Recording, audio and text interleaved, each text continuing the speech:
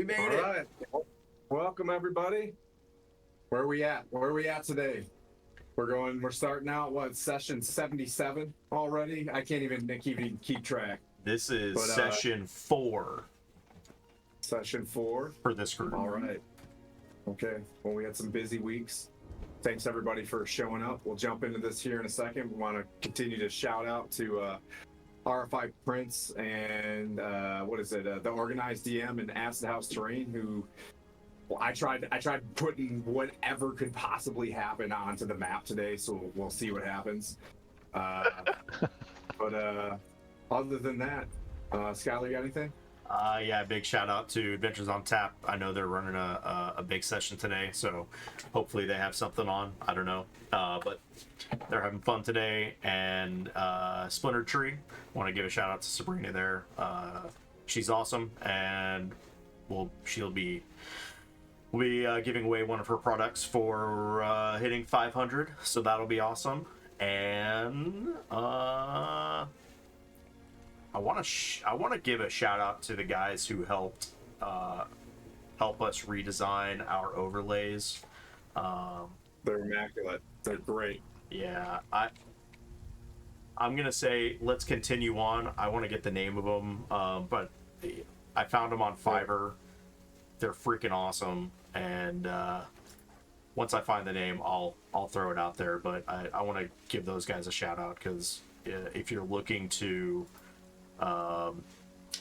do anything as far as graphics are concerned, if you have a stream, if you have something where you're looking to do what we just did, probably the best money that I've spent to have them read it. Twitch Logics. So go on Fiverr and look up Twitch Logics. Their stuff is freaking amazing. Their communication was great, and their product, obviously you can see, they gave us everything to completely redevelop our site, and from Twitch, Twitter, YouTube, you name it, it's there. And they're the ones that made that intro as well. So thanks to those guys. Twitch Logics on Fiverr. Go for it. Nice.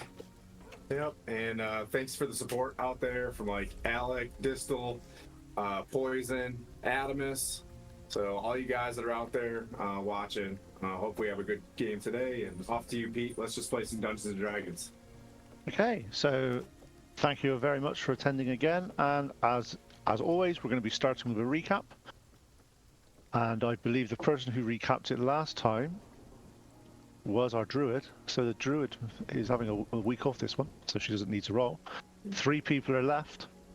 Hopefully I roll better today. So let's do a roll high on a d20, please. Whoever gets the highest gets to recap. Do you want me to roll as well, or am I out for this week as well? No, you're in. The only person who misses it is the one from last week.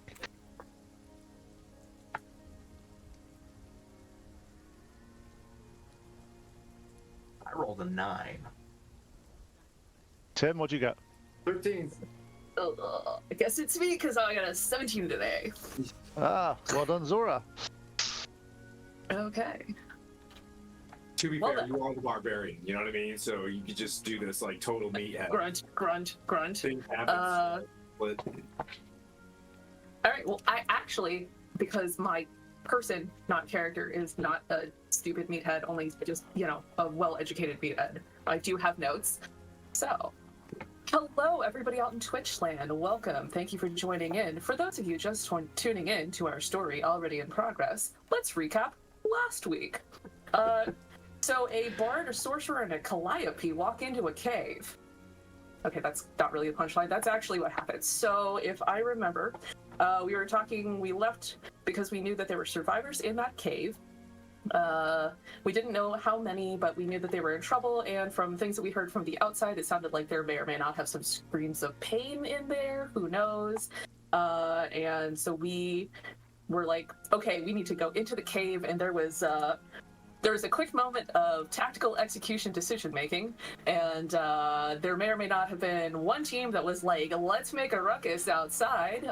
Again, the bard, the sorcerer, and a calliope walk into a cave, and then team meathead plus mammals was like, all right, we're gonna go find a way to stealth clonk our way into a cave. So Tim, Zora, and Moriana found a way to sneak in after Moriana like stealthily snuck in as, I believe, a mouse. Was it a mouse? Yeah. While outside, Bleep and Bork decided to fire up the Calliope and try to attract some attention. While attracting attention, Bleep decided he wanted to serve up a pile of you-know-what, put it into a bucket. I think there was some prestidigitation that went on, and it smelled like a beautiful beef stew. They managed to entice up some of the orcs as we were getting down there and realizing there were 10 to 12 survivors. There was a goblin king. There were orcs, not orcs, ogres, and a fogre, not an ogress, a fogre.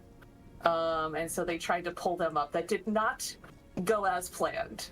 Pure D&D. I think Cleep booked it with Bork either on his back or in his talons. Eventually circled back. Team Meathead plus Mammals was down in the caves.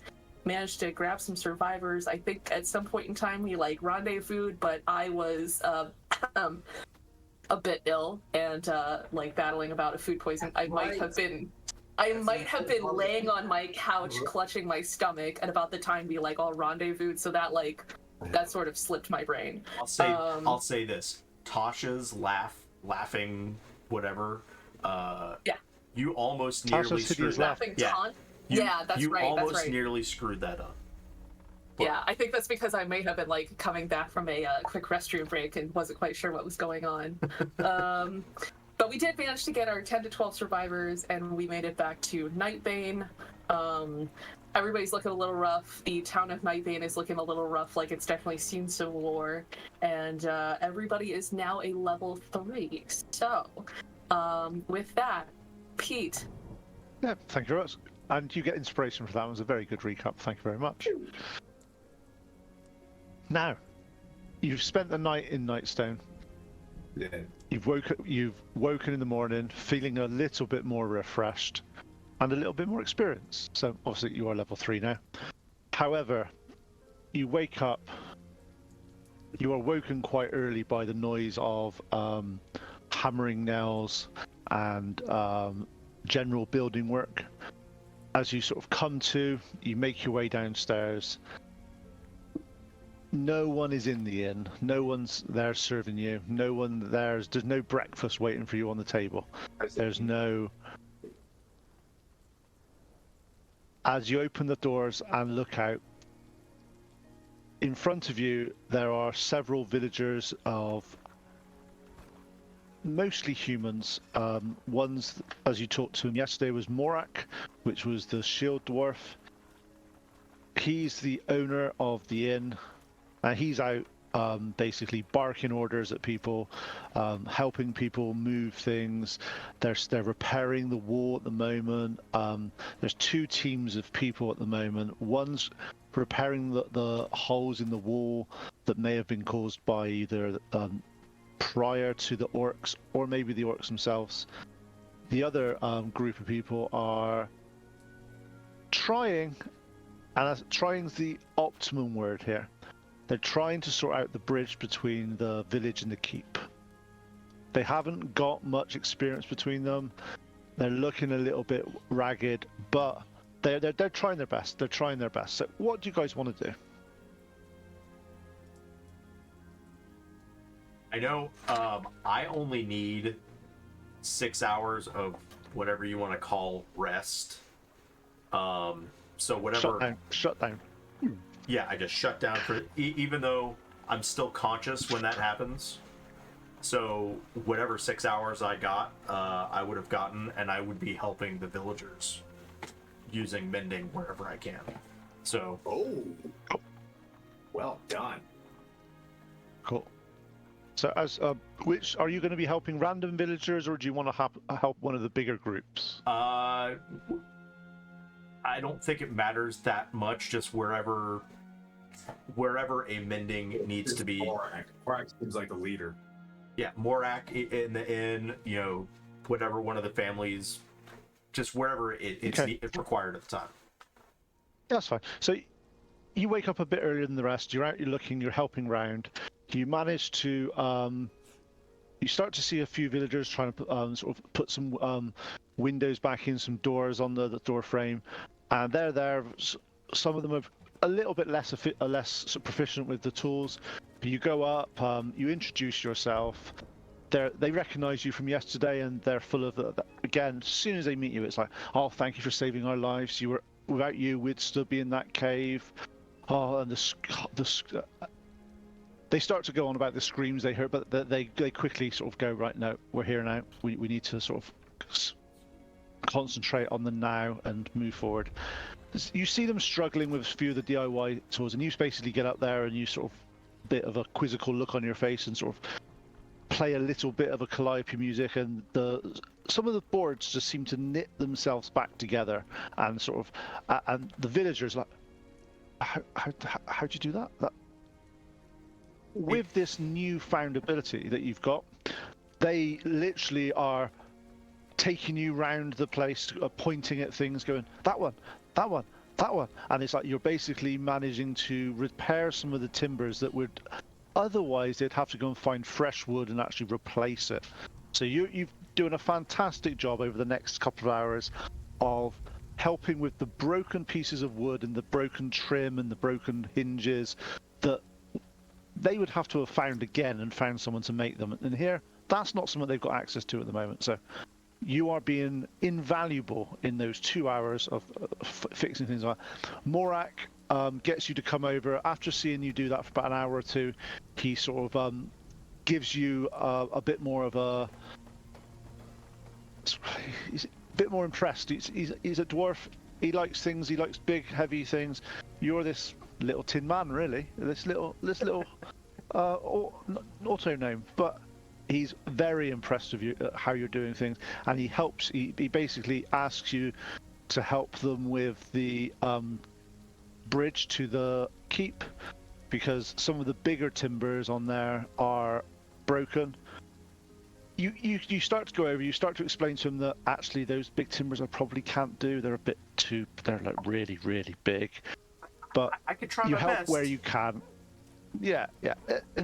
But he doesn't quite get the limitations of your magic, because to be fair, he doesn't understand magic. But you do help quite well. So the other three of you that came down, you saw Bork quite happily working away on the bridge. There's times where they've tied a rope to him and they're like sort of dangling him down so he can get there and press and sort of mend bits of the wood and stuff, because he doesn't weigh that much. Yeah, absolutely. Bit of joviality, and there's a little bit of humour coming back into the sort of the times of the villagers. So, is there anything else? The rest of you three, what do you want to do, Zora? So I'm just gonna do what a good meat sack does, which is help them lift and hold heavy objects. So probably as Bork is running around doing mend, I'm just sort of like physically holding up beams as they nail them back in place. Yep. And mostly just to and fro. Okay, one of the things obviously with that is some of the larger supports for this bridge are quite... What they generally do here is it's not milled lumber by any stretch of the imagination. It's more what logs, what trees they've raw stuff. You go out with a couple of the Nesper family. They're humans. You've got Savin and Yondra that go out with you and help you. So they sort of select a tree in the woods. Relatively close to the village, and over the next sort of 10-15 minutes you sort of fell quite a large tree and spend the next hour or so sort of delimbing it, making sure it's safe, and with your strength you managed to sort of help them sort of drag it back to the town, where they were like, oh, we didn't even think we could move this. So yeah, no, really putting your sort of strength to some use in the village, which is brilliant. And Tim, what is Sir Timothy doing? I was waiting so that I didn't railroad anybody, so I'm just like, I got like a note here that says, let everybody else talk first. And I'm so I think if we come back to the village, I'll head straight to that church that's there and seek out who the local like pastor, whoever the one that was like leading that church, what the church is about, kind of figure out what's going on there based on the symbols. My as much as I can, I'm going to heal. I'm going to seek out if there's someone who's diseased to put 5. I think I got 15 now, so I'll cure at least 3 diseases that I can, cure wounds on people that are injured over the evening, and try to build rapport that way. Once I've complete these things, I'm trying to ask the pastor if I can take my oath, and if we can turn that into some uplifting sermon for the townspeople during a break or something. So like, imagine we're doing rebuilding everything, and during lunch doing the Amish building the barn ceremony, and I'll try to help out as much there. Okay, so you go into the small church.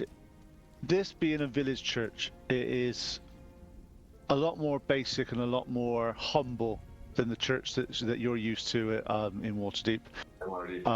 It's more of a single wooden building with sort of 3 rows of pews, a lectern at the front, and when you get there and you open the door, you look in. What instantly takes your you notice is that this isn't some grand church of Tyr or grand church of Lathander.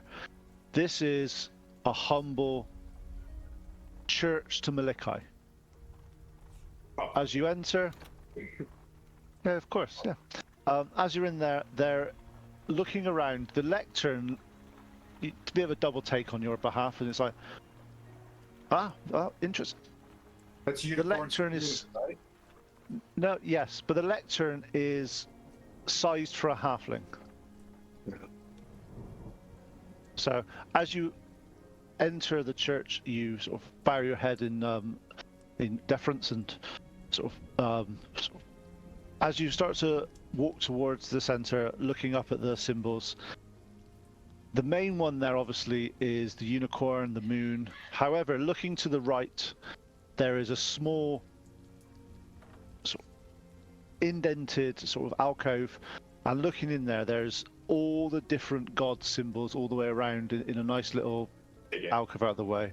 That they understand, being in a village here, this is the only church, whilst it is dedicated to Malikai, the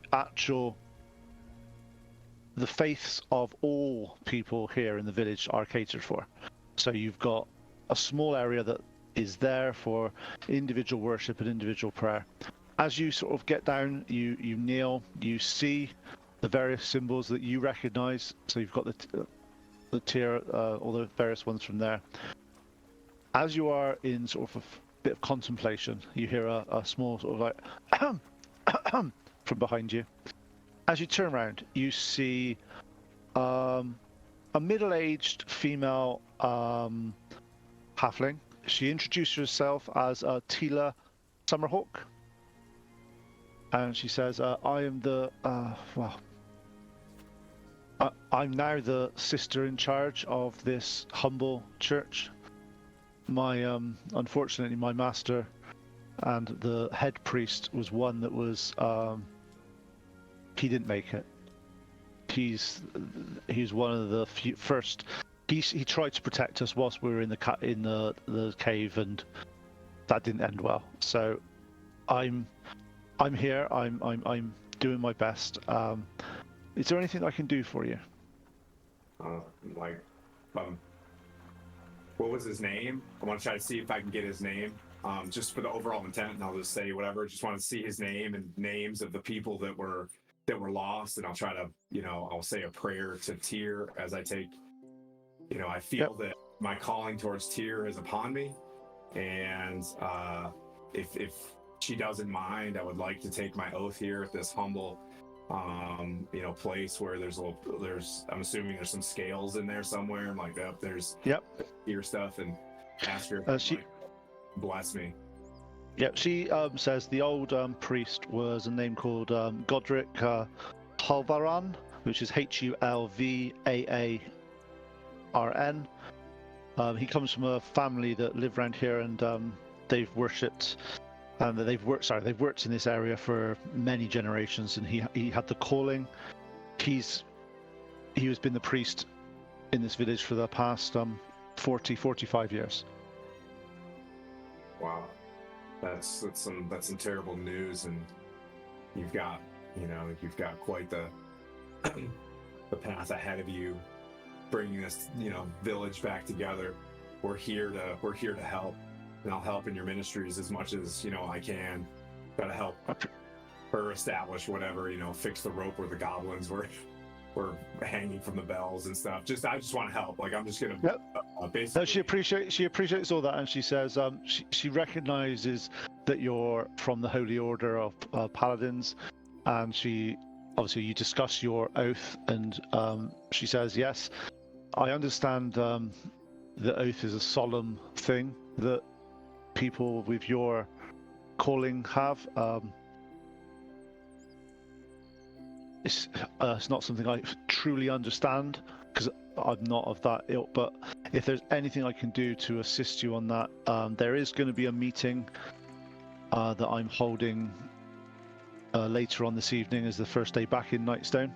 Okay. And if there's anything that you wish to contribute to that would be it'd be special. Yeah, I'll talk to the party as well. I know we collected 160. I want to kind of know what happened with the folks in the keep, because they're gone now. Like, you had rulers here. I'm assuming they're dead and gone. They abandoned you. Well, she said no.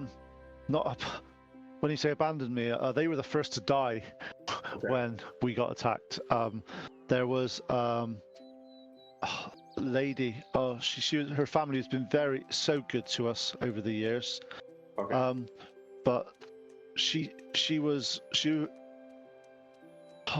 it's a little bit sad, but basically it was Lady Verosa Nandar. She was the High Steward of Nightstone. She goes, I'm not sure where. We've not managed to get back into the keep yet. We've not been up there, but I know she was one. She never came to the caves with us. She was dead before then. Well, we'll go check it out. And I'll meet back here in the evening. Maybe we hold a sermon together. If you'd like to help, I'll be an acolyte for you. And if you don't mind, I'd like to take my oath in public to everybody, so that I'm held accountable. I don't want to take it over in secret. I want my companions to know if I'm stepping out of line. And then I'm sure we can arrange something there. It'll be outside in the town hall, because as you can see from this humble abode, we wouldn't all fit in here. This is it. We're a small village, and it's very unusual that we would all be here together. All houses are Tyr's longhouse, and thank you very much. And obviously, in the time that you're here, she sets you to work on a few things. There's a few things around the small church. This is where the actual clock tower is, where the bell is. That's in the town hall. It's not actually in the church. But so you do go over there and help out with various of the sort of more complicated sort of ropes and making sure they're all okay. And to be honest, you're not beyond. You're quite used to like the servitude side of things and sort of cleaning up and making sure you do, so that you're cleaning the floors, you're mopping the area, you're getting the sort of the grime and the blood that none of these villagers want to see anymore out of their and just town let me halls. know if anybody needs to be healed or diseases and stuff like that. I think I think I'm there. Once I take the oath, I'm sure Tyr is going to pass that on to me. Yeah, that's perfect. We will. There's definitely people around that will need help and assistance on that front. Cool. I will let you know as soon as we need them. Again, thank you very much for saving us, and I really do appreciate what you've done for this village. Tila. Roger. And now it's Moriana. What do you want to do? Well, with Moriana growing stronger and stronger, she's starting to have more of a tact instinct, and she wants to take care of everyone there in the town. She's walking around and inspecting their farmland and using her druid craft to make the place look livable again, making enchanting gardens and whatnot to make it feel like their home is being saved. And also looking for some mistletoe to cast good berries. Okay. So whilst you're around the village and you're doing your druidic craft, there's the odd you're doing various sort of small herbs and various small bits of growing of various things. An old lady comes up to see you, and her name is Renera Dreyfell. She looks in her mid-60s. She sort of hobbles over it sort of on a stick. My dear, it's been a long time since we've had one of your ilk in this village. There used to be a druid circle not so far away, but they moved on several. Well, I must have been 20, 30 years ago now. Time flies when you're older. I don't really understand where all this time goes. She starts to sort of go through a few things with you, but you can tell that she's not quite in the now. She's a little bit more this sort of what's happened in the caves has quite affected her quite a lot. But she said you start to discuss with her about looking for mistletoe, and she's I'm sure that there's a small.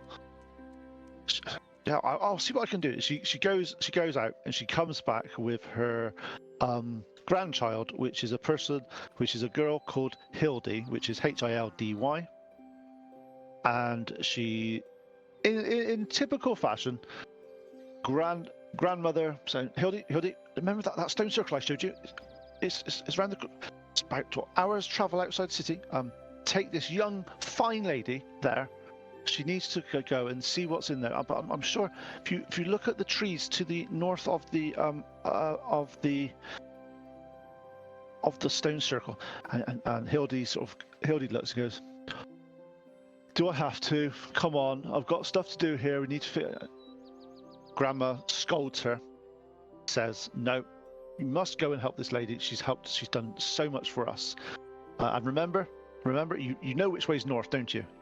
And Hildy just goes, yes, Grandma, you showed me lots of times. And so this, she's about probably 12, 13-year-old.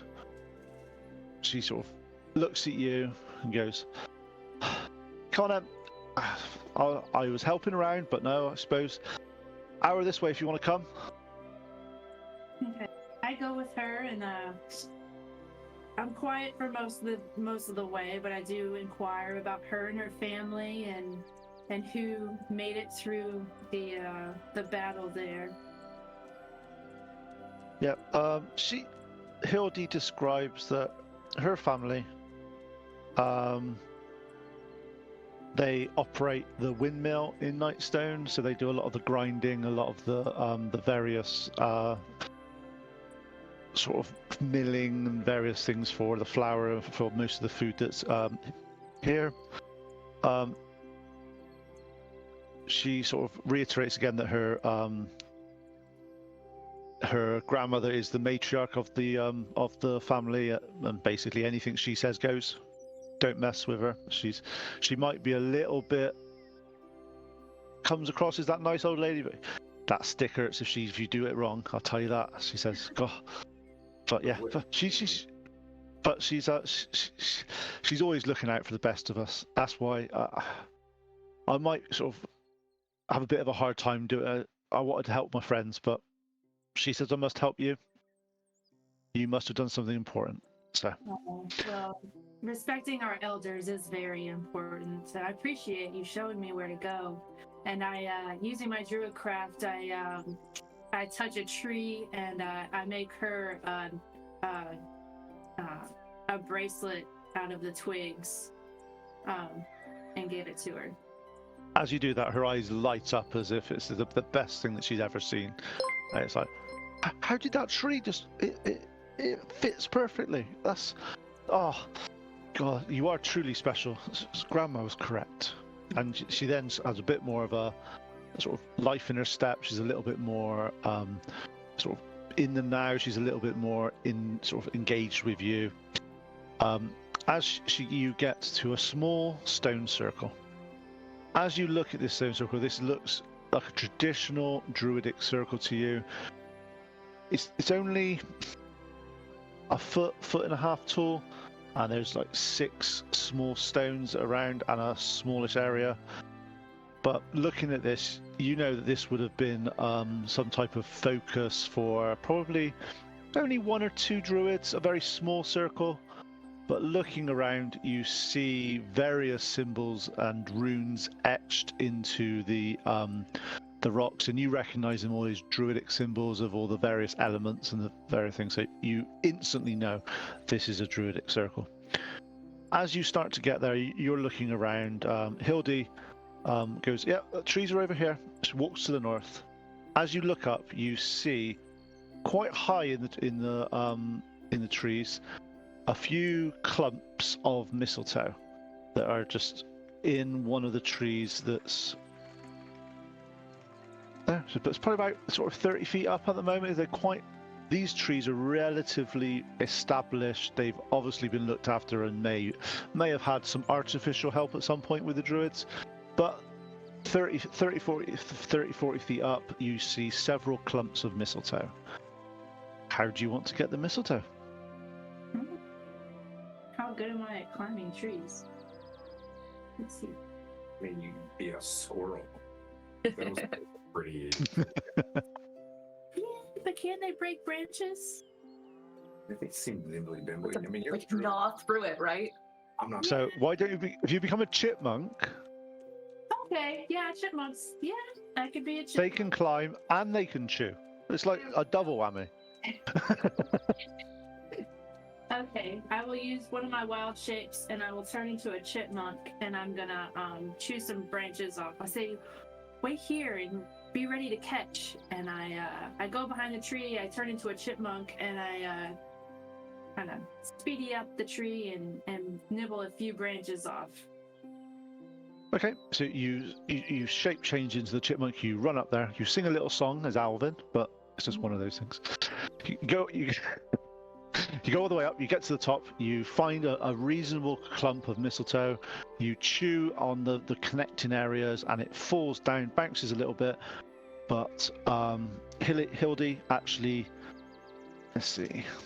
Yeah, she just about catches it. She falls over, but she catches it, and she's at the bottom with the mistletoe. And she's looking around because obviously you were behind a tree when you transformed, so she didn't see you transform. She's like, Moriana, hello. I scurry down and I come over to her in a chipmunk and I squeak, squeak, squeak, squeak. And, She looks like she's like not terrified, but she's like, what's happening? I approach her slowly and I try to climb up her leg and I see if she lets me. She's freak. Let me see. Hildy? Yeah. She's freaking out. She's frozen. She's got this. You can see that there may be something going through her head. That should I throw this mistletoe at this chipmunk? I see. I don't want to frighten her too much, so I go back down and then in front of her, switch back to my normal self. You see her eyes wide open as like, oh, pardon? What? I say, thank you for catching the mistletoe. You did great. Are you ready to go back? Can you show me the mistletoe? Yeah, sure. Follow me. And she turns around and you head back towards Nightstone. Okay. So that's the first couple of hours. Is there anything else you guys want to be doing? Obviously, Zora, you've had a interesting night's sleep. You've had quite a few visits in your dreams from various animals and various symbolic animals from your barbarians sort of history. is there anything you want to sort of do or say or sort of explain or anything like that you want? Is there anything that from your totem that you want? So she'll have woken up kind of with this little bit of, we'll say, inspiration. She feels strong, this strong pull. At the end of one of the dreams, it really was a feeling like she had been with the menagerie. So she traveled with this whole carnival and circus. There was a menagerie, lions, tigers, and bears. Oh my!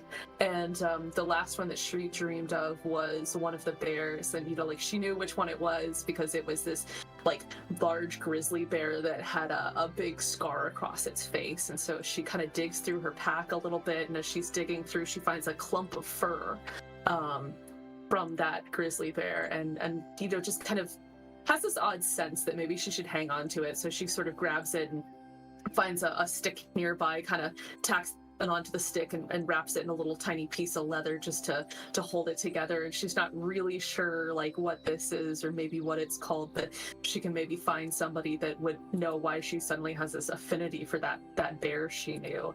And she just feels stronger, and so she's going to kind of ask around, hey, has anybody ever had a weird dream like this, or know anybody that has? This feels odd, like I've almost got a kinship to the bear that I once knew. As strange as that sounds, sorry guys. You have a talk to some of the guards. Seeing as most of the commoners here are obviously non-combatants in any shape or form, they have a few troubles lifting various things. However, talking to some of the guards, one of the guards is let me see. One of the guards, his name is Alara Winterspell. She recognizes you from the fight. So this was one of the guards that was in the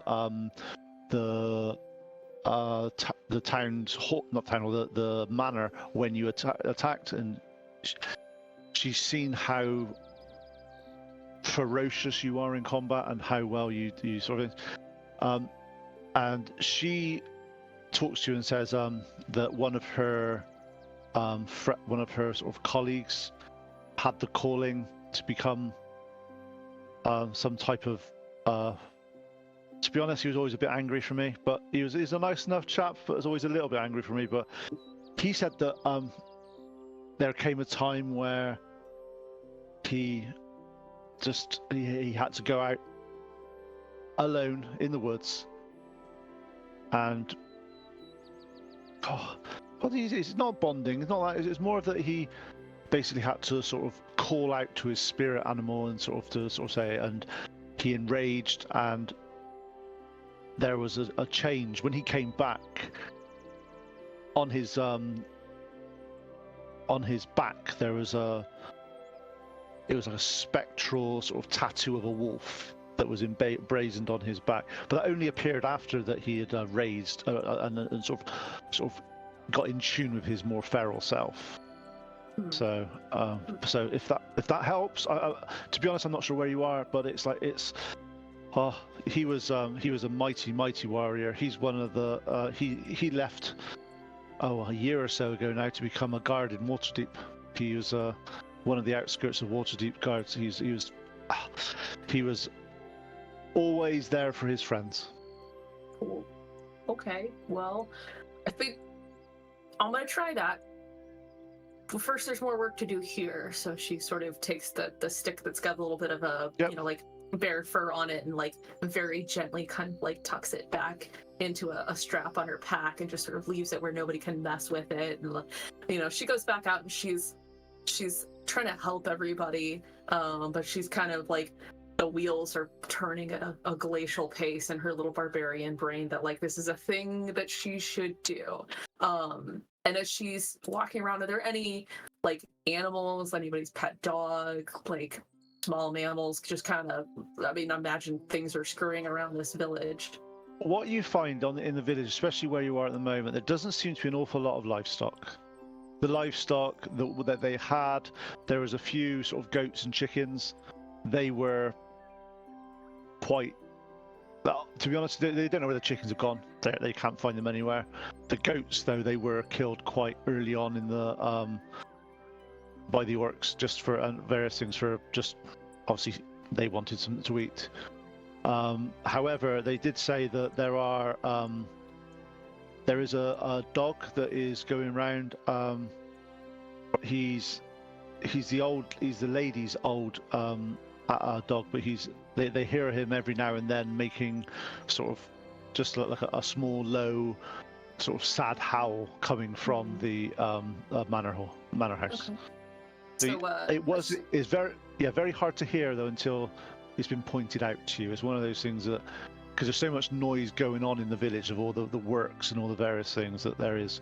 So there is a lone dog that is probably in the manor house. Okay, so she like as she starts hearing this, like something is almost like scratching in the back of her brain, and because I imagine she doesn't really know that she's got a new kind of thing she can do. Then eventually she feels almost like this calling to go and find the dog and figure out what this howl is. And as she approaches the dog and it gives a somewhat, pitiful little whine, I guess she'll kind of at will cast the speak with animals and just be like, "Oh, poor boy, how are you doing? You all right, buddy?" And like pats his head, and at that point in time, I'm sure it's gonna be like, "Hey, so that was a whole bunch of effed up stuff, and man, I'm really upset right now." And she kind of probably freaks out, like, "Oh, I can talk to dogs now." And kind of comforts the dog, I guess. As he starts to talk to you, the dog sort of introduced himself. His name's Duke, and he's a mastiff, and he's been sort of guarding. He sort of comes to the sort of the top. He sort of you basically hear that he's been guarding the body of his lady. All right. Well, let me help take care of this. Does she have a favorite spot in the garden we could bury her and kind of put her at rest? He goes, yeah. Follow me, and he sort of slowly starts to bound off. You're looking at Duke. He's definitely a mastiff that has been through the wars. He's a relatively old domestic dog, and he talks to you that he's grew up. He's been he was the lady's dog for the last 12 years. He's a very senior dog, and he's but yeah, no, he shows you a small area that is just to the side of the town hall. That there seems to be some areas where there's some rose bushes and a few other plants. Looking at these plants, they have mysteriously, over the past few hours, got a bit of a growth spurt. They seem to have been getting new buds and new greens and new stuff, as if there's been. I wonder who did that, Brianna. Yeah, as if some life's been sort of gone back into some of this village. All right, I will kind of go get his lady and carry out the sad duty of burying her. Like respectfully. As you take the lady out and you're doing that, two of the guards run up to you and they start offering to assist, and they're like, oh, I didn't know she was in there. And then they look visibly shaken that they didn't even try to check or know that the lady was in there. Looking at her outfit that she's got on, you anyone that's around here know that it's definitely far finer regalia than the general people in Nightstone. However, it's not noble. It's not somebody that if they wore this in sort of Waterdeep or something like that, it'd be like sort of general, just maybe slightly above the common folk, but nothing too special. But it's well made, well sort of put together. As you start to bring her through the village, the whole village hushes.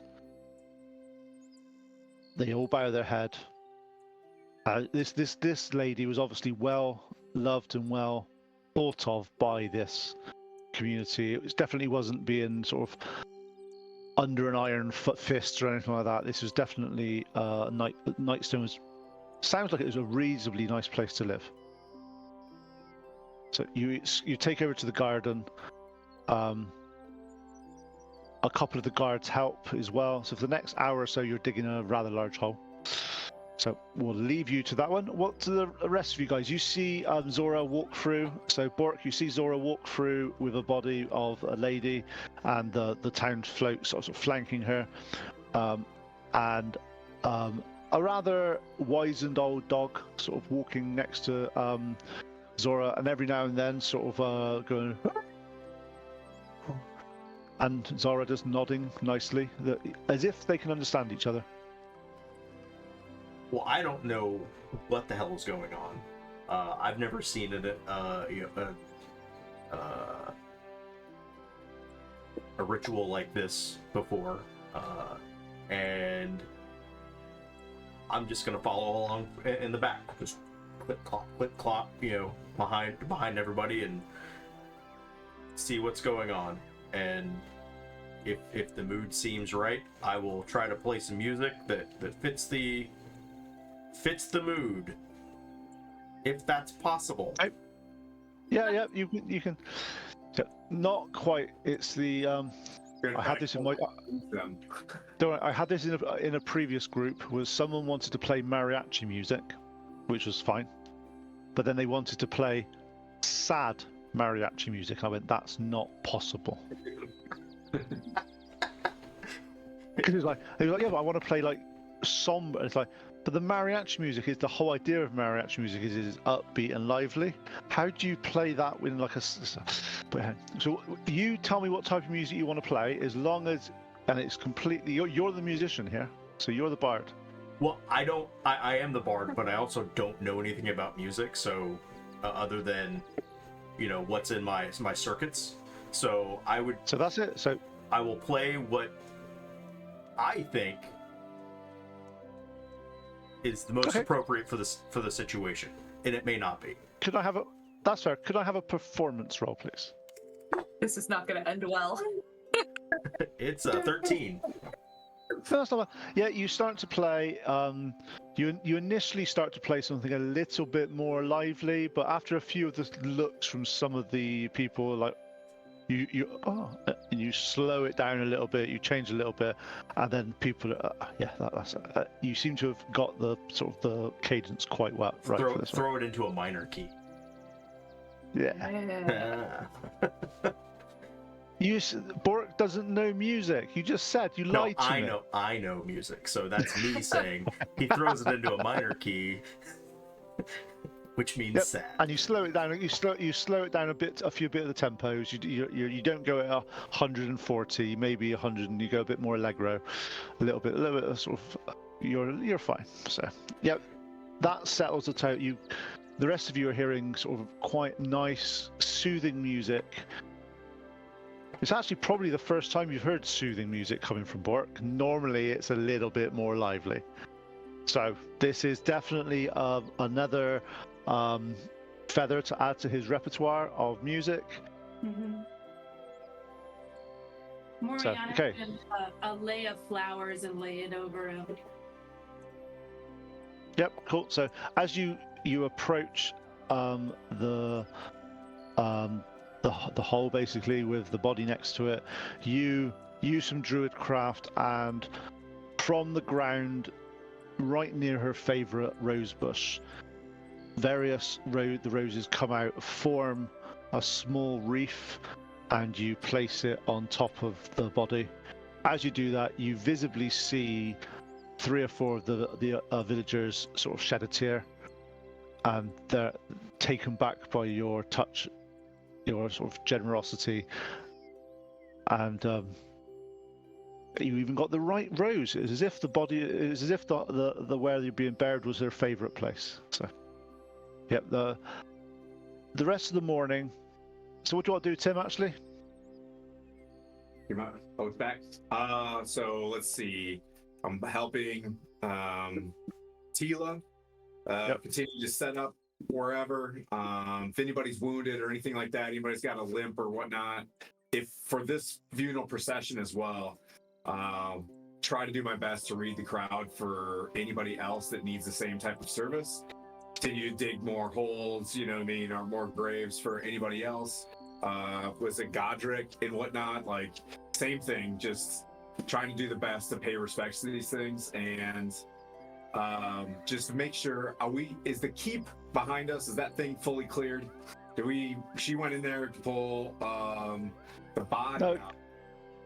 Yeah, she just went into one of the rooms because the dog, because basically Duke took her into the right and said, I want to gather everybody aside for a little bit and just be like, look, there was 160 silver pieces that were in this place. This place is hurting. I think, just between you and us, I think I give that back to the town. And if there's loot to be looted, right? Like, this place is still not secure, right? So I know that we're putting everything together, but I think, if you guys wouldn't mind, I'm going to take my oath tonight. After we rest, I think we take off in the morning and we either pull the elves in to secure this place or we head back and kill that Groomish. And I'm down for killing some Groomish. I don't know about y'all. That dude, he's like, if we keep him alive for more than 3 sessions, I've read this thing called the Dungeon Master's Guide. This dude's gonna end up being a BBEG. So I don't think we leave him in our backstab. But me just being serious and justice and blah blah blah blah. And then I kind of read the room that maybe this is not the time for this, and I'm like, yeah, Roger. And I continue to. You see Bork's gold eyes. and silver, right? I got 2 seconds. Let's do Bork first, and then we'll go straight to Zora after this one. When Tim says, "I remember seeing something in this Dungeon Master's Guide," you see Bork's eyes just kind of go black for a second, and he comes back and he goes, "I just read that. That actually happens." Okay, so that's good. Now, and Zora. So you were saying what did you want to leave behind with these people of our loot? Yeah, full disclosure, I found 160 silver pieces in this lady, what I'm assuming was her keep, along with this shield that I'll discuss during my oath of devotion this evening. But I think this is the town's silver. Maybe we donated it back to this town to replenish. Was there some gold too? Don't I remember seeing some gold shining around in there too? So it turns, 160 turned into like 20, I think it was like 20, we have total 15 gold. 25 gold. Yeah. Okay. But 160 silver pieces, I haven't quite transferred it. If you guys paid, let me know, but... not to be like that jerk, but like, we gotta eat too. I don't want to put my own belly at risk just because I'm not only helping them, but I'm giving money too. Yep, I gotta eat, man. I would go to the mill and pay them directly, pay it back to the village. Does that make sense? So as much as possible, I'd like to circulate it here. But I'm one person in this group. I would submit that we leave this place better than we found it. I think we're doing that. Sweat equity, right? Like, I think I've heard that word before. Signaling, if you can't tell, right? You know what I mean? Like, he's saying all the exhausting, things that you're like, dude, we're tracking. Yeah. Okay. Oh, paladins. Okay. We'll discuss this later. I'll put a little more sweat equity into things. Yeah. He didn't even pay for the circus. More holes than her. I make it clear that when she digs, every shovel, I'm trying to do one more shovel, and I'm just like. Okay, in that case then, can I have 2 athletics checks from both of you, please? So now, question for you. Now, before you do this, obviously, Tim, you do your athletics check, and you're reasonably okay. You have means at your disposal to make yourself better at athletics checks. I won't cheat that hard. If I'm using No. But Zora's not cheating. It's her. Oh, okay, I got you. Somebody's got inspiration. No, and also you have rage that doubles you get advantage on all. Does she have to be hit? Yeah, I'd have to be in a fight. No. I'm not fighting him, right? No, you can rage and do it for 1 round. It just doesn't last more than 1 round because you haven't been hit. So it's your choice. There's stuff available to you, is what I'm saying. I'm not going to waste it. Through the side. Okay. Tim rolls So a 1 in that and case, hits her then, with can the I have- shovel. So Tim, what's your athletics check? 22. Oh, Zora. I got a whopping 12 because I rolled a Okay. 7. Okay, so the first part of the digging the hole, because obviously you guys have known each other for a little bit. Everything generally turns into a competition because that's the way things work on this sort of stuff. So Zora got a 12 and Tim got a 20, was it? 22. It's okay. So as you start digging the hole, you're going through it. Tim seems to be pulling ahead by a reasonable factor. The Earth's flying out of the hole a little bit more than Zora's. You see Tim, as he's doing this, keeping an eye, the beady little eye on you, just to make sure that he's like, yeah, this is good. Yeah, I've got this. There's a lot of people that need to be laid rest, and if you could just pick it up, that'd be nice. And just Yep. So next He's gonna time, give him this glare, and there's gonna be a somewhat bestial growl that sounds a little bit like a grizzly bear kind of dig comes out at the edge. okay. So Tim, second roll, please. Come on. Ooh, that's a 6. So is that what's that total? What's that total? Total 6. Yeah. What did you roll? A 3. Oh, All right, what do we got? Oh, damn it! Come on, yes. 14 plus 5, 19. 19. so this time you see Tim probably got a little bit carried away. He looked like he was doing well. His shoulders went back a little bit, doing this. As he's paying attention to his hole, he's doing it. He kind of loses slight focus on Zora because he's too busy sorting his hole out. As he looks around, Zora's done double, if not triple, this turn's effort of Tim, and it's like, oh shit. Okay, so final one. Tim, what's your roll? 9 total. 9. Focus myself. Zora. Damn it, only a 7. I rolled a 2. We're so exhausted right now. We're like two punched out boxers, just like snarling at each other, just pretending like we're still strong. Okay. So basically, you both came out of the gates one a little bit faster than the other. However, at the end, probably the because you're doing this for a very somber reason. You're doing this to bury the dead.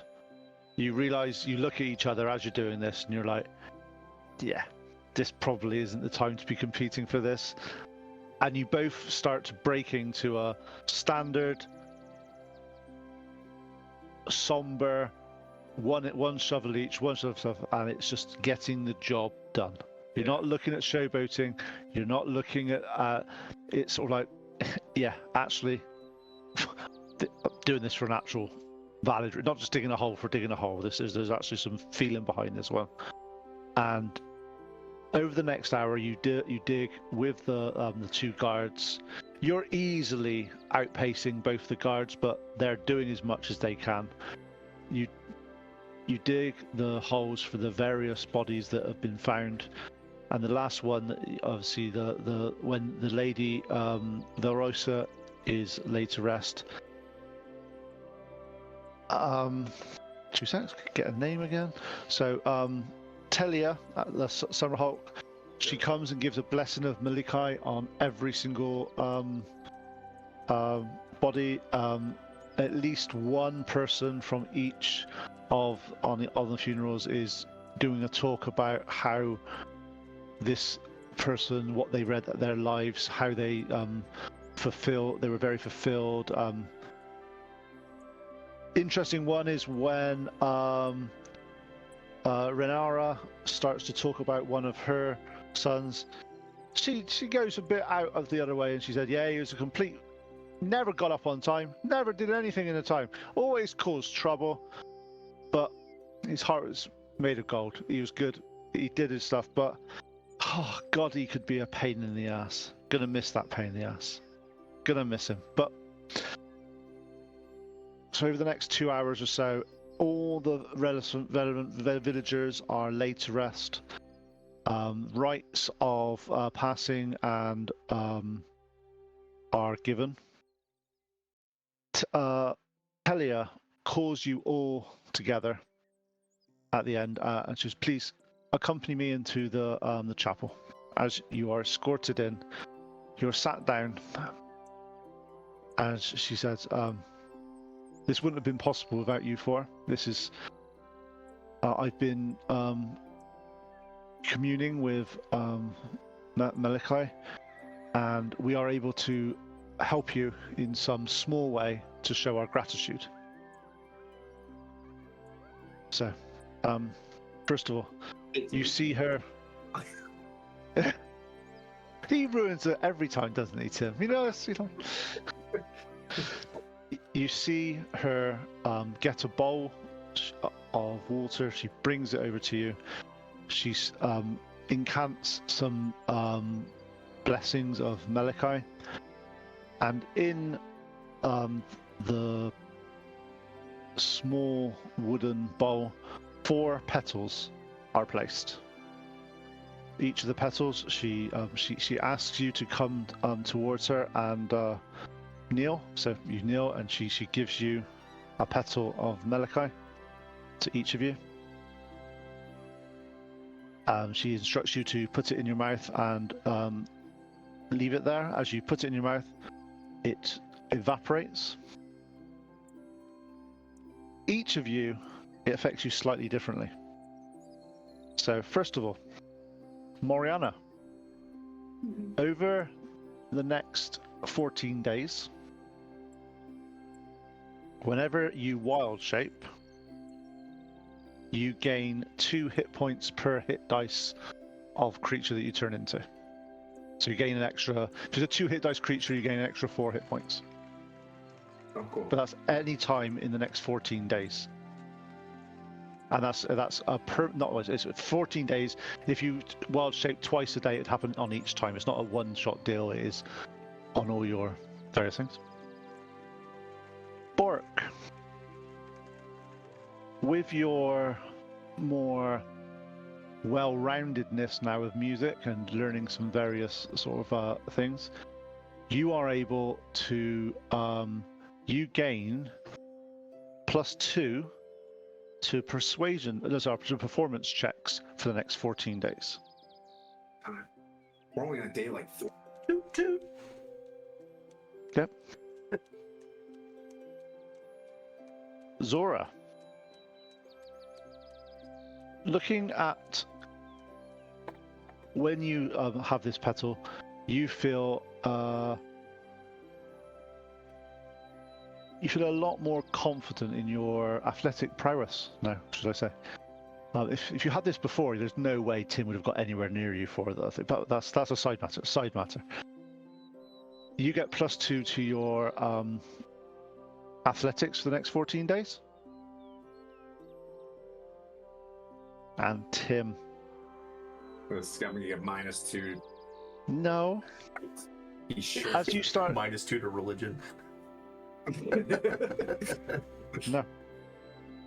As you are now on your path of your devotion, you, with all the good that you've done here and the blessing of Malachi now, for the next 14 days, you get an extra 2 points of lay on hands every day. Ooh. There is something for the other 2 people. They were doing things as well. They're just not here to know it at the moment in time. So. Got it. Extra shiny feathers. Yeah. Minor blessings that are time limited. You hear what sounds like trumpets or trumpet toots coming from me. Little Happy fanfare. Calliope music. Little fanfare. Happy fanfare.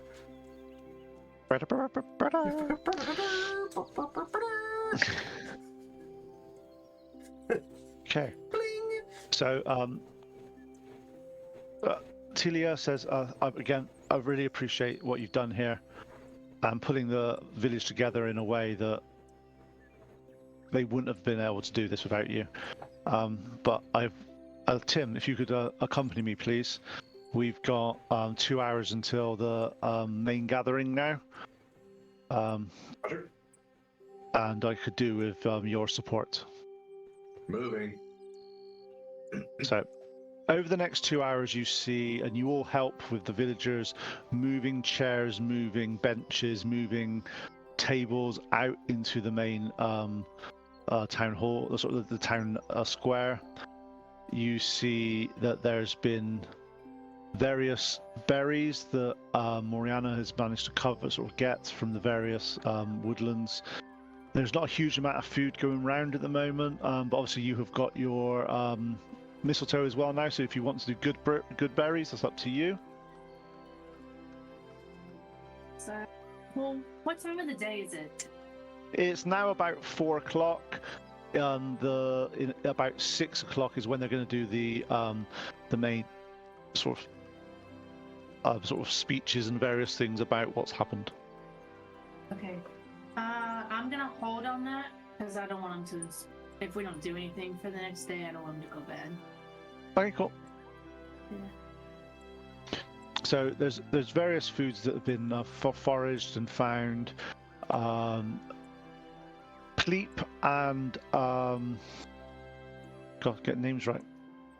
Pleep and Noyak have been actually captured and sort of been getting sort of some small game and stuff from various parts of the wooded area.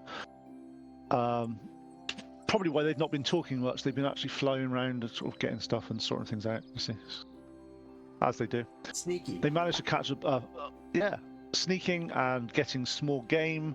So there's a few birds and a few sort of rabbits being sort of cooked for the festivities today.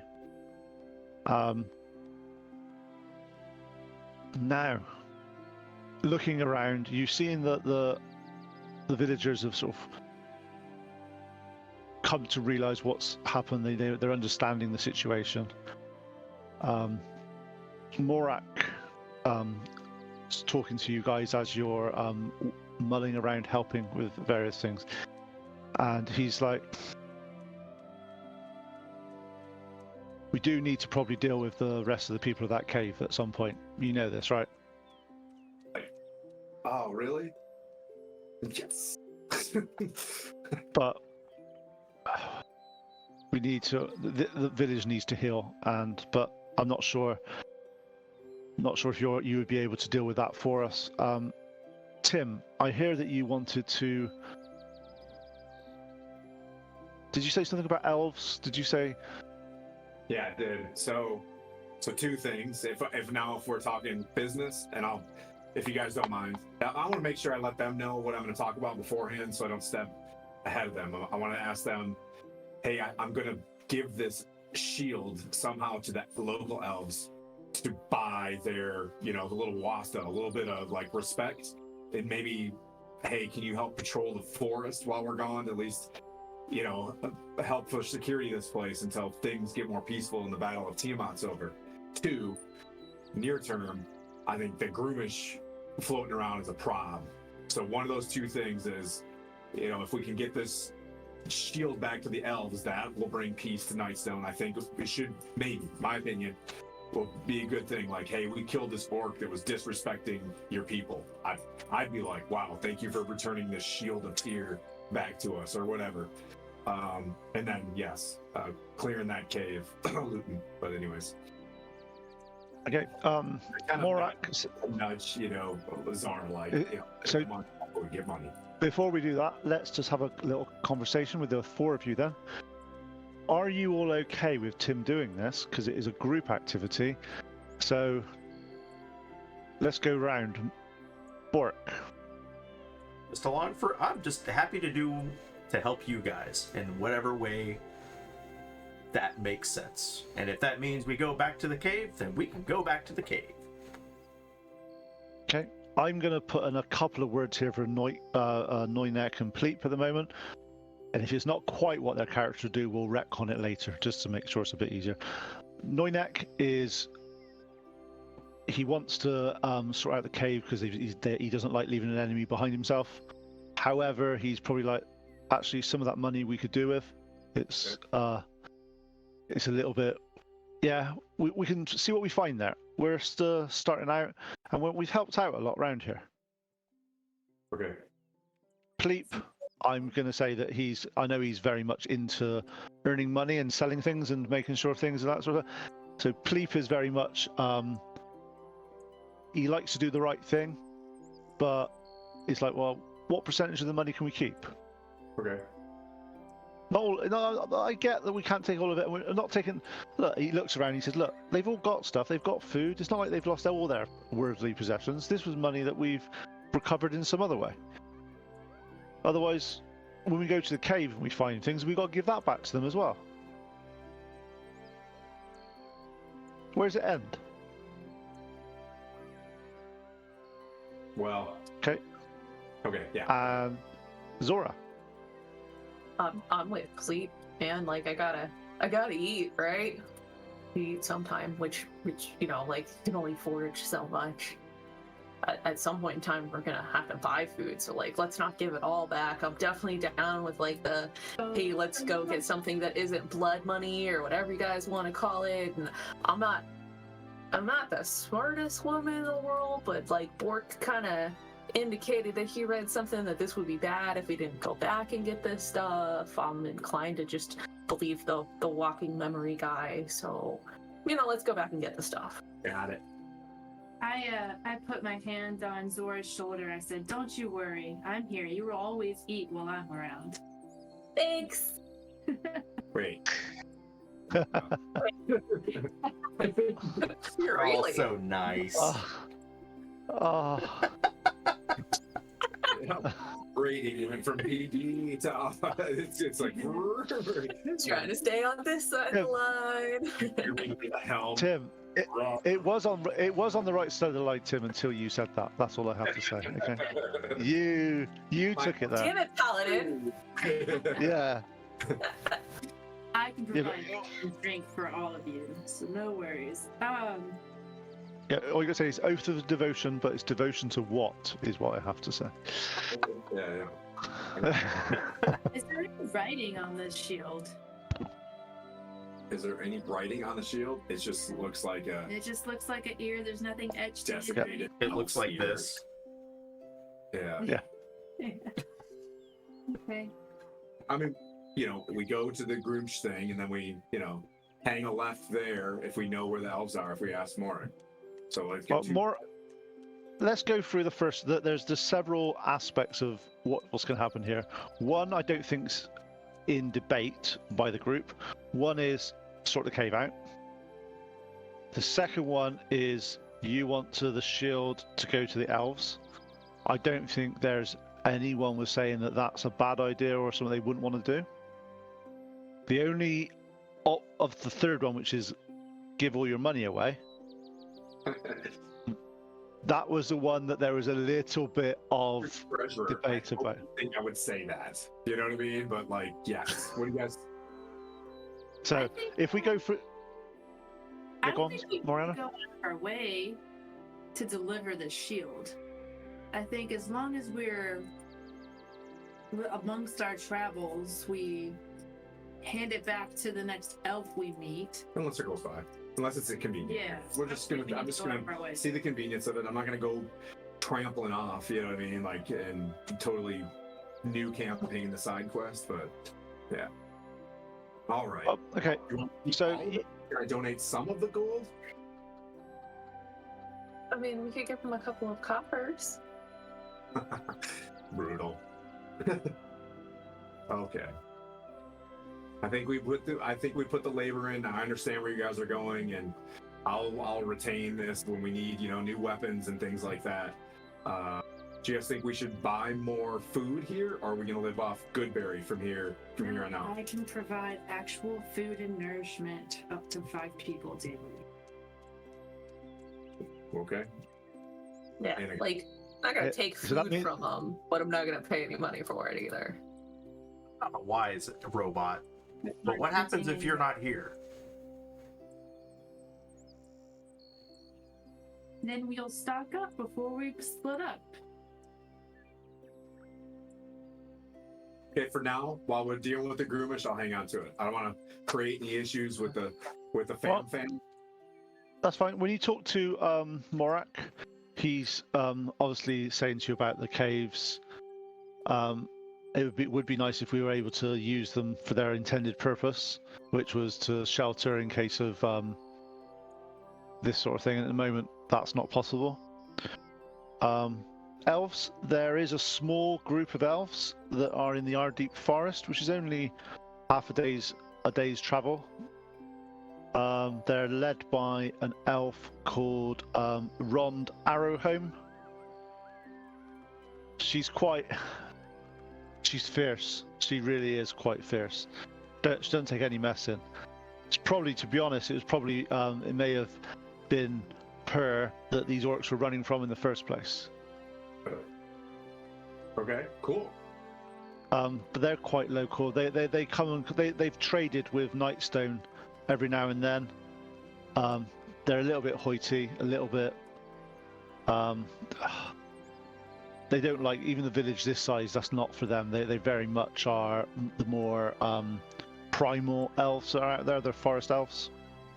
But they've always traded quite fairly with us. They've never done us any harm. So, but they come through probably once or twice a week. I've not seen them recently, but they come through. But the cave. Back to the elves. You use your animals to go find them. Can you use an animal to go find them? Bring them and have them meet us at the cave? You send a bird or something? I'm sure one of them's got to speak. She'll be like, hey, can you go find an elf druid in the forest elves? And... Speak with animals. yeah. We do it before we go to bed. Be like, hey, we're going to wake up in the morning. We're going to head to the caves. You meet us at like boop, boop, beep, boop after we leave the caves. You know? Fine. Just as a reminder for myself, Zora, when you next rage, can you let me know it's your first time you've raged since you're level 3? Yep. Just because I may forget and there's something I want to do. So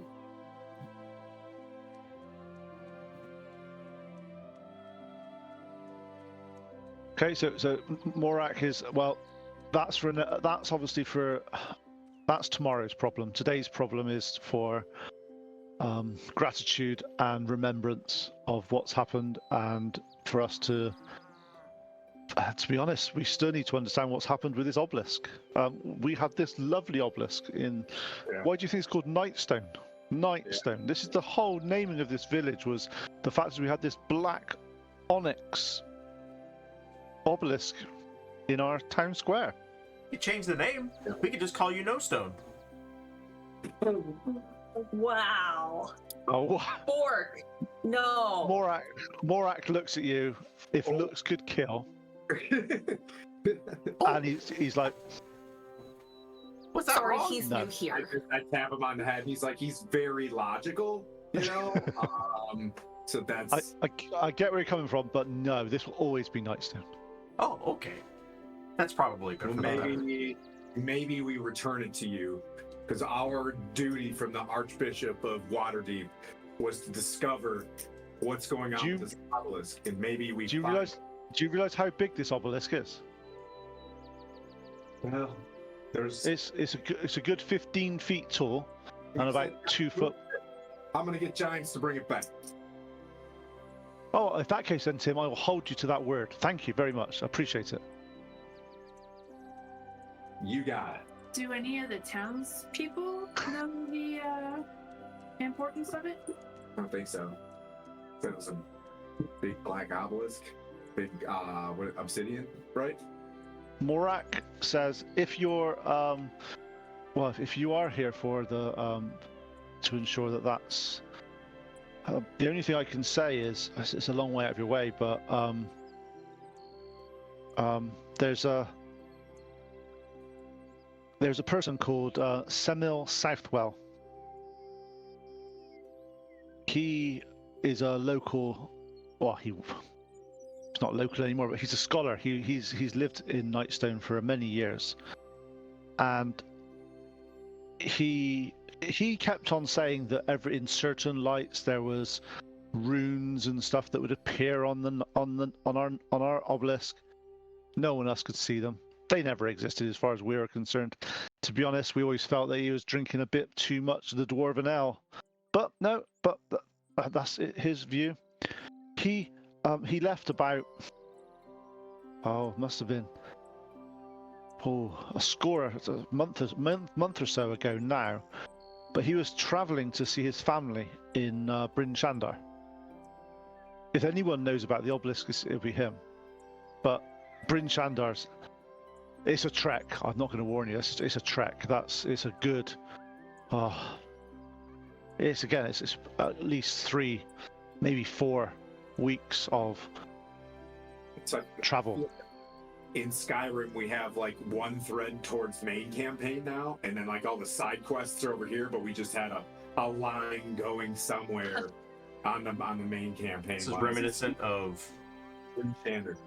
I won't forget going that to Castle Naratar via wagon train. That's right. Right. So Morak basically says that his family is quite well to do in Bryn Shandar, and Semil's brother is called Markham, and he's the sheriff of Bryn Shandar. Mark Hamill. So if anybody will know where Semil is, he'll be there. But he kept on. To be honest, the past few years he's been more and more interested in this in the obelisk. As far as we're concerned, it's been here for forever. But Yes. Yeah, I think that's important. Like, I mean, we should seek the more deeper meaning of what's going on here. So, talking to him probably wouldn't hurt. Yeah, for sure. But yeah, We so killed the bad stuff first, though, right? well, In the cave? I don't expect you to leave now. No. We know you guys are the only reason why this village is here. If you could stay a little bit longer, that would be. He looked quite panicked that you were about to leave straight away. No, please stay. No, please stay for a bit longer. We didn't exactly clear the caves. Are you still worried that they Oh may... yeah, I would love if you're able to sort of set our mind at rest and also give us our safe haven back, which was the caves. Yeah. That would be First light. We'll do the ceremony tonight. We'll pay respects to the dead. We'll celebrate. We'll drink a little, dwarven ale. I'm gonna just do 3. I'm gonna drink 3 with water. You know what I mean? Kind of everybody. Yeah, that didn't work out well for you last time. No. She was really pretty, though. And, yeah. Oh, as she says this, and I'm like, Tila, and I pull out 6 gold pieces, and I was like, I'd like to donate this to the church. No, All right. I was charmed. no. He can do that out of his own money. I did. I'm going That is now. Yeah. So are you donating out of your own money? Are you? Yeah. I'm gonna give him 5 gold pieces. Okay. So At the ceremony, I'm making it out of my own money. It's alright. I'm a paladin, for crying out loud. I'm just doing the things. You're supposed to shake your head. I'm doing it right. Okay. So that is not how to what- woo a woman, my friend. You and we need to talk. I look Have up you at had Zora. a talk It's like, before? is- I think is we this need how- to have that talk. is this how No, they I'm not always wooing are? Tila. I'm giving it to the church. This is it's just good, just paladin things. I'm you know what I mean? I'm The church. The church. As Just jump everyone on that. else starts to continue discussing like what they're doing for the evening, Moriana's gonna look around for Renera again. Yep. And I approach her and I thank her for showing me where the mistletoe is, and I ask her if there's any healers in the village. no, unfortunately, the old priest that is no longer around was our main healer. I know Tilia is she's able to deal with minor injuries and minor wounds, and she's able to assist, but it's only so much that she can do. It's not something that she can do. She cannot exert herself as much as the old priest Godric used to be able to do. But she does help where she can, and in the days that, obviously, that you guys have been here, Tim has been instrumental in ensuring people have recovered from various ailments and various injuries that have. There was a few things from the caves, but also had quite a few work-related injuries because our risk assessments weren't done properly. But no, we had a few injuries with various tools and various things. But Tim's has sort of managed to help us out. So it's been really useful. But no, not at the moment. Hopefully, once we re-establish ourselves, maybe a druid will come back. Maybe a more senior priest that wants to retire to a small village. That's what normally happens. No one generally has their aspirations set on being a priest at Nightstone. It's not something it's not that well trodden a path. But no. So, is there anything that we can do for you, Moriana?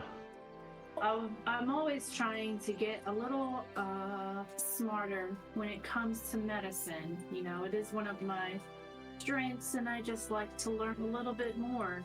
That's all. I was just going to have a conversation. Well, she says, well, if you talk to not really what I'd say is a healer, but if you talk to the Nesper family, they are our local farmers, and they deal with a lot of the sort of pumpkins and squashes, and I know they've got a herb garden as well. It's just they're our main growers in the area, and they grow a lot of the wheat and all that stuff that we got here. So if you talk to them, they may be able to assist you, but at the moment, I would say give them a few of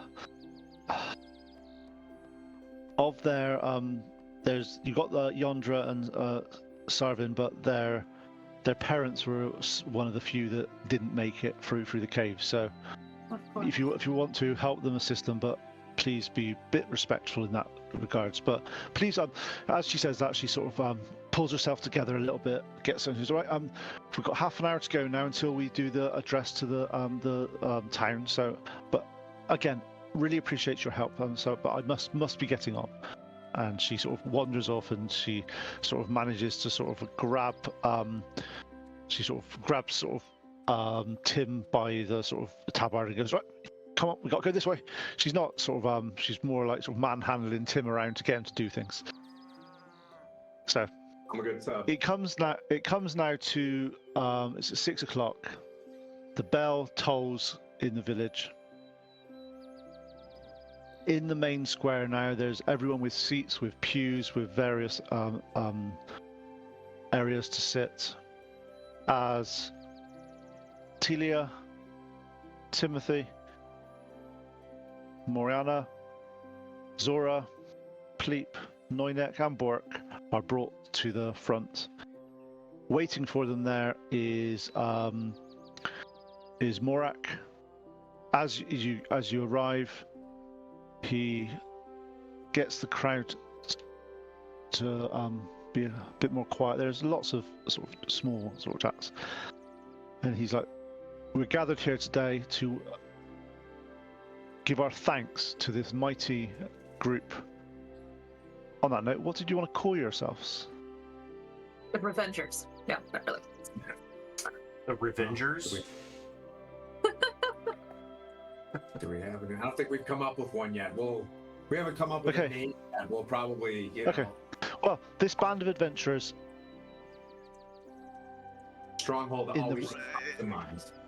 In the right place, and the right time, managed to save us from the orcs. They've managed to save us from the ogres and the goblins. Without them, it was safe to say Nightstone would not be here. Especially looking around, and he sort of nods to every single one of the villagers. None of us would be sat here in our homes. However, we could mourn, we could look backwards. However, that is not the Nightstone's way. Nightstone's way is to always look forwards and to ensure that we progress. And as he starts to do that, you hear a cry from the audience. A smallish, like I say, 8-9-year-old boy. Where's our obelisk gone? I want our obelisk back. And there's lots of murmurings, lots of various sort of hushes. Morat goes, yes, we know we need our identity of Nightstone back. This band of adventurers have agreed to go and find it for us. Oh boy. And he looks quite nervous as he says that, and looking at you guys as if Oh boy. he's sort of like, Yeah. Oh boy. he's like, but we will get it back, because Nightstone isn't Nightstone without our obelisk. But whilst we're here, Talia wants to lead a mass, and thanks for the gathering and the food, and also I understand that Timothy wants to say a few words to the group as well. So let's let Talia go first, and then Tim can actually address the town. So it's like an all call. Hey, sir, you're speaking? Yep. Oh, hey, Roger. Yeah. So Talia comes up, and it's a sermon about growth and regrowth, and how nature, you are always part of the circle of life. You die, you're born, you do, and this is now part of the cycle of Nightstone that we need to regrow, resettle. Yes, it's a time for mourning, but it's also a time for looking forward and doubling down on what we do best. And what we do best is we endure here. This is a lovely village. We've been here for generations. As you see the sort of various the families that are all grouped around, you see them nodding in sort of solemn sort of agreement. And she says, and also, I will do my best to support the church and to step into the temporary role of priest of Melekai at Nightstone. And when she says temporary, Renera sort of taps her stick on a table, and she goes, "Now hear us, young lass. You're our priest, and you're staying. It's not no temporary. You've been here for 10 years. You've been here. You are not going anywhere. We'll support you in any way we can possibly do. We don't want some outsider coming and telling us what to do." And with that, you hear a cheer from the town as Talia is basically informed that she is here to stay and she's not going to be replaced. Talia, with tear in her eye, accepts the charge and says, "If that is the wish of the town, that's the wish of the town. I am here." However, this is also cause for celebration. We have a paladin amongst us, as you all know, and she points at Tim. There comes a time in every paladin's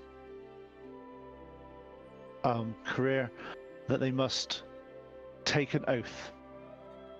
Tim has selected, I'm honoured to say that he has selected this town and the adventurers here to be witness to his oath. So if I present to you, this is Timothy, and how do you want to be addressed? It's Paladin of? Yeah, so I'll walk up, and then slowly take the helm off and set it to the side, and I'll walk up to Verdon, who's there. Put my hand on his shoulder and ask him if I can have my shield back. Remember, I gave of course. And my mace. Yeah, of course. Here. And I'll look to the party if you guys don't mind. I'll keep it within reason. You know what I mean? I'll look at Zora. Just be like, this. I won't sell too much. You hear from me. You hear, "You got this, Tim," and you get a bardic inspiration. And thank you. And as part of that, this is a new thing for me. A moat of potential starts to orbit around you. Ooh, nice. So thank you. So it's a moat and it orbits around you. So anytime when you use your bardic inspiration for something, depending on what you use, it does a specific thing. So let me know. when you Okay. use it. Well, I'm definitely going to use it as I inspire the crowd. You know what I mean? That we're going to, the goal is we're going to make things right. We're going to harmonize things. Just what, you were asking, what we're called. And as you know, we prayed to the chat GPTs out there in the world. And, on behalf of, those that want to harmonize and, as for now, the guardians of harmony, we will do our best to, through my oath, make things right in this town. And, and I'll take a knee and I'll put the sword in the ground and like try to say it as, I've got a Springer Spaniel that I just about skewered. He was right down my, and I killed my dog. Yeah. It's not very paladin of you, man. Yeah. And also that's how to lose every single follower we've ever had. Do not kill. Yeah. Anyways, back blast area clear. I try to emote as much as possible or project that I will remain devoted to the highest ideals of justice, virtue, and order. My tenets of honesty, that I won't lie, cheat or steal, courage, never fear to act, compassion, honor, that others, that I'll treat everybody with fairness and do what's right when no one's looking, and my duty to making things just and balanced. I'll be responsible for my actions. That Tyr will be my guide to justice and the greater good, by, with, and through the Archbishop of Waterdeep, and my loyalty and devotion to my companions, these Harmony Guardians. My conduct will be a beacon of Tyr and the holy angels in Mount Celestia. And then I'll look at my sword and say, Tyr's justice as the sword lights. And however you want to do this, Yep. Pete, but this is my sacred weapon as Yep. I invoke my channel divinity through this thing. So as Tim is discussing, he's saying he holds his sword aloft. Which way around are you doing? Are you doing it up, or are you doing it with the? Hold it down, So- it's on camera. Yeah. As he does that, you see a shaft of bright, radiant energy fired from the heavens hit his sword. As he does that, it starts to glow and take on. Looking at the blade of the hilt, you see symbols of Tyr in runics coming all the way up the sword. As he does this, a 30-foot ray of a light, orb of light. It's not blinding. It's definitely brighter than it was. You see the light in Tim's eyes as everything he's just said is in every grain of his soul. This is everything he's put into this. This is you've heard of people taking oaths. You've heard of people saying they'll do something, but this is more fundamental than that. This is his very being, his very reason to be alive is this oath that he's just made to everybody. Talia turns with pride and with awe at Tim's devotion, turns to the Guardians of Harmony and says, as his witness, and then turns to the congregation here and says, and we are all witness here. If Timothy fails or moves from this oath, we are there to tell him. We are there to ensure that he stays on this path. We are his friends, we are his comrades, and we are witnesses to his oath. I look at If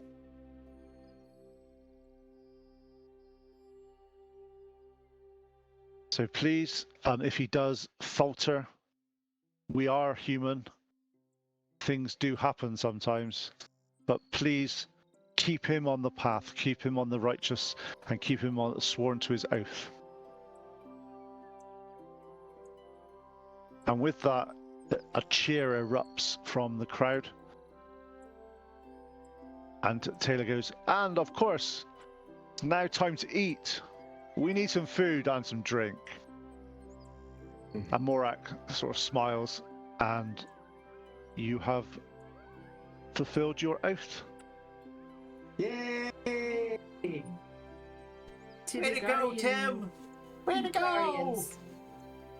Yeah, To the And Harmony. I'm supposed to beat you if you don't like hold up to this, right? that's right. That's right. You can, yes, because my magic will go away, which is important. And Yeah, so will your inspiration.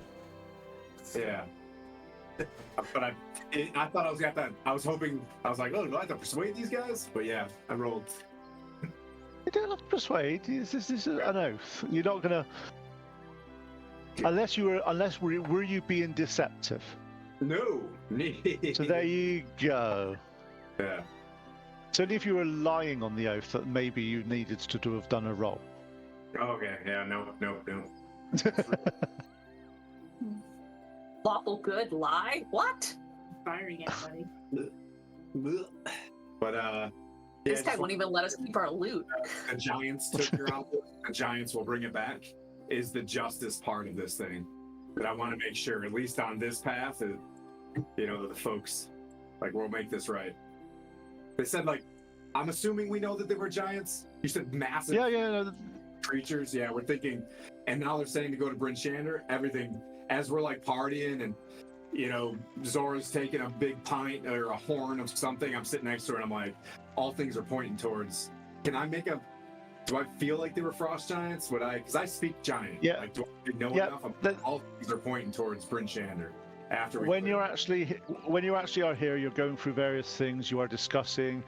There's lots of joviality, as much joviality as you'd expect in this type of circumstances, but there are lots of talk about what happened, and from what's being described and what's said, you do reckon that it must have been some type of frost giants. You know that Bryn Shander is up in the spine of the world in the frozen north. It wouldn't be an unjustified jump or to say there's got to be some link between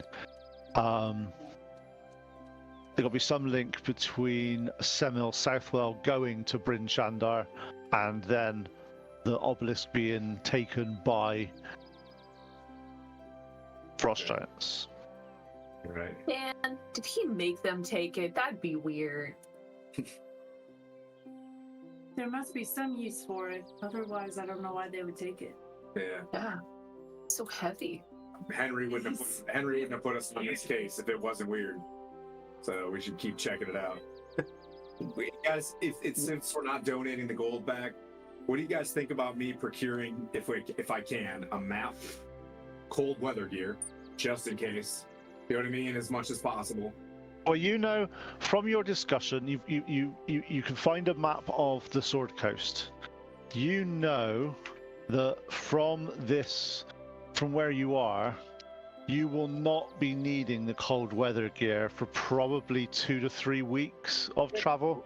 Okay. Are we heading You're- north? Are we heading north? After we'll go to the Groomish, we'll tell them that we finished the thing, talk to some elves. Hopefully, if you can send a bird to go find some elves. I can't do that. You can't talk to a bird. I mean, it doesn't really work that way. I have 10 minutes. Yeah, because you tell the bird and then the bird goes off. No, hopefully we're just But then- hope. I would have to cast it again to talk to the bird when it comes back. No, the elves would be coming back. You're just using the bird as the messenger, right? You're saying, "Hey, bird," right? You're giving a very detailed thing like, "Rond, go talk to Rhonda. Go talk to Rhonda," and then he like goes off. Assuming that there's an elf that can speak It's a chance. to animals. Actually, on that note, Tim, when you're talking to Moriana, and you've got some degree of, you're a druid, just talk to the animals, come on. Moriana explains to you that it doesn't quite work the way you think it does on that. And she's like, look, I can only do this for a very small... So Tim, it's your choice. You can argue with the druid about her druid abilities if you know them as a paladin. I mean, Don't mansplain to the druid. Are we sure that nobody here knows? can go get a message out to him. Well, Maybe. knows where they are. I'm going through the list. I'll go talk to Verdon, try to get my mace back and just be like, do you know anybody that I'm sure someone has been there to trade this out. said? I'm just trying to kill two birds with one stone. Like, I'm trying to, you know what I mean? So, like, not trying to bring the side quest to us. Does that make sense? What's this side quest you took off? The elves, the elf ear Say shield. we leave the shield here in the Like, village can't they just come get it themselves? to I just feel like, what if that is completely misconstrued, and then these elves find it here, and that's not chill. they can speak the story of Sir Timothy and wanting to do the right thing and return it to the elves. You guys want that? Yes. Okay. Bork? Do I get to write a song about it? Sure. Yes. We'll leave it in the church. Is that not? All right, so we'll leave it Tila. She's probably the best, the most chill. Thing, trying Yeah. to figure out the safest place to put it. Okay. Tell her the story. I'll write out you know what I mean? Like, Churches always this was give taken us from an more orc guidance. doucher, and we want to give this to the forest tribe of Ron. So Tila goes, that's fine. Are you leaving it here now, or are you taking it to, or when you leave Nightstone, you're leaving it here? I'm gonna leave it here, just in case. Like now? Okay. She takes it. You're not gonna take She takes it, and what she also does when she gets hold of it, she wraps it in a wood, sort of like in a Hessian type sack, so it's not obvious what it is. So she said, I will ensure that it's given to Rond Arrowhome next time I see her." Alrighty. And she says, from that, she says, "I value your dedication to your cause." I'm like, so I like drop AC. It's just like, yeah, this is it. Well, Okay. as soon as everything wraps up, I'm gonna go. So on that note, how much are you guys drinking tonight? There is free beer, there is free food, there is some various. I think Bork is going to probably play some music for people because that's what Bork does. So can I have two performance rolls? Remember your +2. 2 performance rolls. Bless on it. 2 performance rolls. If I get a full rest, I'll cast bless on his performance. So the first one is a 15, Yeah, nice. Okay. You can and roll a d4. I can do that. Yep. Built You for bless success. down that. That's fine. That works. The second one is a 19. Cool. So over the evening, you're playing various songs. You're trying different types of music because people keep coming up to you and doing the classic. Can you play something that sounds like this? And singing a little sort of tune to you.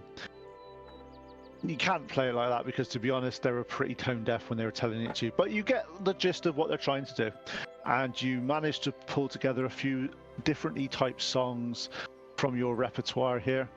It is quite interesting because whatever you play sounds quite obviously.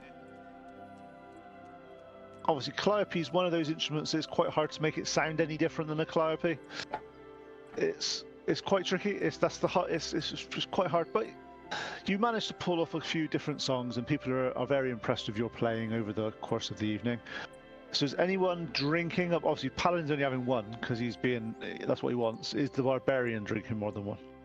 I am only drinking one because I still have that kind of like itch in the back of my skull that says I need to go commune with nature for a bit this evening, and somehow I realize I probably shouldn't be drunk when I do that. Okay. So it gets later on in the evening. You've had your drink. You've done your various things. You decide that it's best that the town starts dissipating. They start going back to their own individual houses and homes, and it gets a bit more somber. What are you guys up to? Are you going to, obviously, Tim, you're going to bed and sort of restful and contemplation for the following. Yeah. Bork, are you going to sort of go and shut down in a corner somewhere and look like a little robot in the corner? I will shut down on the stage. Okay, you shut down on the stage, you're fine. Zora, what do you obviously, in the back of your head, you've got this feeling that you may need to commune, may need to sort of do something. What do you want to do? I guess towards the later half of the evening, she, as she sees people starting to sort of filter out, she pulls an Irish goodbye and just sort of like wanders off into the forest, all willy-nilly, because like what's gonna mess with her tonight. And she goes and finds a convenient little rock near a tree, sort of plops down, sits down, as my kid would say, crisscross applesauce, and kind of hands on the knees and just takes in one good deep breath, lets it out, and kind of just goes on a bit, taking deep breaths in and out, and sort of, like mentally she's like reaching out for that bit of bear fur she's got wrapped on the stick back in her pack. Okay. So you're sat there, you're communing, you're trying this. You've always been told about people that meditate and people that sort of, and obviously, especially from your time in the circus, you always got those people that were very much a bit more zen, a little bit more sort of at sort of peace with themselves. That's something that's never quite sat well with you. If you've kind of like, why have you got to be at peace? You could just look. You could be alive. You can be living. You can be doing something. You can just, as you're sat there and you're trying this, calming down, breathing, you start to realize that you're not being true to yourself. You're like, hang on, that's not what I am. I go out and get this. I don't sit around waiting for something to happen to me. I make things happen. It. Yeah. I am this type of. So you sort of stand up quite confidently, sort of stretch a little bit, crack your neck, and you embrace your more primal side, and you let out a roar that you hear it as it feels to you that it comes from not within your body. It's sort of like the whole. You sort of feel this happen.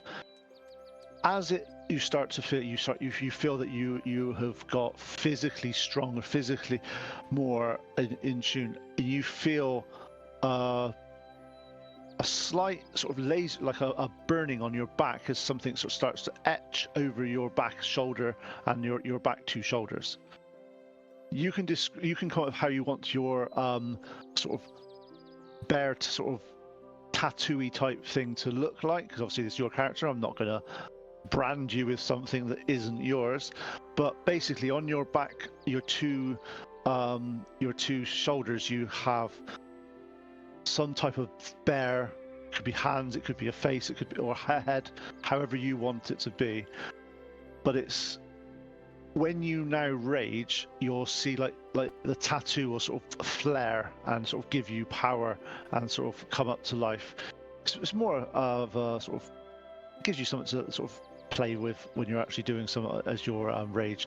But you feel when you did this, the roar echoed round. You see birds sort of fly off in different directions as if they've like, what the hell was that? Something is definitely awoken inside of you that makes you feel that you're on the right path. Okay, cool. You slowly calm down. Obviously, nothing to punch, nothing to hit you around here, so it doesn't last quite as long as it normally does, but you feeling confident, feeling more yourself, feeling that you're, yeah, I've got this, I can do this, I'm gonna make a difference. And you turn around and you walk slowly back towards Nightstone. To go hibernate for the evening. As a little bear, little curl up. Just a hibernate. So over the evening, you guys have had an eventful day. Lots have happened. You all have one of probably the most sound night's sleep you've had. Tim now feeling that he's made a choice. He's made a commitment. It was a commitment he knew he was going to make from the day that he became a paladin, and his determination and his direction has never wavered. He knows that that's what he wants to do. Bork, you've had a fantastic evening of learning new things and seeing new. Never did you expect to see this type of emotion and this type of gathering. Was something that you never saw back in Crim. Never happened as far as you were aware. It's very different. Yeah, Moriana, you feel at home in Nightstone, especially with the Druid circle there. You know that even if you leave here, you will be back at some point to sort of ensure that this place flourishes. And to be honest, see what get the name. See what Hildy, how she grows, what she grows into. She's rather taken with you. She's quite impressed of how strong and how independent you are. And to be honest, if you can do it, she can stand up to her grandma. She can do what she wants. She's got a bit of a backbone. No. And Zora, again, you feel very much you've made the right choice. People may have doubted you at some point, but you've never doubted yourself. And now you can prove them that you can do anything. And what we're going to do is we're going to take a break there so we can all get a drink and stuff before you head towards the cave. Yay! Thanks. Perfect. We'll be back, call it 10 after. Yep, 10 past. Yep. Cool. We'll see you guys in It's a bit. 10 past. It's not 10 after. It's 10 past. Come on. Same thing. God. We're speaking the same language. We'll be back.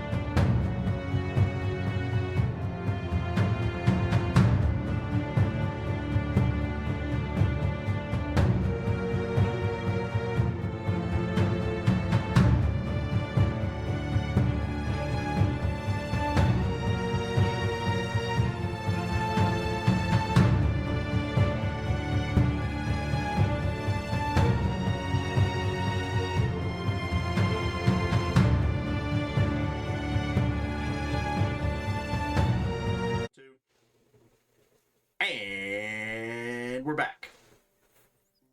And everybody was dead, but we brought them all back. It's fine. Don't worry. We're all I sorted. love this new overlay. It's so cool. The tokens are rad too. Good job, man. Thanks. They are nice. When Definitely. they decide to Right. load up. So you know that the cave is about sort of 2 to 3 hours north of where you are. You also know that there's two entrances. You know the entrance underneath the water and the main entrance. What do you guys want to do? And your understanding, what is there? What's left? What didn't you deal with last time you were at the cave? There was like a pack of goblins we didn't go after, right? So, Sort of tucked away in a corner. Did we get those?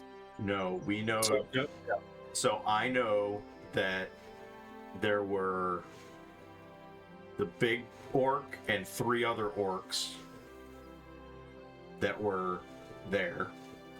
And as we were flying off, there was, I think we saw like 3 or 4 goblins that came out as well. Something like that, I think is what we saw. But they were coming out as we flew away, so I'm not 100% sure. Those The the ones orcs- that we used The to orcs do? were definitely 3 lesser orcs and the 1 big orc. Yep, that sounds about right. And what about the rest of you guys? What else do you think that you may have been? What's your battle plan? What you think are going to be there? I do think there's one more ogre inside. Because can you see a feet? Didn't you see a male ogre and then we fought a female ogre? I feel like there's one more ogre out there.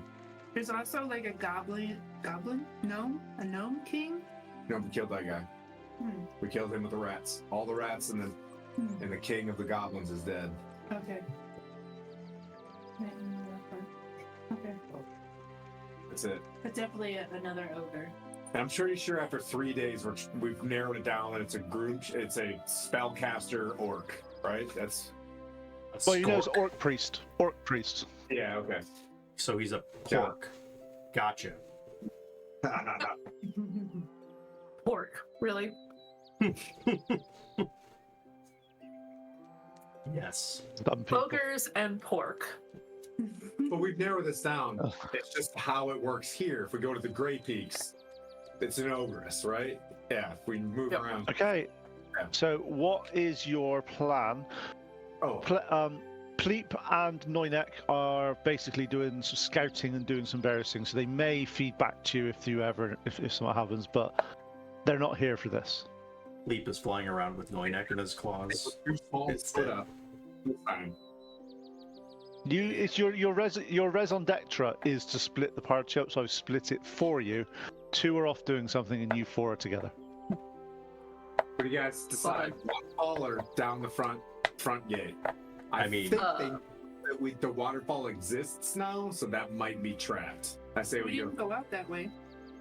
So I don't think they know that. We took all the civilians out that way last time. Absolutely. Yeah. That's how you. Yeah. But the group doesn't know we went in there because we killed everybody that we saw that was in there, technically.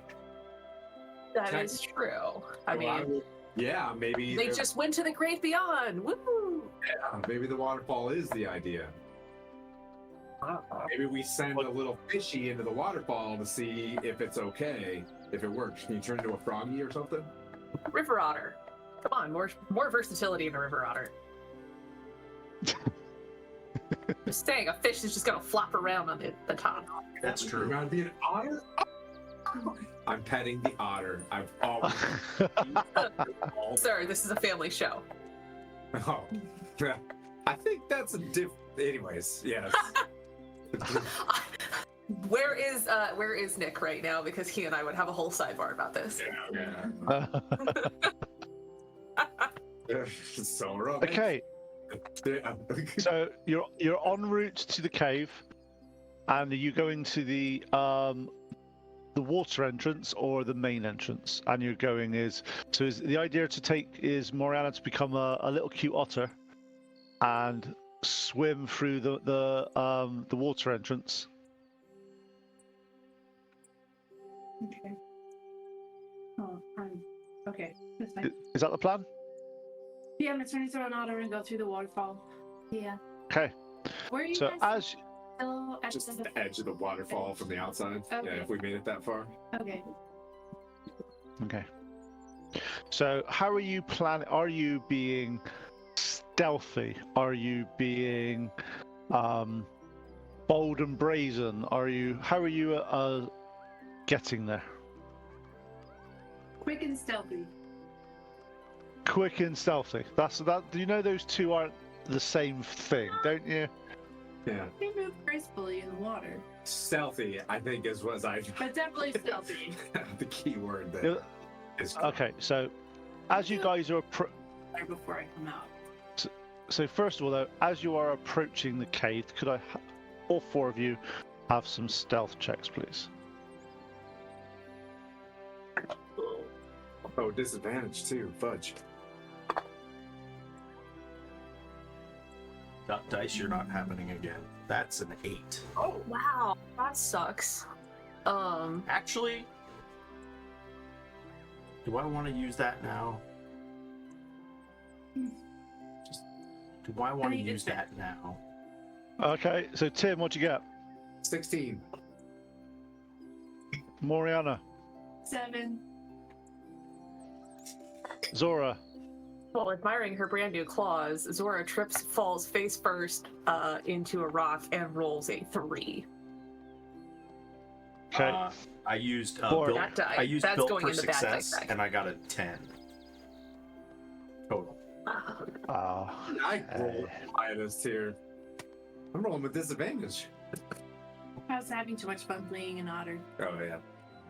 All good. This is just before you're an otter. This is just before you're an otter. This is on the way to the. This is to say. Okay. I played my music a little too loudly.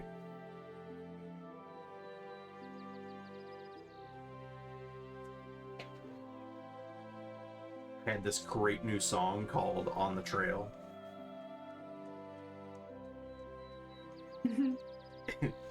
It's probably on the just trail again.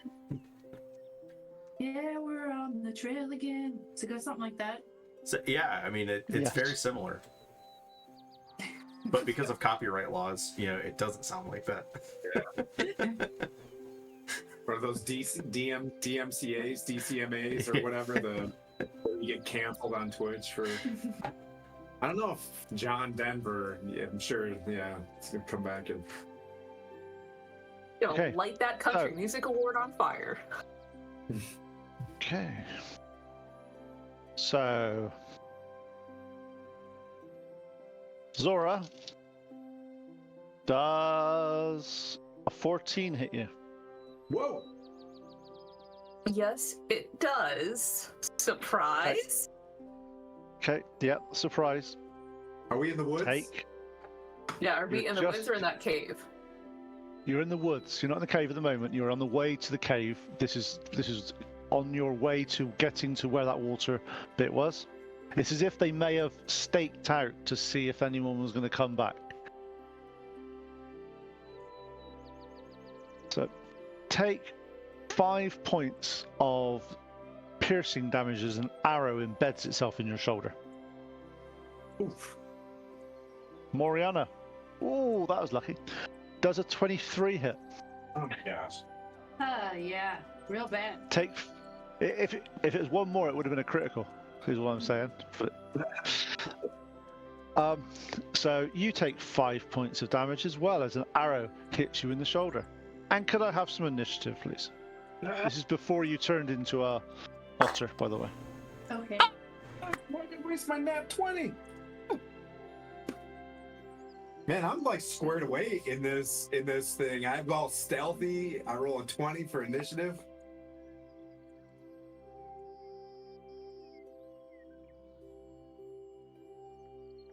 I've got a 20 for initiative as well.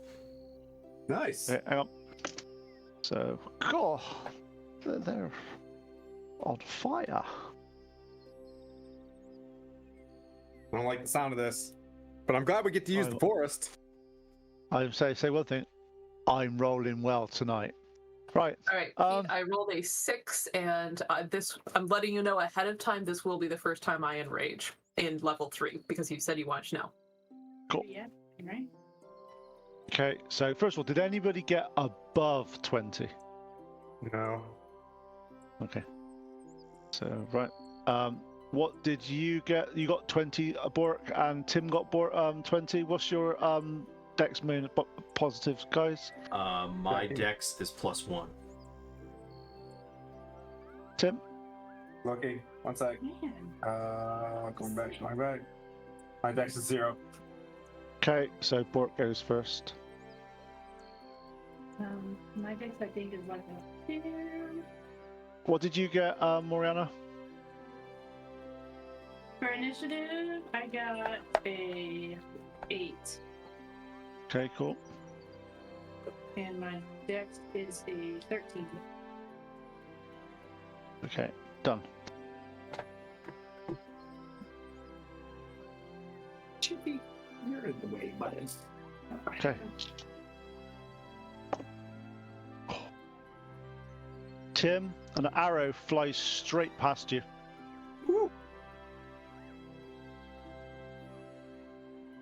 Okay, hang on.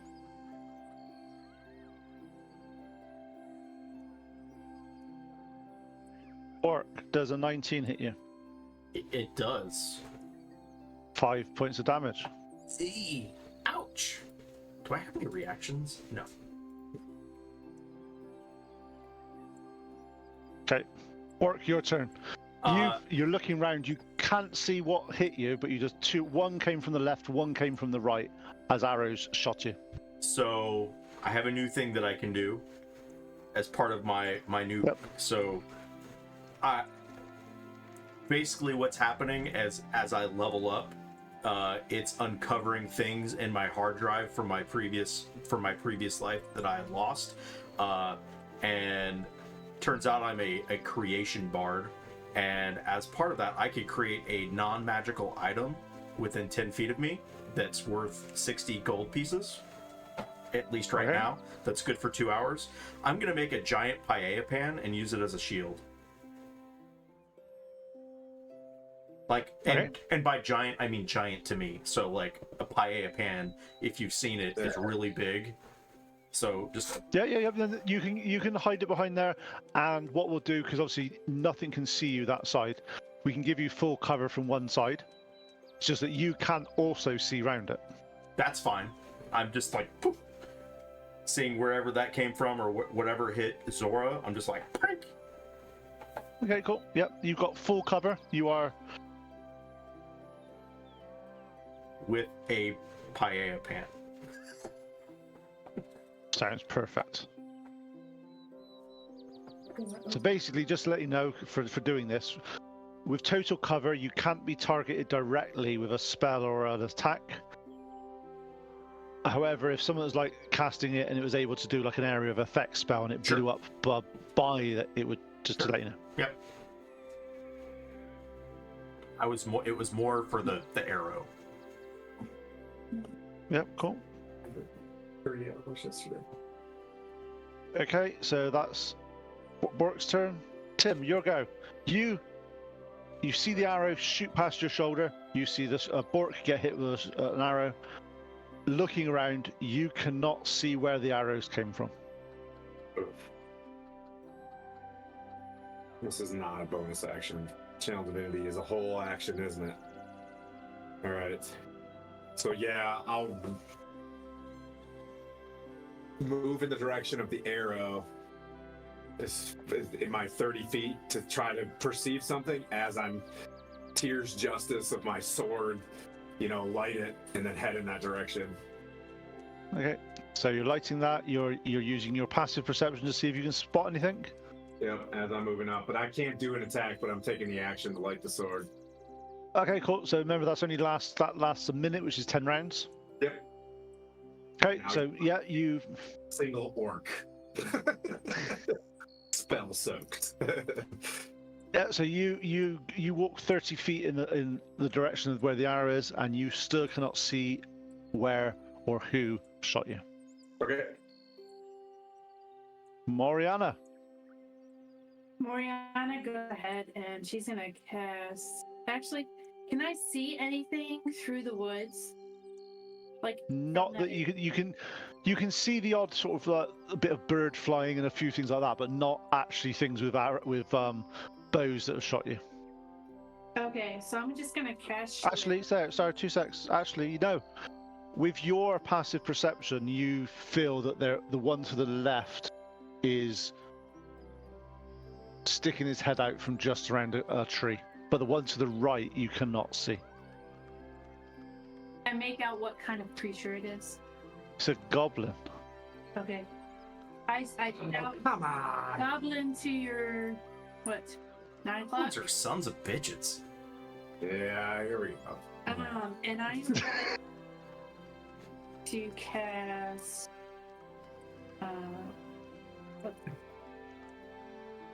Man, they rolled pretty strong, both stinkers. I'm gonna cast spiked growth in that area. Okay, what's that do? The ground in a 20-foot radius, centered on a point, which is going to be that goblin. Within range, twist and sprouts hard spikes and thorns. The area becomes difficult terrain for the duration. When a creature moves into or within the area, it takes 2d4 piercing damage every 5 feet it travels. It's Cool. camouflage. The ground is camouflaged to look natural. Any creature that can't see the area at the time the spell is cast must make a wisdom check against the spell save DC to recognize the terrain as hazardous before entering. Nice. Okay, so you've cast it. You've cast a spell. He doesn't know it's there at the moment, so he's. Okay, you've cast that spell. Anything else you're doing? And I am going to make sure that I am standing behind the barbarian and the paladin here. Okay, cool. And Zora, your turn. Okay, so I was able to hear her say, like, it's off to your 9 o'clock, right? Yeah. 9 o'clock. Not 9 o'clock. Shout Whatever. I'm raging Don't the mind. clock. Whatever direction she indicated, that's I'm just gonna like look in that direction and rage out and just start stomping that way. No, So hold your ground. Okay. Rah! Yeah, hold your ground. Okay, fine. I've got like my sword or my axe is up, like, I'm just like making faces. But I am now enraged. So Pete, that there you go. could That's have my been first funny. enrage at level 3. So as you do that, you feel that your back, sort of the tattoo on there, starts to glow. Everybody else, you see like a small sort of pulse of sort of bluish energy as you sort of see like an outline of a bear sort of rear up and sort of get absorbed by Zora. Cool. Cool. Tight. I don't see. I'm just in helm mode in front of you. I just assume something happened as I'm tranching through the woods. Okay, so now, start of round 2. Tim, does a 19 hit you? Yes, it does. Take 5 points of damage as an arrow hits you. Come on. Okay.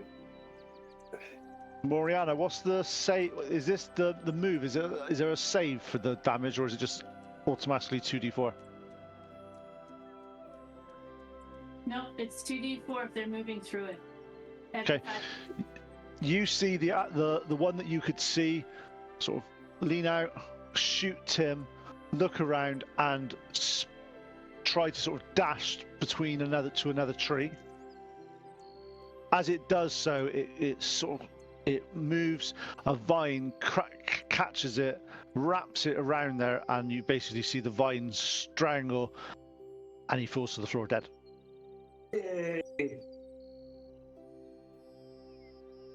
Yay, dead gobbo. Sorry, goblin. You love to see it.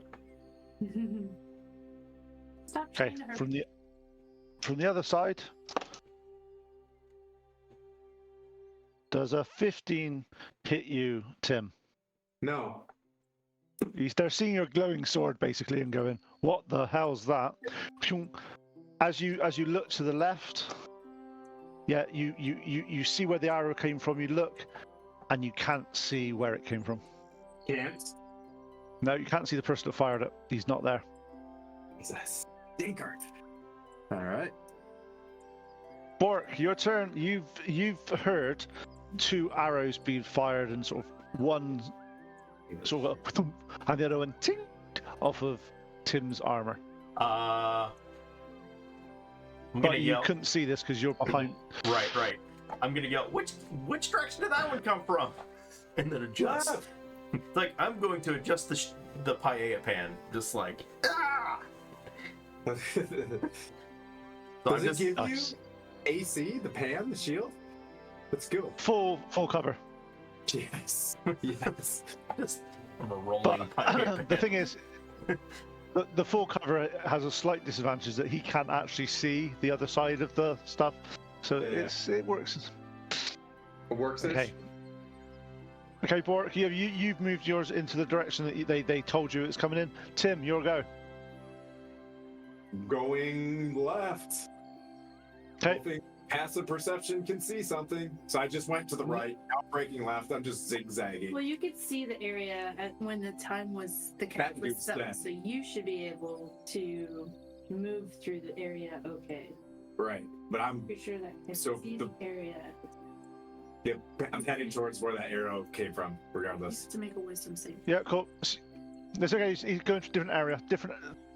Where you cast Moriana, you cast yours. Say there's a goblin on the left, goblin on the right. You cast it on the one on the left that he's died. It's the one on the right that shot Tim. So if he's going towards the guy on the right, he won't be going across that area. So he. Otherwise, it's going to be fun. Actually, should we? No, I wouldn't do that to Tim because he'd beat me. Right. So, okay. So you run 30 feet, looking around. You got your shield up. Again, this you. Yeah. The goblin cannot be seen with your passive perception. Just moving 30. Moriana, your go.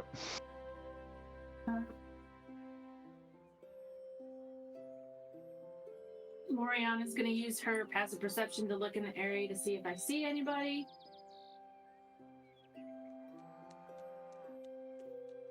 You notice to the far right, he looks like he's gone 30 feet the other way. So you see Tim's ran towards where that he fired, but the goblins moved like 30 feet to the right, and you see him hiding behind a tree. It looks like he's trying to line up a shot to shoot Tim in the back.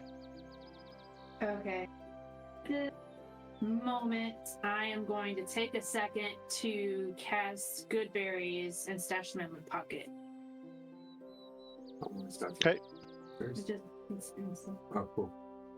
So I'm gonna take a little. So that's your spell action. That's your action to cast that, isn't it? Yes, it is. Yeah, cool. Do anything else? Good berries. And still make sure that I am behind, or at least between the barbarian and Sir Timothy. Well, I'm way out there. She's right next to you. Zora, your turn. In between. All right. So I can see this guy off to the left now, or I guess. No, Moriana could see him, Oh, she can see it. Okay. But and she Tim is didn't. And she didn't trudging tell forward. anybody. She didn't tell anybody where he was. There's a Okay. goblin in that direction. well, because she had her like 9 o'clock call, and then Tim started trudging off in a direction. So I'm just gonna basically follow Tim. Like passive perception. Do I see this guy yet, or is he just kind of like randomly running off? Your passive perception's 13, isn't it? No, it's not that high. It's 10. Yeah, no, you see nothing. Copy noted. Going to keep trudging after Tim and looking around like. Da, da, da, da, da, da. Zora, you've been they misses you. An arrow shoots past you. Can I at least see what direction it came from? Like as it goes whiffing past me. Yeah, basically, as Tim's in front of you, you've caught up. You're just a little bit behind Tim, and you're looking in the direction where Tim was, and the arrow comes from your right. Okay, I'm gonna kind of like start, I guess, running towards danger. Yeah, as you look to the right, you see a goblin trip up and land on the floor. Haha, glad it happened to somebody else for once. I could just assume that was the end of my turn, right? Can she hit him? Like, can I hit him or what? No, he's like 20. He's about 20. You can throw some at him if you want. Yes, I would because I have. Where is it? Where is it? I have a hand axe. I would like to throw at him. Throw the hand axe. That's right. Right, axes are 16 4. plus 5 is 21. That hits. All right, d6 plus 3 is 7. Plus 2 because you're raged at the moment. So Thank you. So 9. as you see the goblins start to fall, you turn round, attack of the last Mohican style, throw your axe, head over, and literally hit it straight in the head, and as it falls to the ground, dead. Nice. Hate Goblin's favorite enemy. Goblins are great. Goblins are little bitches. Says the Okay, guy. we'll stay- Says the guy with the paella pan. Totally agree. I mean, it doesn't mean Well, that you're wrong. We'll stay in initiative order at the moment. You're up. You've got the front. Your choice now. You can go straight through the main entrance Let's go. in combat order, Yeah, or I'm like, we gotta keep it up, rage, right? You wanna stay raging? Let me know and I'll punch you and keep you raging. Like, Yes, please. As I'm running, I keep like jabbing her in the face, like, stay in the fight, stay in the fight, stay in the fight. I can run forward with my paella pan in front of me. Ting ting ting ting ting ting ting. I can, yeah, I'm like boxing the pans. Yeah. I'm like shadow boxing as we go in, just keep my rage up. okay. So we'll now change map to the front of the. I think we To the just need to front of move the- that camera just a bit, but Yeah. Yeah.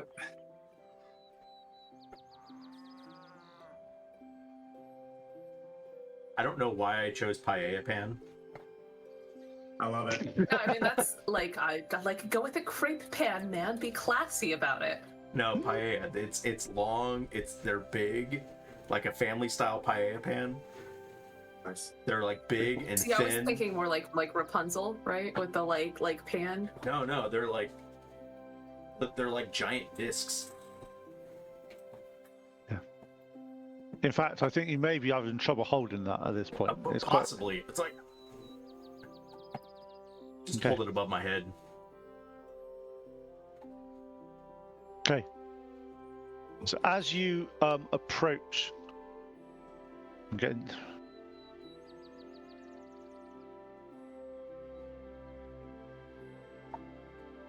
Tim, what might be Yeah. an idea is you got the front wall of that cave entrance. Just take it away. Yep. Then you can actually see what you're actually. If that makes sense.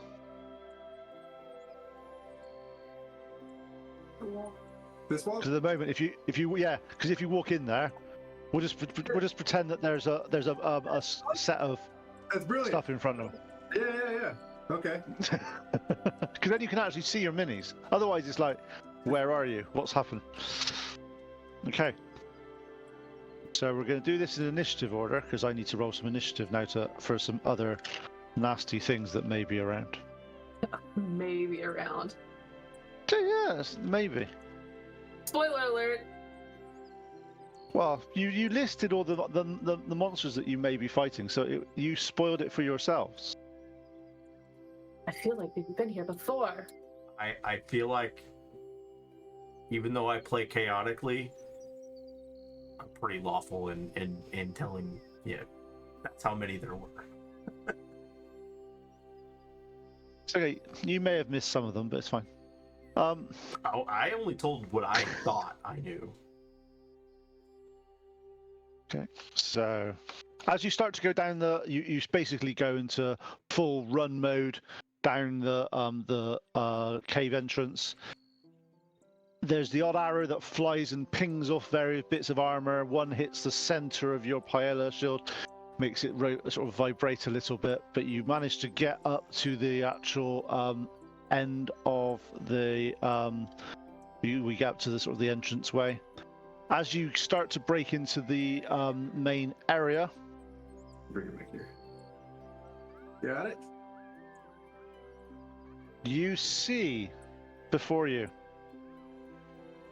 that there's some barrels which have been put in, and there's 3 orcs stood behind there. So I'm making Tim run around. I'm gonna see, every now and then I'm just going to add things and see how long it takes me to find it. Do I get inspiration if I have exactly 3 barrels? Did you said we'll see. We're in line in initiative order, is that correct? Yeah, we're just going to stay in the initiative order you're in. So I should be up front then. No, you don't have to be. You can move in whatever order you want. It's just okay, that gotcha. we're doing the combat. Doing the combat in initiative order. Yeah, I'm with you. Need shields up front. Paella shield up front. Like this? You're making me hungry, man. You're making me hungry. I'm making myself hungry.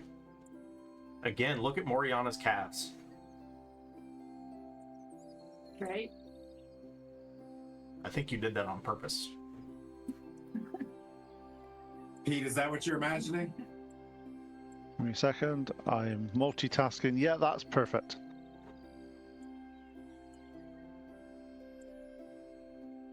Okay, as you enter comments on on Moriana's calves. This is why we invented table covers, because men could not be trusted with women's legs, Yeah. and not even like a table leg.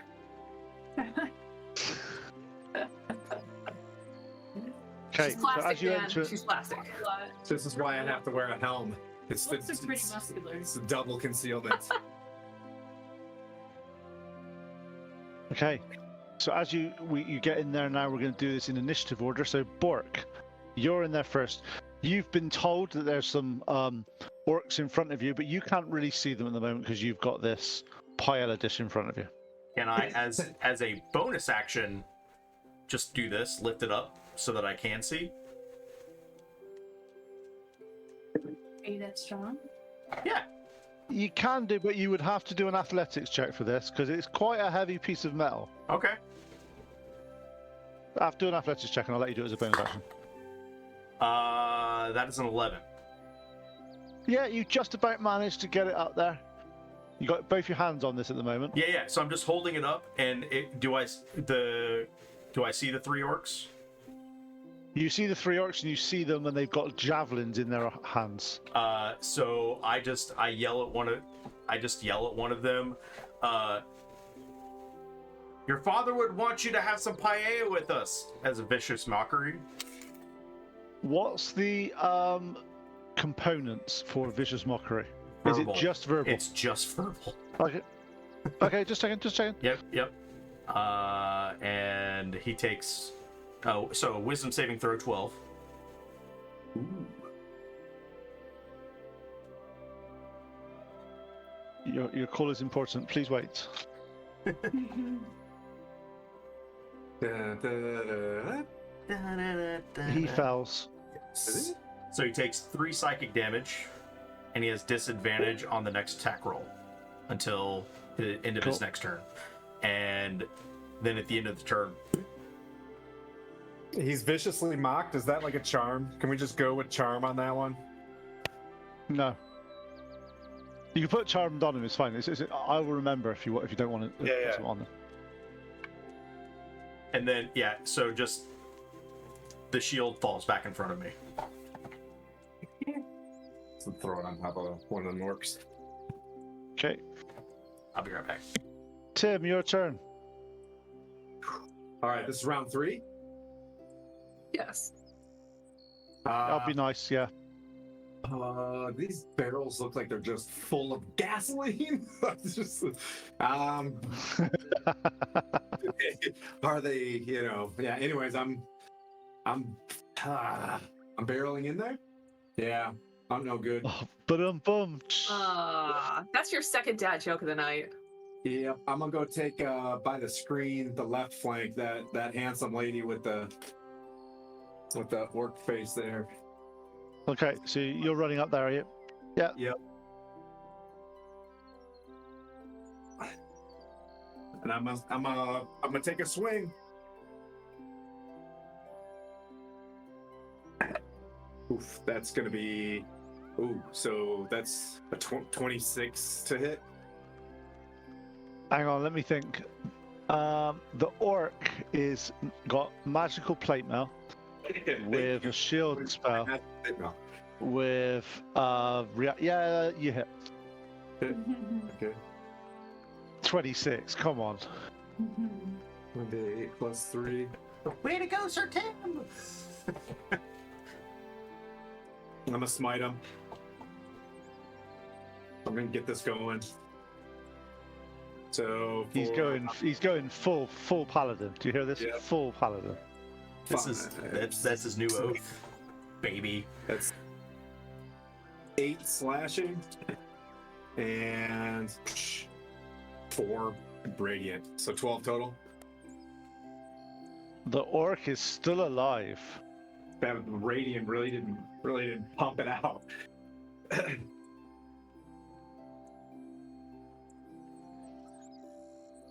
You see Tim's holy sword strike through the orc, but the orc barely on its last legs breaks a smile.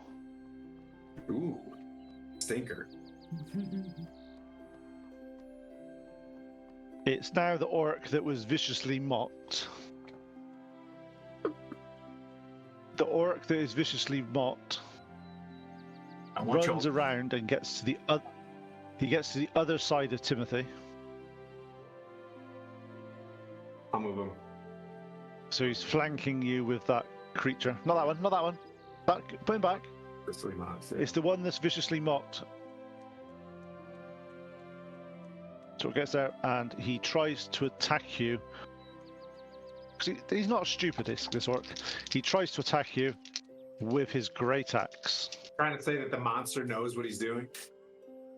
Kind of, yeah. Ooh, does a 22 hit? Oh, yes, it does. Shoot. Take 9 points of slashing damage as a great axe embeds itself in your shoulder. Yep, gonna need a heal. Okay. The orcs know what they're doing. But The orc that is behind the barrel now throws his javelin towards. Hang on, where are you? You're there. Yeah, sorry, he's not that stupid. So he tries to throw his javelin, and what he's trying to do is trying to throw it over the paella dish and hit people behind you. But it bounces off the paella dish. It is But it bounces off the paella dish. So doing, and it echoes round the cave that you can't hear that much because there's lots of water and dripping going on. I definitely felt that one. Yeah, you definitely felt that one. Moriana, it's your turn. I'm gonna cast Shillelagh, and I'm Nice. gonna approach the guy who's behind Sir Tim and try to hit him. Yep. So as you're hitting him, you get advantage as well because you're flanking him. nice. So that is +5 to the hit dice. That's good because that'd be 10 to hit. Oof. What? 10. Yeah. Is that with advantage? Yeah. Oh no, not with. Oh, okay, that's better. That is a 22 to hit. That hits. Yeah, that's way better. And then gonna say 7, 10, 11, 12 points of damage. Hang on, which one were you hitting? Yep. You smack him in the back of the head with your staff as hard as you can, and you see him face down, collapse at the feet of Tim. He's dead. Needed that little booger. You can pull his vicious mockery if you want, in case we vicious mock again. Okay, and it's Floor there. Thank you, Caitlin Marie Art, for the orcs. Those are okay. good It's the looking orc orcs. that's in front. It's the orc that's in front of you now, Tim. Okay. The lovely lady He with drops. Yeah, they drop the javelin that they were going to use because you've now closed in on them, and tries to hit you with his great sword, his great axe, sorry. And does an 18 hit? No. As I'm getting real nervous and I'm getting real shieldy. Just plonk. What is your AC now, anyway? 19, sir. 14. Half. I'm looking very half. Half. I'm looking very halved. Used to be. Okay. You hear the orc. Actually, because do any of you understand orc? I do. Yeah, you hear them shout out, "They're here, boss!" We're here for dinner. I brought the pan. See? Zora, your turn. All right. I am. So he's dead. I'm gonna sort of doot in between, I guess, Tim and Moriana to go for that orc that's directly in front of Tim. Or Goblin, sorry. Yep. Goblin directly in front of Tim. It's an orc. They're Okay, orcs. orc. And I am going to hit it with my great axe. I am currently rolling with advantage because I have inspiration. Set off the dead orc and like lunged at him. Your choice. On that note, before you do that, Zora, just to let you know, you can use that inspiration on anything you want to, but also, as a barbarian, you could actually roll with advantage by recklessly attacking, and it just means that people get advantage to hit you for the rest of the turn. So it's your choice. Just to give you a heads up, you don't have to use the inspiration for attack if you don't want to. Yeah, so I'm enraged right now, which means for the bear, I'm like not immune, but I'm You're half damage. Half damage. Yeah, half damage to everything except a psychic attack. Which I think I'm good, so let's just roll with advantage on this one. Hey, thanks for the resub, Poison. Nice. I was 18 plus 5, 23. Hi, buddy. That definitely hits. Gosh, I hope so. And where's my 12? Yeah, generally. What do you know? We got that. So 3, 5, 8. 8 damage. Nice. By the way, someone's redeemed a Cthulhu's Revenge. Oh, yeah. That was Distal. Okay, just checking. That was more of a okay. Manu thing. So that's going to be for a Skylar thing, taking a drinky drink. Nice. Okay, just checking which one that was. That's that one there. That's number 3. Yep, you hit him and you basically cleave straight through his torso as he hits the floor. Orc is down. Love it. Orc is down. Orc, yay! I'm gonna really make Kara mad. Okay, just a question, since I haven't had inspiration a whole lot. Is that a one-time deal and it's gone now, or am I good through the rest of the Yes. Okay. It's one time and it's gone. Inspirational. She's like, Oh, nice. Okay. Big action shots. In general, reckless attack is you're better off using reckless attack when you're raging than not. Just Okay. Unless there's lots of people around you. right. We got only one more left after this. Is that right? That we know of. That moment. I can see on the camera right now. correct. Yeah, just one. That is very correct. Well, there's apparently a boss, but we weren't translated that. Bork was yelling something in Orcish. Bork, Oh, it's your turn. The big boss See. is here, and I'm just gonna do an athletics check again. That definitely passes. That's a 19 athletics check. Yep. Getting better at this, and I'm just gonna do a bonus action healing word real quick on Tim, so he gets Oh, thank you. 1d4 plus 2, and I rolled a 4, so 6. He gets healed for 6. And then I'm gonna, at the other orc, I'm gonna go, your boss isn't gonna like my paella very well, is he? And that's vicious mockery. Hang on. 2 secs. Remember we said if you're lifting it up, it's a bonus action. Oh, that's right. Then I'll use the healing, I'll use that as my you, action. You see, I'll let you do. Okay, cool. I'll Just use that just as my letting you action. know. Yeah. Wait, was there Yeah, a cure? cool. Did I get the 6? Yeah, you still get 6, Tim. Yeah. And then the dish goes back down. My servos are not strong enough for this paella pan. Otherwise, it'll be mechanically broken. Yeah, absolutely. Guy. And it's Tim, your go. You're up. It's comedically better as well. And take a swing on him. Oh no! Do we have inspiration?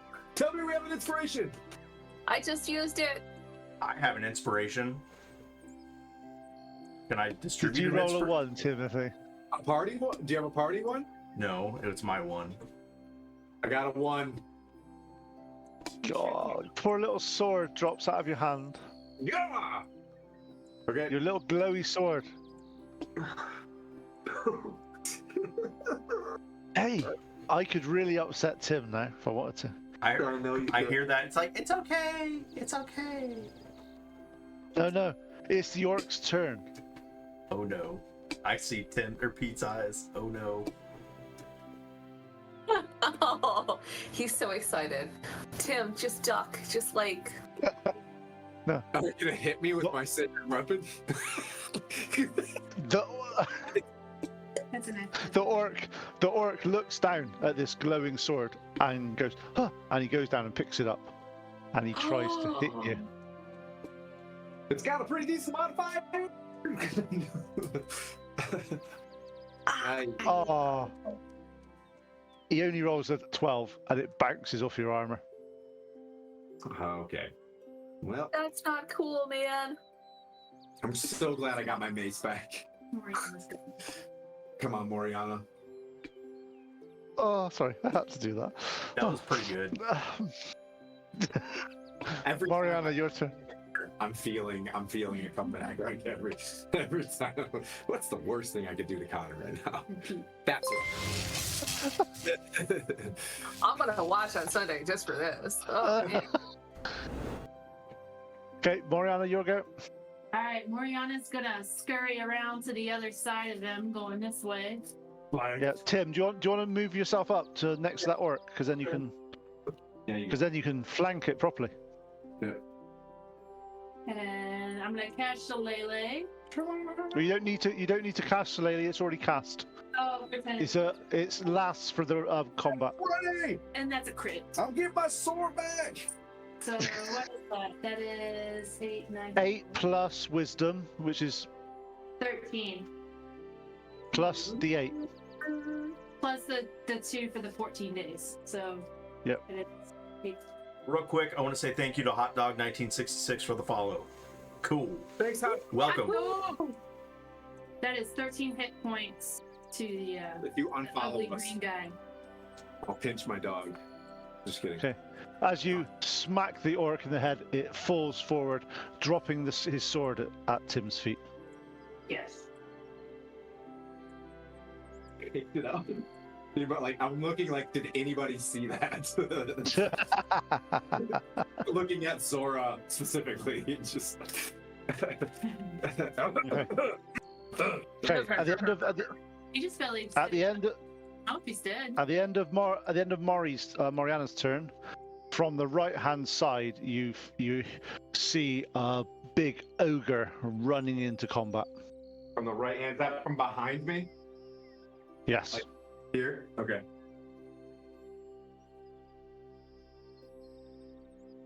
And this is the Mogre? This is the male ogre? It's the male ogre, it's the Mogre, yes. The Mogre. He runs up and there's 2 people for him to attack. With my back to him. I pick up the sword, like look at sword. No, you won't pick up the sword because it's not your turn yet. Tim, the What? sword is just in front of you. You can't pick it up until your turn. Yeah. I'm just messing around. It's looking at you going, pick me up. Okay, so the ogre comes in and tries. Who's he going to hit? Let me see. 1, 2, 3. Yep. Well, I'm gonna take a guess. Just No, he goes for Zora. And he hits you with an AC of 22. Ooh. And it would be it'll be 13 bludgeoning damage, but you only take 6. 6. You You round round down. down in D&D for some reason. I'm good. We're still good here. Nobody hits Zora. It's your go, Zora.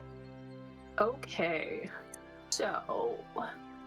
You got Oh this. man.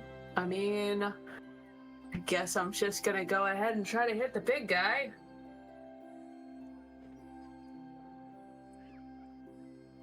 You can dim it.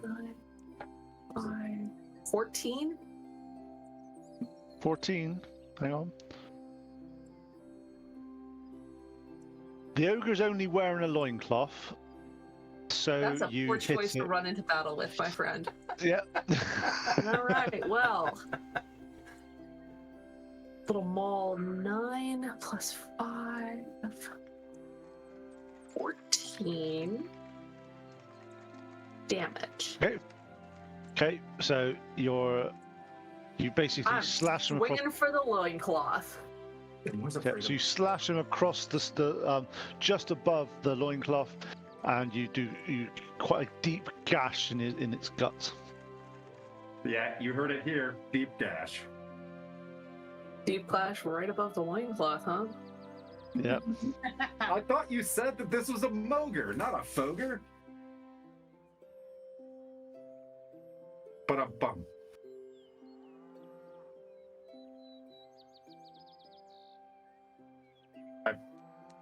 Carrying on. Okay. It's okay, don't worry. On Tim, just to let you know, on the left-hand side now, by the big rock that you've got there is going to be 2 goblins. Oh, man. Handing the goblins. There we go.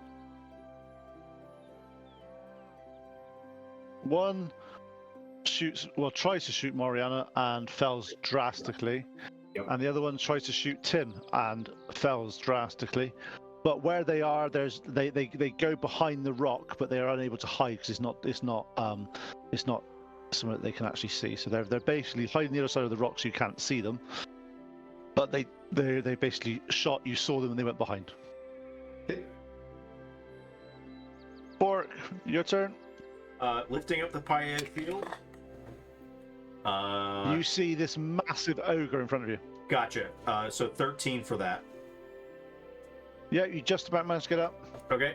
And I'm going to cast Dissonant Whispers at a 2nd level. And I'm going to tell him, your wife laughed on the floor until her death. Only... Oh. Dark Bork is. Oh. Yeah, that was dumb. That was a dork.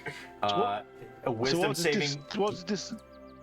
So he needs to make a wisdom saving throw of 12. Yep. And if he fails? Then he must immediately use his reaction and move as far Wisdom away. saving throw. At 12. He's passed it because he rolled a 15, but -2 goes to 13. He's actually passed it. Okay, on it.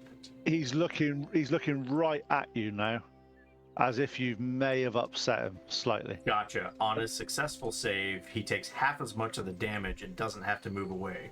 So he still takes, what did I say? 4d6. So he takes 8, 9, 11 psychic damage. Lamb. Yeah. He's not happy with you. And then the shield Tim. goes down. Picking up. So you know there's two goblins shot in front of you, shot Moriana and yourself, but missed, and you know there's a massive ogre behind you. What are you gonna do? Going for the ogre. Moriana. Goblins. Oh, okay. And then I'm gonna turn around and smack the ogre.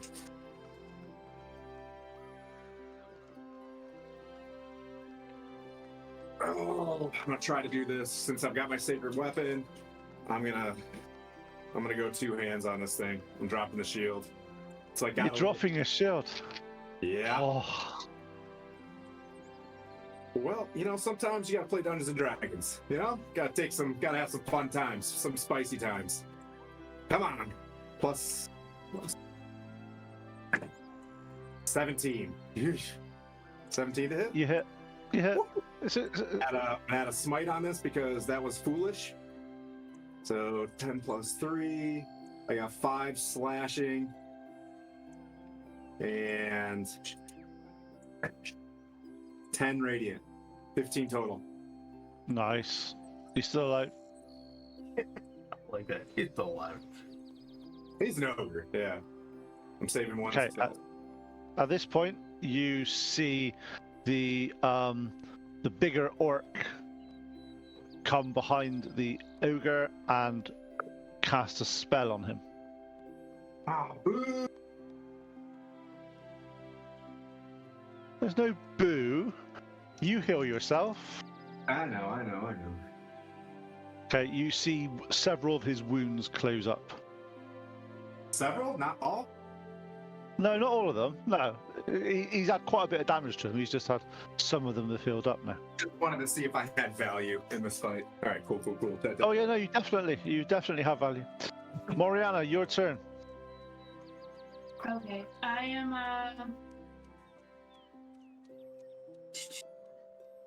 I'm gonna turn around and attack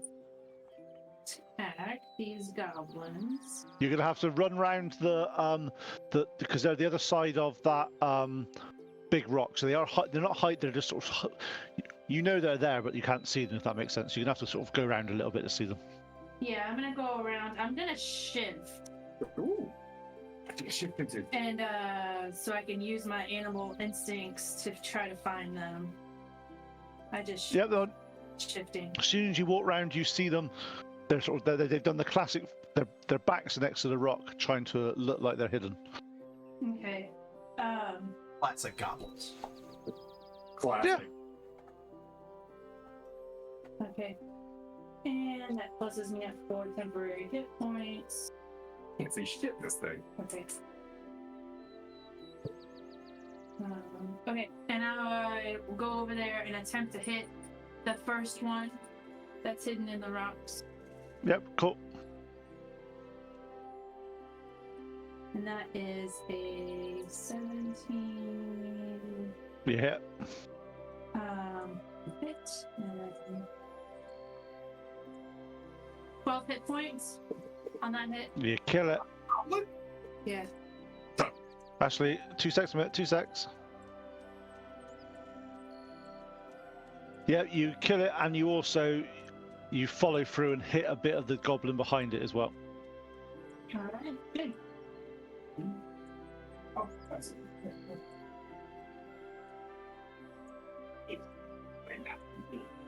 Is there anything else you're doing, Moriana?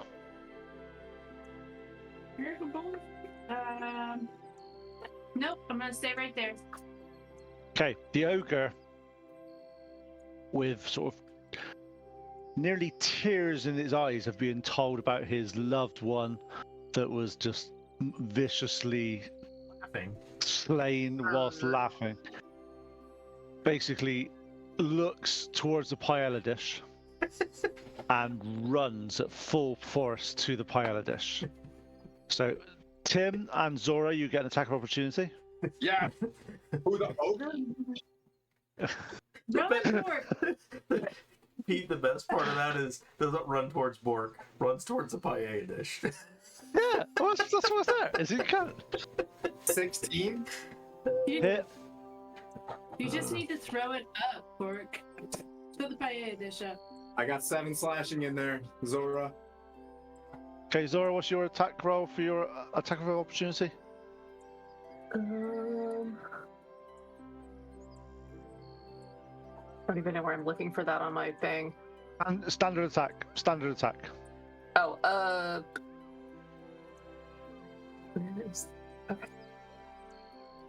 You're talking what, like unarmed strike? No, No, regular with, hit. with your sword. Just do Regular regular hit with roll. your sword. Oh, it's a +5, so 19. Nice. Okay, you hit. Roll some damage. 9 plus 2, 3, 14. Okay, cool, nice. And Bork, can I have an athletics check from you, please? Oh, As he's basically he is basically running towards the thing. He's going to shoulder charge your paella dish.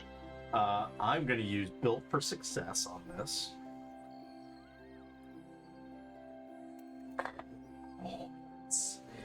So that's 19. Yep. The ogre runs in. You think you're there. You've planted your feet. I've got this. I've got this. As he hits it, you go flying back 10 feet. The paella dish flies out of your hand, and you get smashed into the back of the wall. Oh, no. And you take 2 points of damage as you hit the wall. Worth it. It's like a wet log as a club. It just kind of like, it's like a water log. Just out of curiosity, what was his athletics check on it? 22. 42. Damn it. I thought 19 was pretty good. Oh no! Yeah, it was good. Awesome Poison. It's a good movie. Sorry. What movie? D&D. I've only watched it like 20 times. I watched it on the plane last night with Gabby. If it weren't on, Okay. it's on Paramount, isn't it? Prime. It's on Prime? Yeah. Get it on Prime. Ooh. Yes, you can. Guess what we're watching tonight? Zora, All right. Smashy time. it's your turn. Obviously, the ogre basically ran past you. You see Bork thrown against the wall as he hits the floor next to the Little wall. cogs and gears spinning off. Yeah, after. yeah. And the paella dish is like a dong as it's hit the floor and sort of. All right. Little beast-like snarl, and I come running at it with the great axe again. Are you going for the ogre? The big guy, yeah. Big boy. 17 plus 5, 22. Yeah. Yeah, a whole soul. Okay. All right. 9. Why always 9s? 9s plus 5. 14 again. But that's not a bad dice roll on a d12. I mean, that's like 3 times in a row. I like this dice. This dice stays out of the dice bag of awful. You don't want to So- tell the dice that you like it, because then, you know what I I mean? mean, There's- nobody Yeah. likes you. Nobody likes you. Calm down. Moriana, the goblin that you've just beaten over the head with and killed its friend, walks forward, comes towards you, does like a little feint action as it stabs you with a scimitar, or slashes you with a scimitar, and rolls a nat 20, Oh, no! and does hang on, 12 points of damage. As it's literally just done some fun little sidestep, as if some massive inspiration occurred to this goblin that he could do that. Okay. And then he disengages as a bonus action and runs the other side, around the side from you of that big boulder. Not getting an opportunity attack? No, because he disengaged as his bonus action because he's a goblin and they're nasty like that. He's a rogue and he knows how to rogue.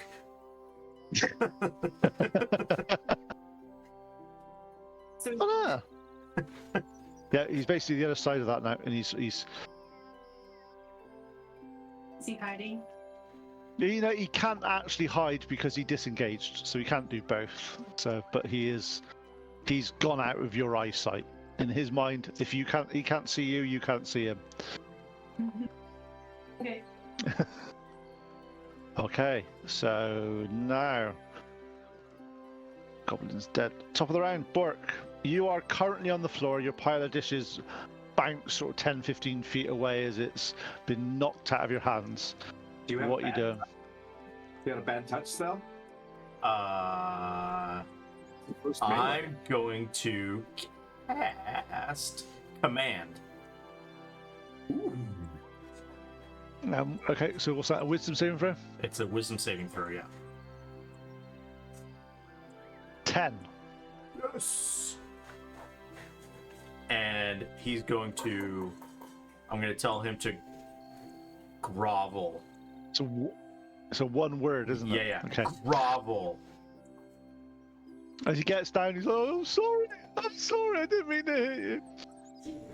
And It's on his knees at the moment. yeah, so he's prone. So he's prone. Until and then ends its turn. So that seems silly. That's So he falls prone and then ends its turn, but it's on my turn. yeah, exactly. Yeah, you end your turn basically.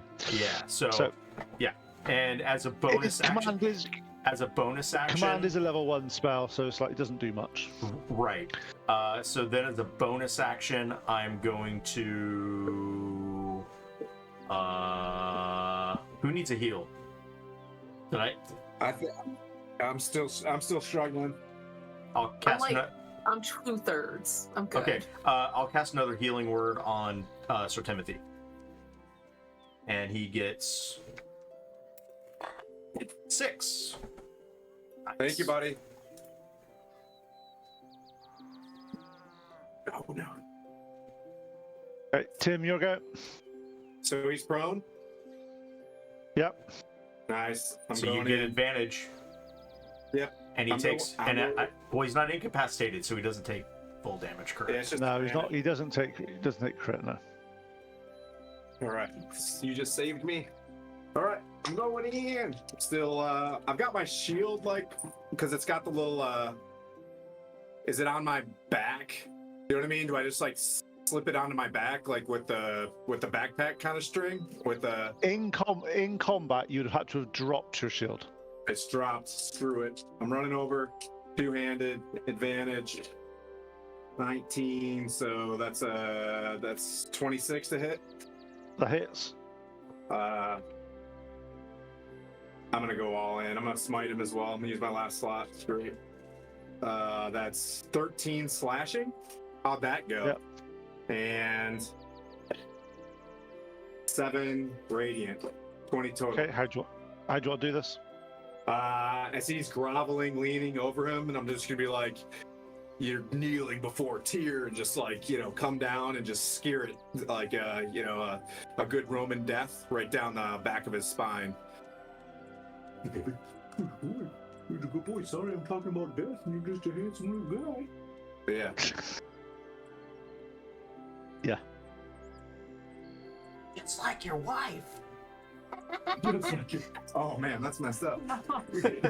Oh, Bork's kind of dark, and he doesn't know it.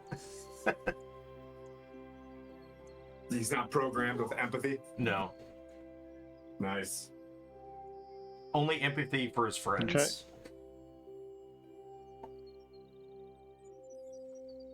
Okay, so as you've done that, Tim, the big orc comes out from where it is, looks at you, and sort of hurls some. Basically, you hear him. Actually, 2 seconds to make sure I got the right one. Yeah. You hear him basically saying that you've destroyed my tribe. Now it's your turn to die. As he walks forward to attack Tim. You see him hold his hand out, Oh boy. start chanting some various nasty words, and he tries to touch you inappropriately. Are they in Orcish? Or is it in Yes. something else? In Orcish, you hear him basically. He's about to. So he's melee? He's going to be. Yep. Yep. Melee. Yep. He's about to touch you. Oh, I know what this is. Does a 23 hit? Yes, sir. Thank you for the hit points, Bork. Is this what killed the troll? Wait, does a Groomsh have that? If he's a priest, he's a Yes. cleric. Then yes. Oh boy. Hey boy. Do you remember that? 24 points of necrotic damage. Oh, shit. That was close. As you feel basically your energy being siphoned into his hand. Golly. That's all of it. You guys, I am, yes. You're right there. Not, yeah, yeah, yeah. 0.02% of gas right now. Moriana, it's your turn. You've heard. Tim, did you scream when this happened? I'm just doing like all that air get knocked out of your chest kind of thing. Yeah. And I'm just, yeah. You feel very cold at the moment as Yep. your energy's sort of been necrotically siphoned from you. Crud. Well, I'm gonna take a break from chasing after that goblin, and I will go and flank this guy. Nice. Just do your worst. Do your worst. Tim, Yeah. you remember hearing stories of Henry killing a troll with his finger, and That's was right. it. That's right. Now I'm the one getting. Now, yes. See, stopped early on that one. Stopped early. This is Use how your we, lightning. this is how we get to adults only.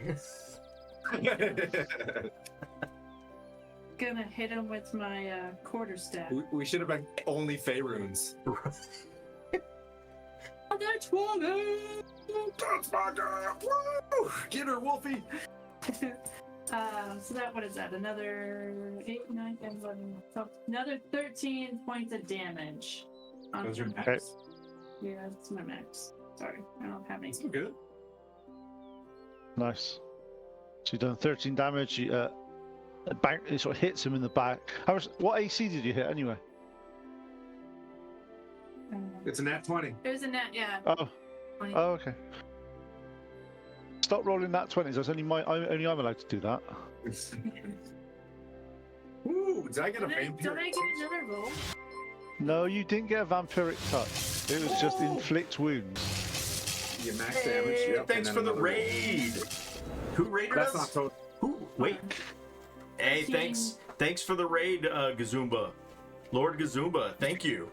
Hey, Lord Kazumba, thank you. So that's 13 total. 15 total. 15. All right. 15. Okay, cool. Nice bit of damage there. Whoa. Thanks, Lord Kazumba. We're fighting a Blue group Box right RPG. now. Blue Box raid. Yeah. Nice. Thanks, guys. Yeah. Who's Okay, up? so Moriana's go. Zara, it's your turn. Come Okay. on, Zara. You got it. All right. The Grinch, whatever the hell this thing is. All right. Hand axe, like. Oh, don't fuck up. Don't mess up. Sorry, that was almost a non-PG word. 17 plus 5, 22. That definitely hits. God, I hope so. Damage rolled. Ugh. 11 plus 5, 16. Nice. Nice. Let's All the go. times I needed to hit that. Like, I just haul off and I aim for the neck and I'm going for the carotid, man. Oof. Okay. So now it's the goblin's turn that has been left behind. The goblin. I died from a goblin. I quit. I quit. He'd get an opportunity attack if he went past me. The No. goblin comes up behind Moriana and tries to attack her. Let's go, buddy. Oh, thank God. I mean, it sucks. Does a 19 hit you? Yeah, it does. Okay. Take 7 points of damage as you're slashed across the back of a scimitar. How you doing? Ooh-wee. I'm good. Ooh-wee, it's a good fight. Pete. As a reaction, can I go in my pocket and eat 7? No, I can only eat 1. No, Damn it. no, and Yeah. unfortunately, you can only do that as an action or on your turn. Yikes. All right. Okay, so now the goblins. He then disengages and steps. He's got like 10 feet of movement, so he just sort of steps back from you, so he's just not in melee combat with you. Copy. And at this point, it is the start of the round again, and it is Bork's turn. Bork, in front of you, you've got the guy in all the furs and all that seems to be wanting to cast lots and lots of spells and upset people.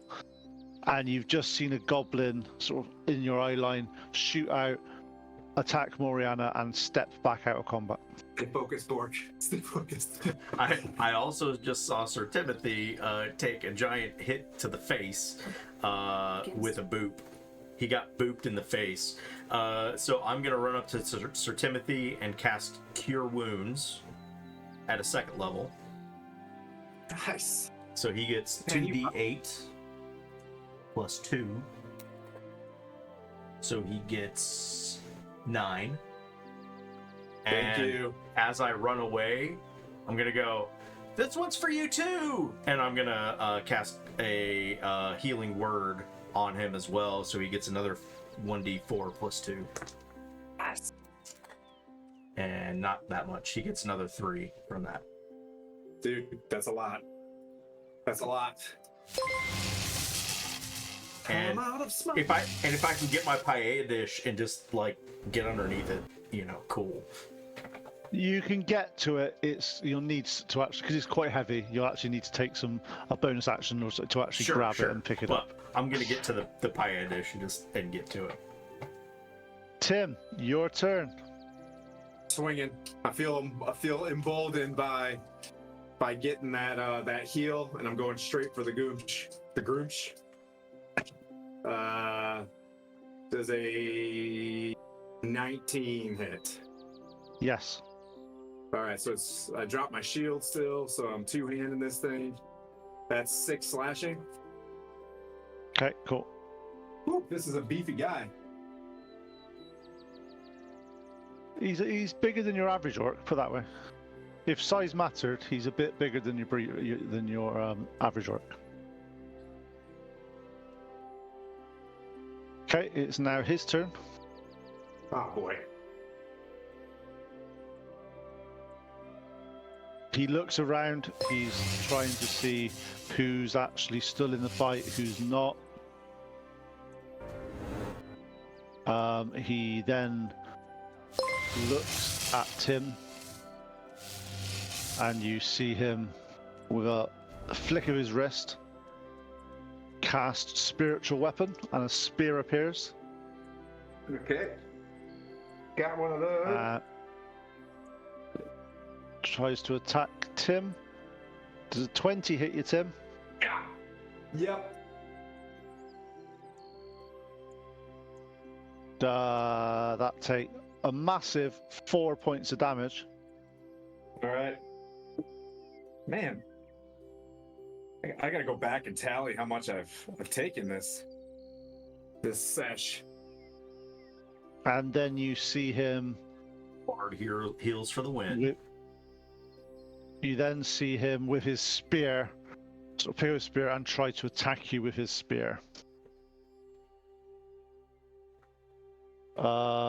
17. That hits. That hits my AC. Hey, if anybody's out cool. there in your, if you hit us a follow, if we make it to what did we say, 75, we got a giveaway. So. Well, we just reached 450, so. 450, nice. So, nice. So 17. So this does a little bit of damage against you then. Cool. Okay.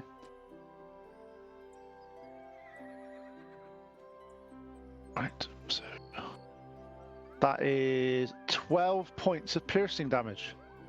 Oh no! What? Oh no! I'm sleeping. Boo! Okay. As he stabs, you see Tim collapse over, holding the spear, as he falls to the floor. As the eye pulls the spear out, and with a wicked smile goes, "Who's next?" In Orc, the only person who understands that is Bork, but he still says it because that's just what he does. So that's my third death. That's two this campaign. Moriana, your turn. You see Tim take a spear to the chest and fall down. Yeah, I can't exactly go through this guy, and I'm about to die. So I'm gonna cast Cure Wounds on myself, Smart moves. giving me. And is a 2,008. Oh, Christ. Sad plate mail noises. Giving me sad rolls. You do realize, Tim, the scary thing about that attack is if you had your shield, it wouldn't have hit you. Oh. Tell that to your ogre, homeboy. No. What I mean is your shield that you put on you dropped because you're using your sword two-handed. Just your normal shield. Hey, Heroes Evermore, welcome, buddy.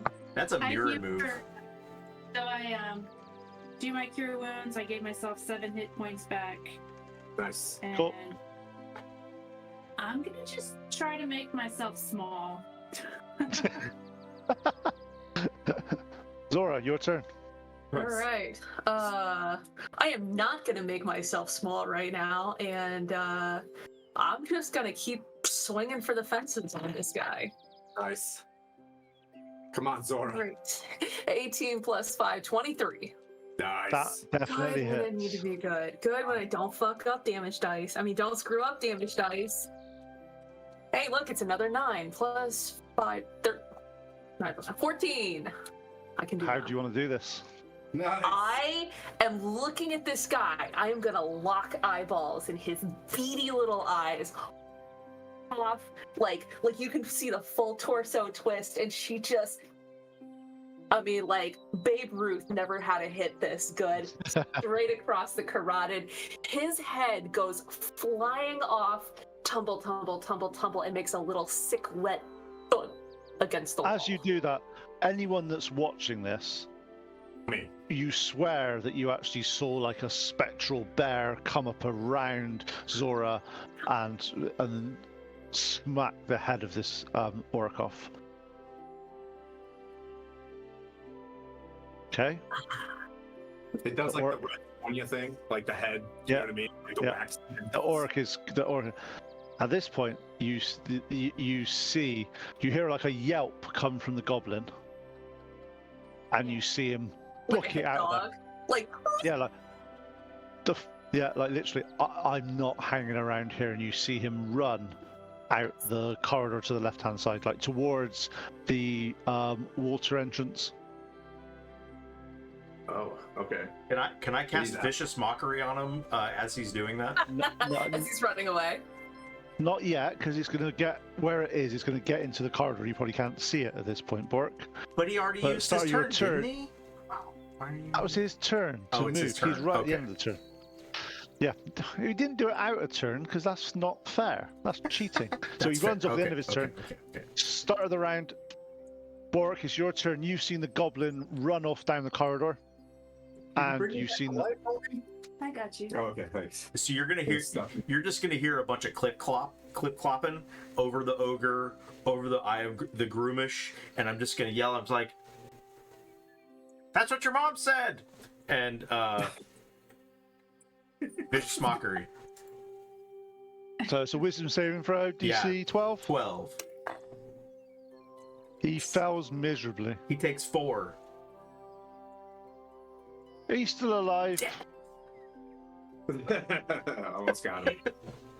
I was hoping for the vicious mockery kill.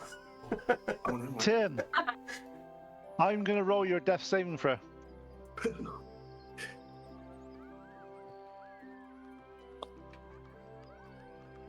Okay, and he's dead. Moriana, your turn. And he's dead. What?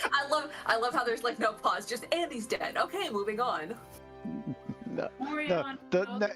in my initiative sheet, the one after Tim was the Eye of Gromish, and I said, sorry. Oh, he's dead, so he's not happening. I wasn't saying Tim's dead yet. Right, Not Moriana. quite dead yet. Oriana goes over and kneels next to Sir Timothy and lays her hand on his plate metal What? and On his what? no. His plate Family metal. show. You're heating metal on him. That's not very nice. Heat metal? Just kidding. I mean, I'm not. Okay, I'll hold his hand and I'll cast. 4, 8, 11, plus 3, right? I like the sound of what you just said, though. 11, 12, 13, 14. For 14 hit points. Nice. Tim, you go as you come to life. I prefer than that Yeah. sound. Yeah. No. You might prefer it, but you were dead. So no matter. When you come back to life, you don't get to choose the sound you make. No.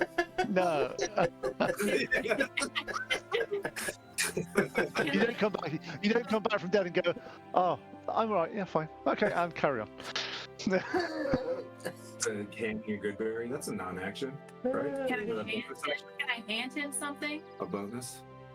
Is that like You a can help? you can drop some berries on the floor next to him. Yes. I will give him 4 berries. Thanks for the bit.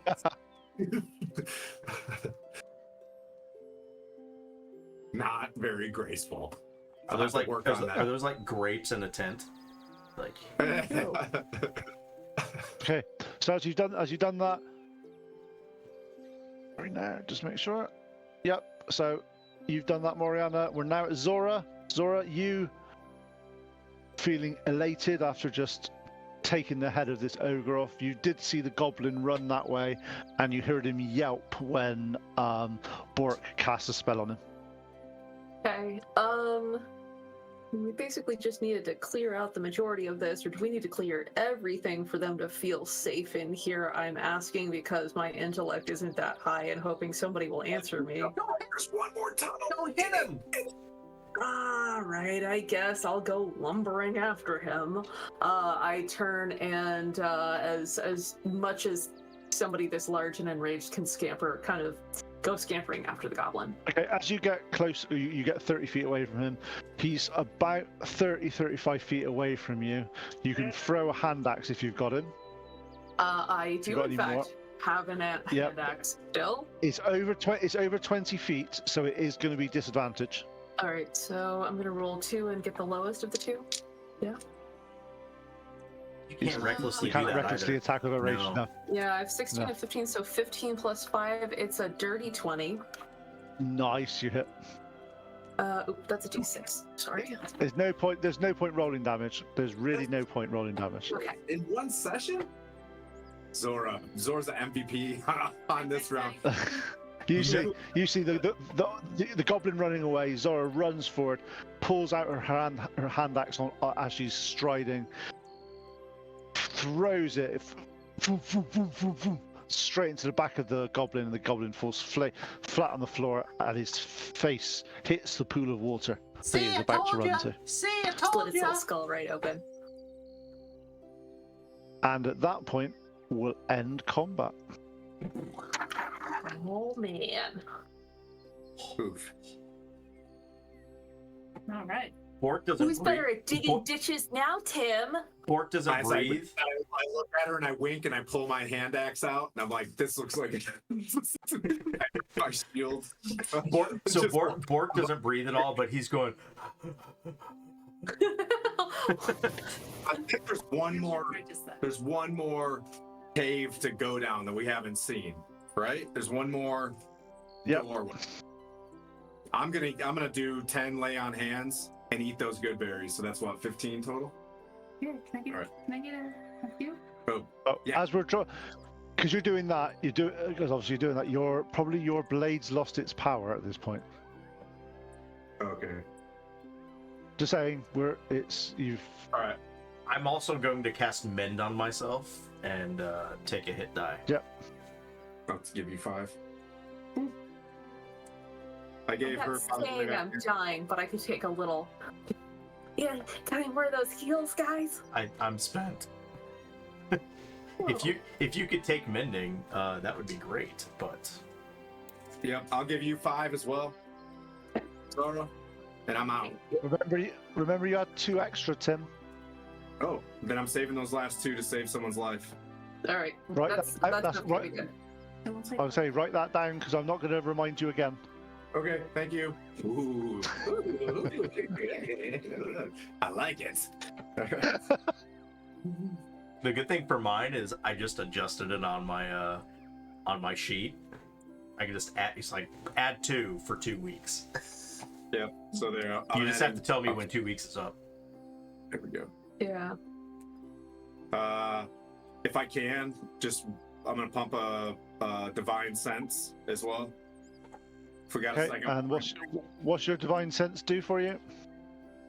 I can detect celestial fiend undead within 60. You sense nothing like that within 60 feet.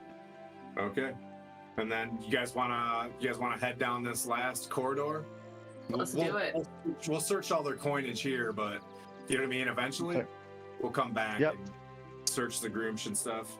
Okay. So we'll- As you start to go down the corridor, Moriana, with your passive perception, you notice that the floor of this cave. There's lava. No, because you all would have noticed that, Tim. Come on. You notice that the floor of this tunnel, once you go around the corner, is probably the cleanest you have ever seen any cave in your life. There isn't a little speck of dirt, there's not a little rock, there's not any type of dust. fine. I can't. No, back up. Sorry, we're yelling at each other. There we go. What's that? Okay, yes. So as you go in the corridor, you're looking around. It's absolutely pristine. All right. Why is this cave so clean?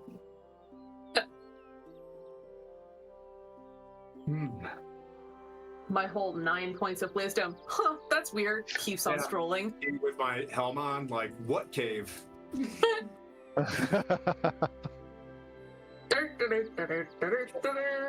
Just gonna keep pressing.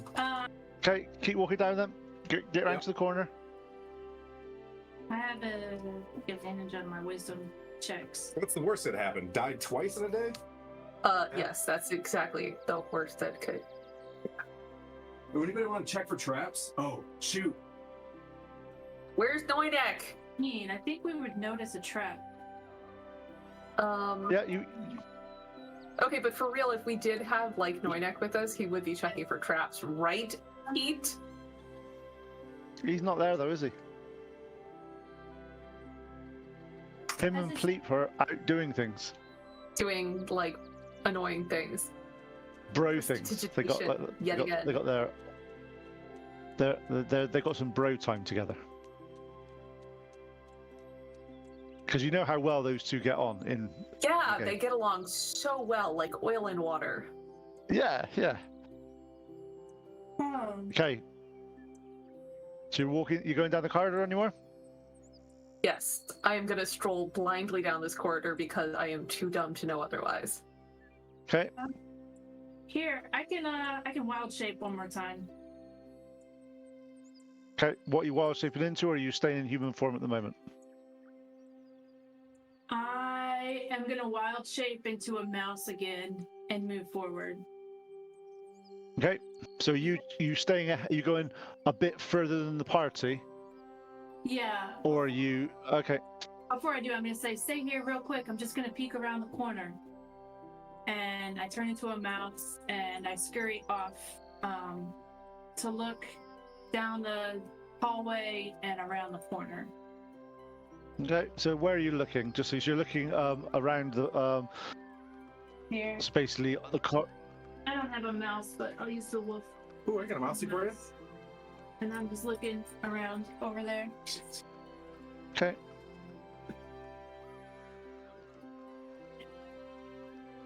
Yep, you are looking around, you're looking down the corridor, and so far you can't actually see anything unless, do you want to do a proper passive or a proper perception check? Yeah, let's do an actual perception, a mouse perception check, I guess, probably. Yeah, mice. Yeah. Okay, We all. so you're looking around. So you're looking at from a mouse perspective, you're looking around, you can't see anything, 'cause nothing looks out of the ordinary down here. Are you coming up with it? Okay. I come. No, I said Oh, you stay. wait Okay. until I come back. So I'll come back to him and I go squeaky, squeaky, and I do like a circle and like I kind of my claw. You do your sort of basically your sign language as a mouse. Yeah, Squeaker, exactly. squeak, squeakums. Squeak, squeakums. Yeah. Squeak, squeakums. Okay. And she means, let's go. Okay, so you all get down to that corner part then? Yep. Yeah. And then I'm gonna like scurry in front of them until I start to hear anything or see light. Okay, so can you move yourselves up to that corner or anything so I can see so thank you. You're there. Look at that. Isn't that good? Okay, cool. Okay. As you start to walk down that area, who's got that? Just need to look at your passive perceptions a second. Hi, Tim. We don't have passive Okay. perception. What are you talking about? The only person that actually you hear from behind you Oh. as you turn round, Moriana. The other side of the party, you see a black ooze-like creature from the top of the ceiling, sort of, and land, blocking the hallway. So it's blocking your escape. Is it a gelatinous cube? It's of that ilk. It's jet black. Looks like, do you know, obviously you guys have seen Venom. That type of black, oozy, tendrily type. As it just lands. And at this point, do you want to stay in the initiative order you had last time, or do you want a new one? Your choice. Initiative order. That's the first time. I would also like a new initiative order also because we've gone out of combat and I have to go back into a rage. I hit Yeah, okay. Can I have some more initiatives from you guys then, please?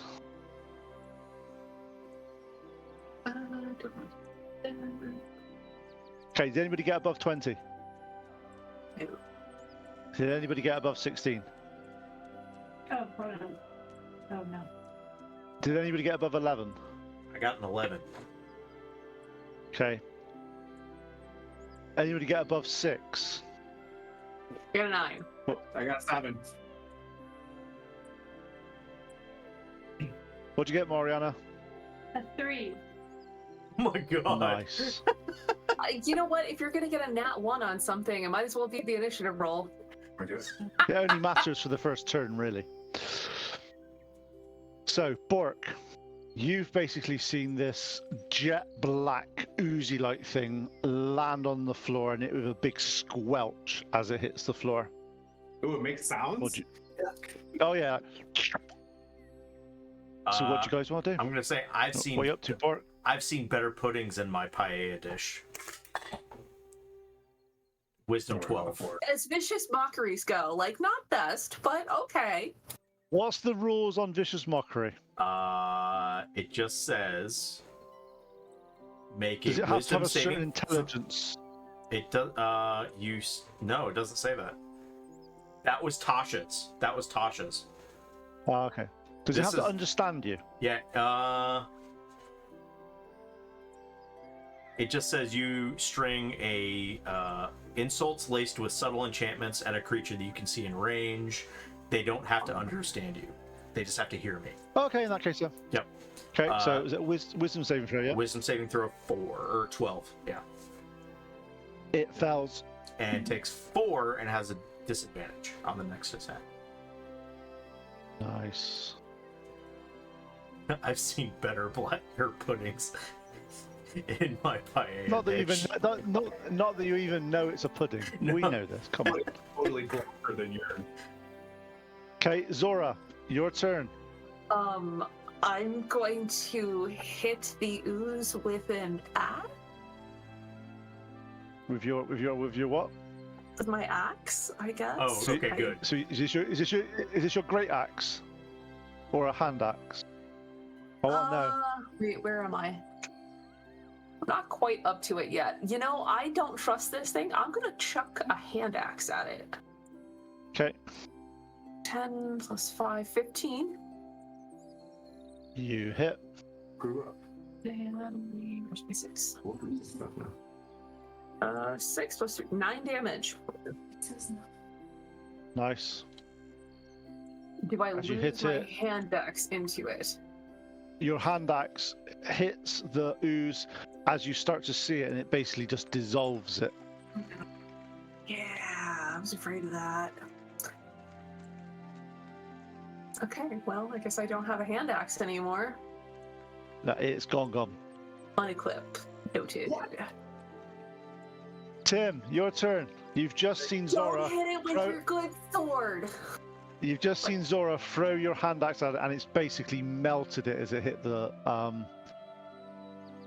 Oh, crud. We should probably just run by this thing and get the Yeah, F like, away. let's run away. Run away. It's currently blocking the tunnel. Completely?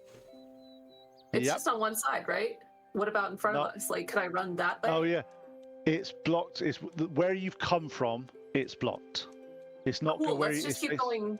Let's go to where we were going. Sure wish I had a magic weapon right now that I just ran out of for the day. Let's see. Thinking. All right. Sure wish I had More- something else other than vicious mockery. I mean, it does damage. Or Baby Bard. That's It's all I like have the left. The hand axe was dissolved on contact? Yes. Yes. Oh. I'm screwed. Oh, crud. Sorry, actually, where you see it, you do see the axe. It's just it is literally like burning away as if it's in acid. It's not quite gone completely with one hit. Did it look like it did any damage to the thing? Oh, She's it dumb did enough damage. that she's like up like do I grab it? Do I try? I'm gonna try to hit it with a mace. Oh. I absorb elements. I could try to like wrestle it and absorb. I would do that. Yeah, but I mean, do anything. Yeah, I don't think it's an element. You can try. More than Okay, so is what's important. We're I almost don't out, know. yes. I don't really know what it is. I'm gonna Tim, try to your turn. mace. You hit him with a mace. Okay, cool. Go roll a hit. 22. Nope. Cool. That's, Can you 24. move Tim up to melee as well, please? Oh boy, oh boy, oh boy, oh boy. And teacher. And that's 6 bludgeoning. Okay. and you take 4 acid damage as blackness splatters onto your skin and burns you. Oh boy. Did it look like it did any damage with my... Yeah, no, you did damage.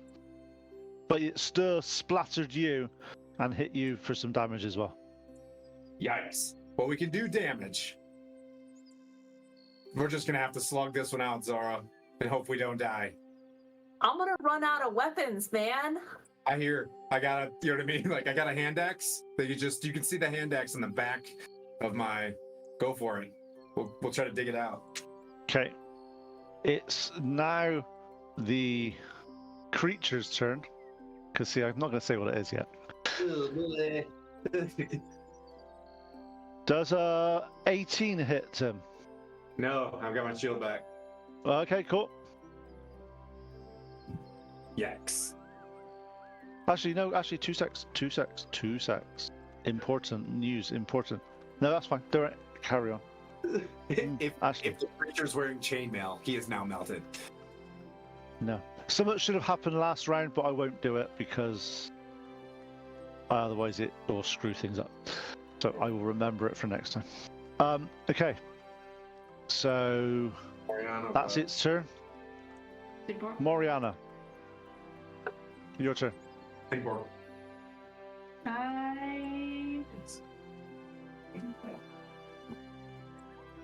Okay, I am going to, as a bonus action, unwild shape back into my normal self.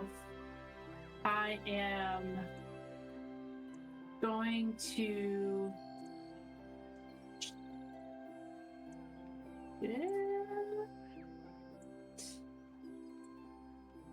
Well, that's a bonus action. Okay, I'm gonna catch Shillelagh as my action and move up behind Sir Timothy. So you're not getting in melee range, you're just behind Sir Timothy. Bonus action. Yeah. So both bonus actions, but Yeah. I can only do Yeah. 2. But you can still hit, right? No. Oh. I mean, I don't think so. No, if you use a bonus, you're good. No, I don't. They're 2 actions, but like they're Yeah. both like bonus actions. Yeah. So I can only do it.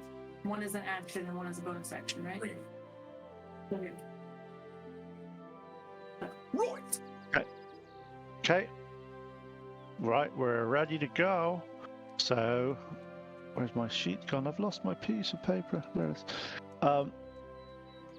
So, start of the round. Bork, it's your turn.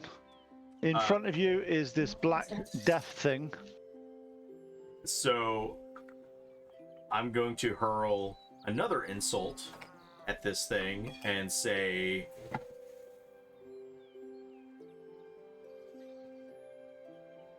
you could do so much better.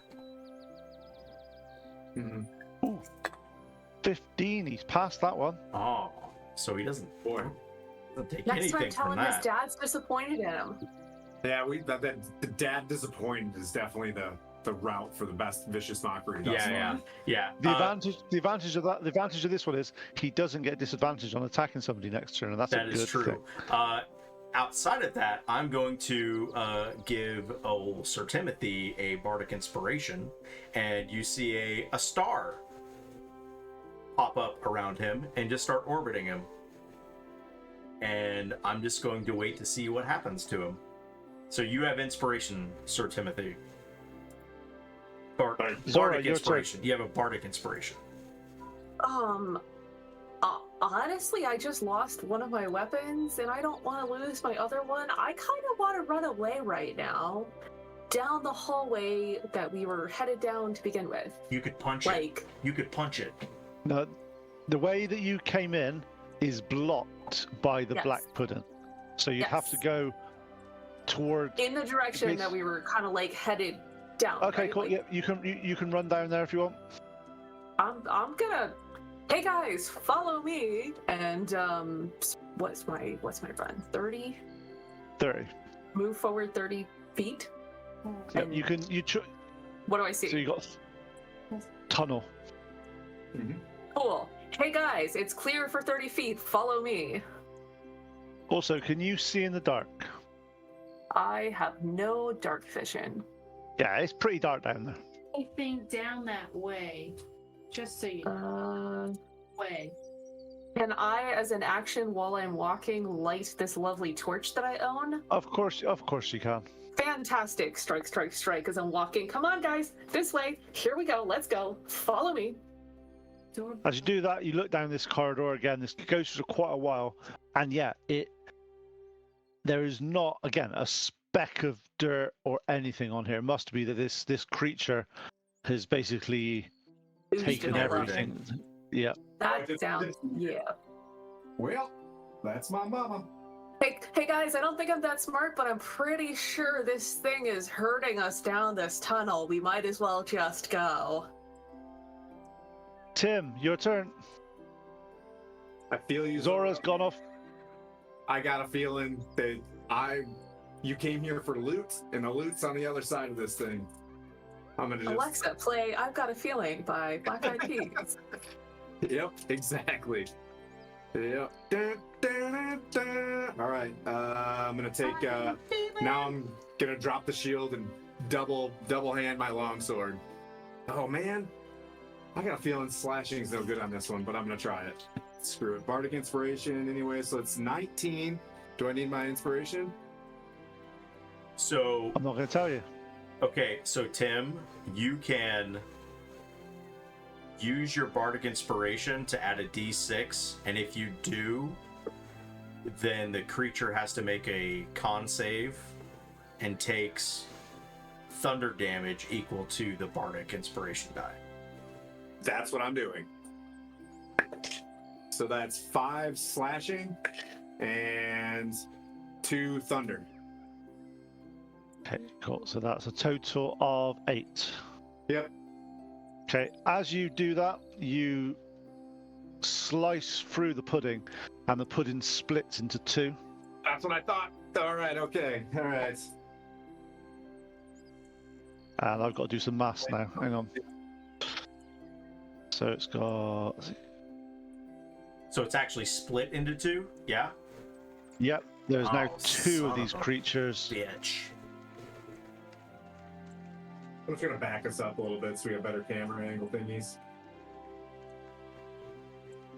Look at that bling on your hand. Is that a real topaz or aquamarine? It's topaz. Yeah. Okay, Tim, you do anything else? No, I'm gonna stay put. Okay, cool.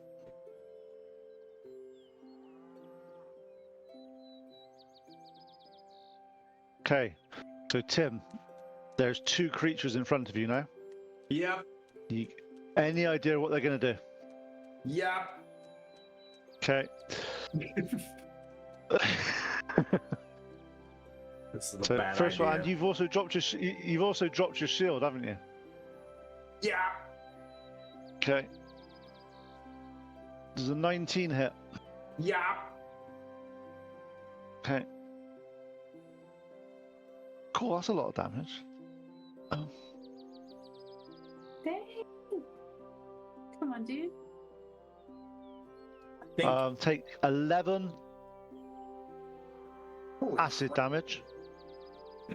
I think Pete did this on and- purpose for the ogres. Ow. Okay. And, Tim, you feel the armor that you're wearing getting pitted as the acid from the black pudding, because it is a black pudding, is eating at your armor. You lose 1 AC off your armor. Alrighty.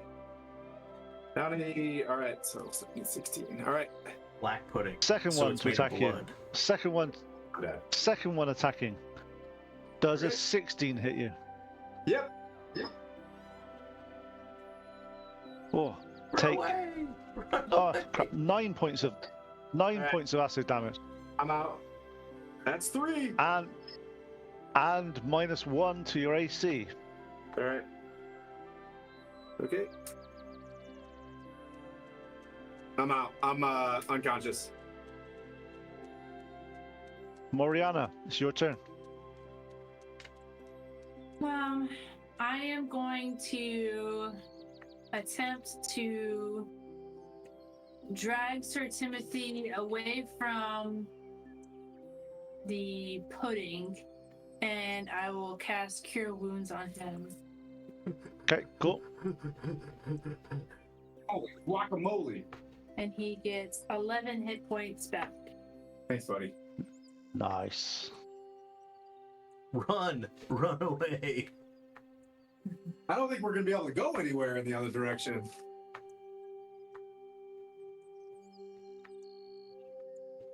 Thanks, buddy. Mm-hmm. It's got Oriana, spicy. can you do that like that spell you did outside? Was it wild growth or something like that? Cool. I don't have any other second level spells left. Dang it. Cannot. Okay. And we are right at the top of the round. Bork. Tim's just dropped. He's been pulled out of the combat. He's been healed. None of you are in melee range at the moment with these black things. And it is your turn. And there are now 2 of them quite separately doing things. They'll go away if we leave them alone? They're weaker, Are they? spread apart. Yeah. I'm gonna say, you know what? Vanilla puddings are better. So which one are you casting that on? The one on the left or the right? Just so I know. The left one. Okay. It fails. 2. It takes 2. Okay, and that one's got disadvantage. And then I'm gonna cast another bardic inspiration on Sir Timothy, so you get another d6 when that happens. Thank you. And then I'm Thank you, sir. I'm out of that. Do you staying where you are? No, I'm gonna move back as far as I can, so 30 feet.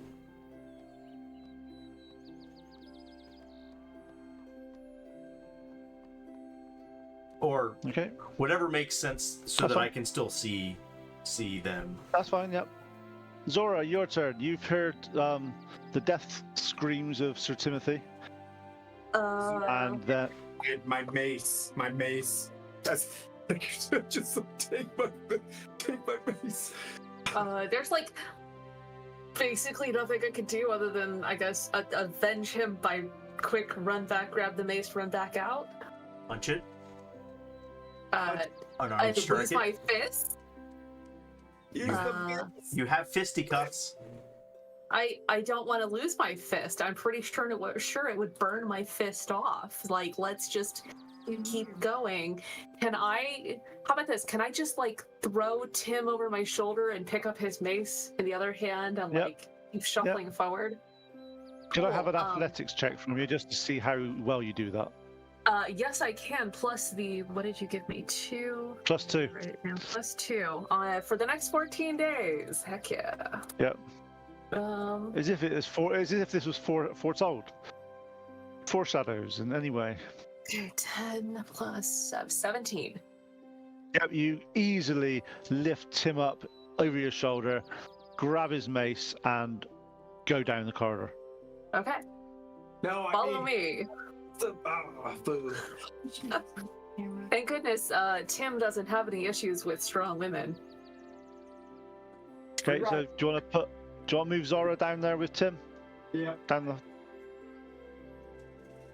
And Tim, it is now your turn. You are in the arms of Zora. Okay. You've been woman handled down the corridor. Yeah. Alexa, play Arms of an Angel by Sarah McLachlan. I mean, I guess since clearly you want to go to the end of the cave.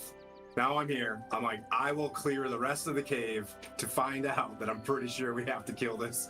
So I'm gonna move as far as I can down the way. Okay.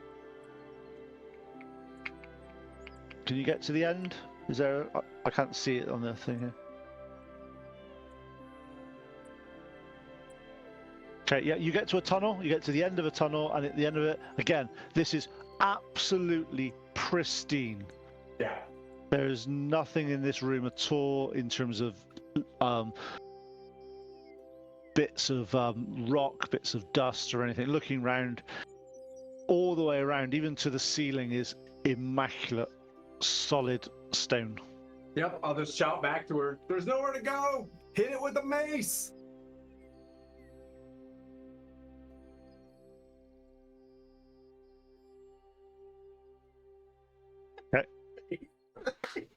I'm like, Hit it with the you mace. want to lose that to a man? Okay. The mace worked. The mace worked. The sword slashing doesn't. Like that's. I'm trying to be like, you know, stay in the game. You know what I mean, and not be meta. Like, use the mace. Use the force, Luke. Oh my God! Take the mace from her. I just yelled someone. Give it to me, I'll hit it. All right, sorry, Okay. whose turn is it? Pete. It's now the two little black puddings. Oh man, I'm closest to him. Yeah, they do some. Oh, That's okay. Hit okay. They both move a maximum of 15 feet.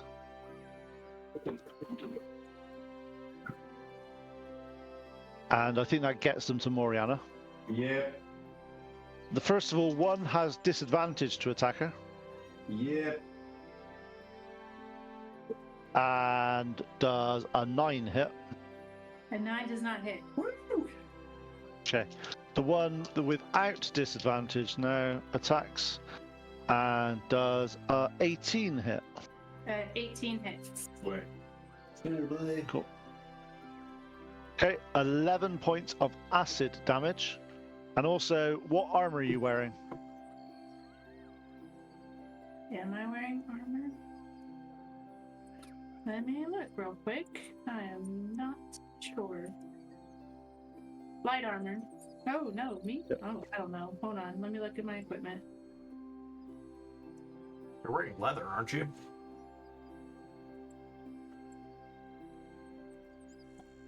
Leather armor.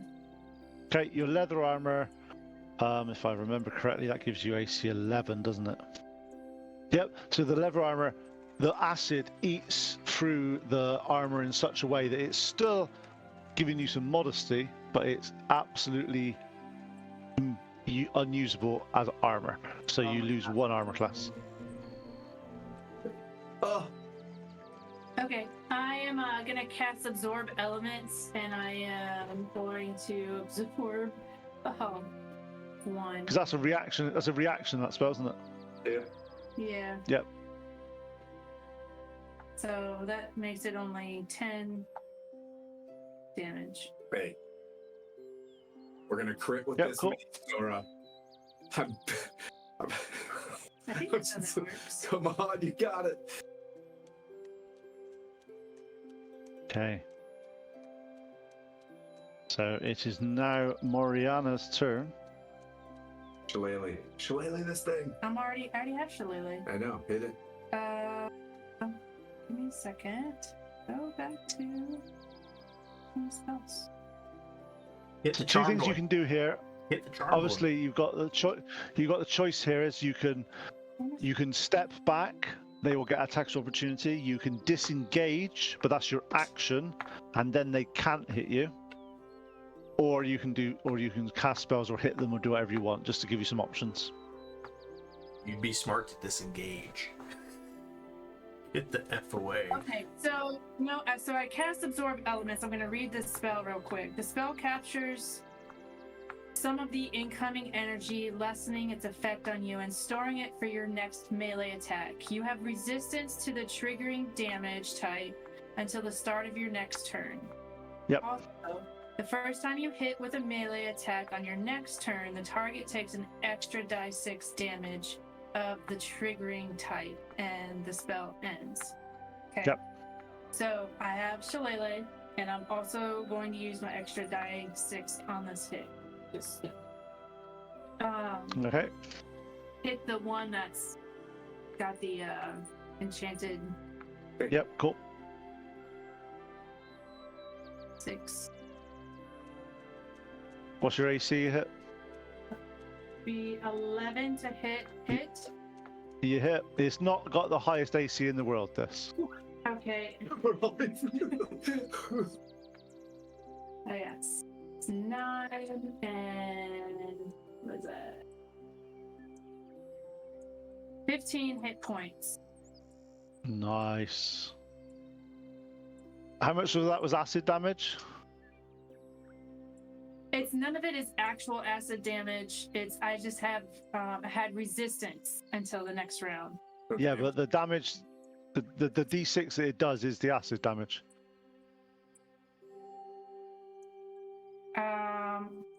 6 of it would have been acid. Okay, cool. It doesn't seem to do the acid damage to the black pudding. Yeah, they probably have resistance to it. Okay, top of the round, Bork. You guys are really ugly. The same one that's It fails. 4. Yes. And I moved just far enough away that it can't reach me. Okay. And I can still see it. Okay, Zora, your turn. You're up. Okay. I guess I'm gonna swing Tim's magic mace at it. His It's not non-magic mace.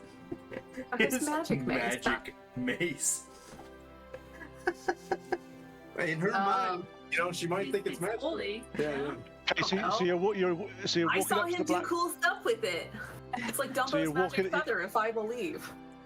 So on that one, you're walking up to the black pudding. You're hitting it with the mace. Perfect. Yes. Roll an attack roll. I guess what's my plus if I'm going to say 5? It'll still be strength. It'll be your strength plus. It'll probably be the same as your sword, so plus 5. Okay. So 15. You hit. Yeah, It's a you're still proficient in that. For Yeah. sure. It's die 6 plus 3, I think. Oh, for it's a 6? plus 4. 6 or 12, because my great axe is a 12. No, it's a d6. D6. Yeah. Yeah. It's 2 plus 3 plus 5, so 7. Nice. Bludge. Bludgeoning. 7 You bludgeoning. hit it. It goes out. Well, if it could go out, it would say out. But also, can you take 4 points of acid damage as you hit it? It splashes Is that onto you. halved? Or am I taking 2? Is this thing Are still... you raged? Yes. Are you raged? So yes, it's halved. Okay. So What's that, Tim? Look at your face, Tim. Yeah. Holy crud. Okay. Tim, run up here and get your damn weapon back. I'm in. Oh, God. Could she throw the mace up in the air like it's a bonus action? If you can, if I'll you give you want an to do that, athletics check hang to on. like if you like, want to do that, hammer it. if you want to do that, I'll give you a rule of cool. I want an athletics check from Zora. Okay. So plus 2. And that, go on then. 16 plus 7 is 21. No, Okay, 23. and an athletics checks from Tim to catch it. Don't F this up, Tim. Yeah, nat 20 plus what it's like a 22 or Okay, so also the basically you throw it, you grab it in your offhand. If you go, it'd be nice if I had my shield on me, but it's on the floor somewhere.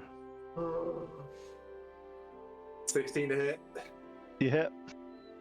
And I've got that bardic inspiration still. Yes. All right. So no, I don't. No, I didn't get another one. You have another. Yeah, I gave you another one. All right, Yeah. so that's 8 bludgeoning and 4 thunder. Okay, you basically hit it and it goes "Boo," and it dissolves on the floor. There's the little guys left, right? The little one over there. Well, they were both equal size when you split them.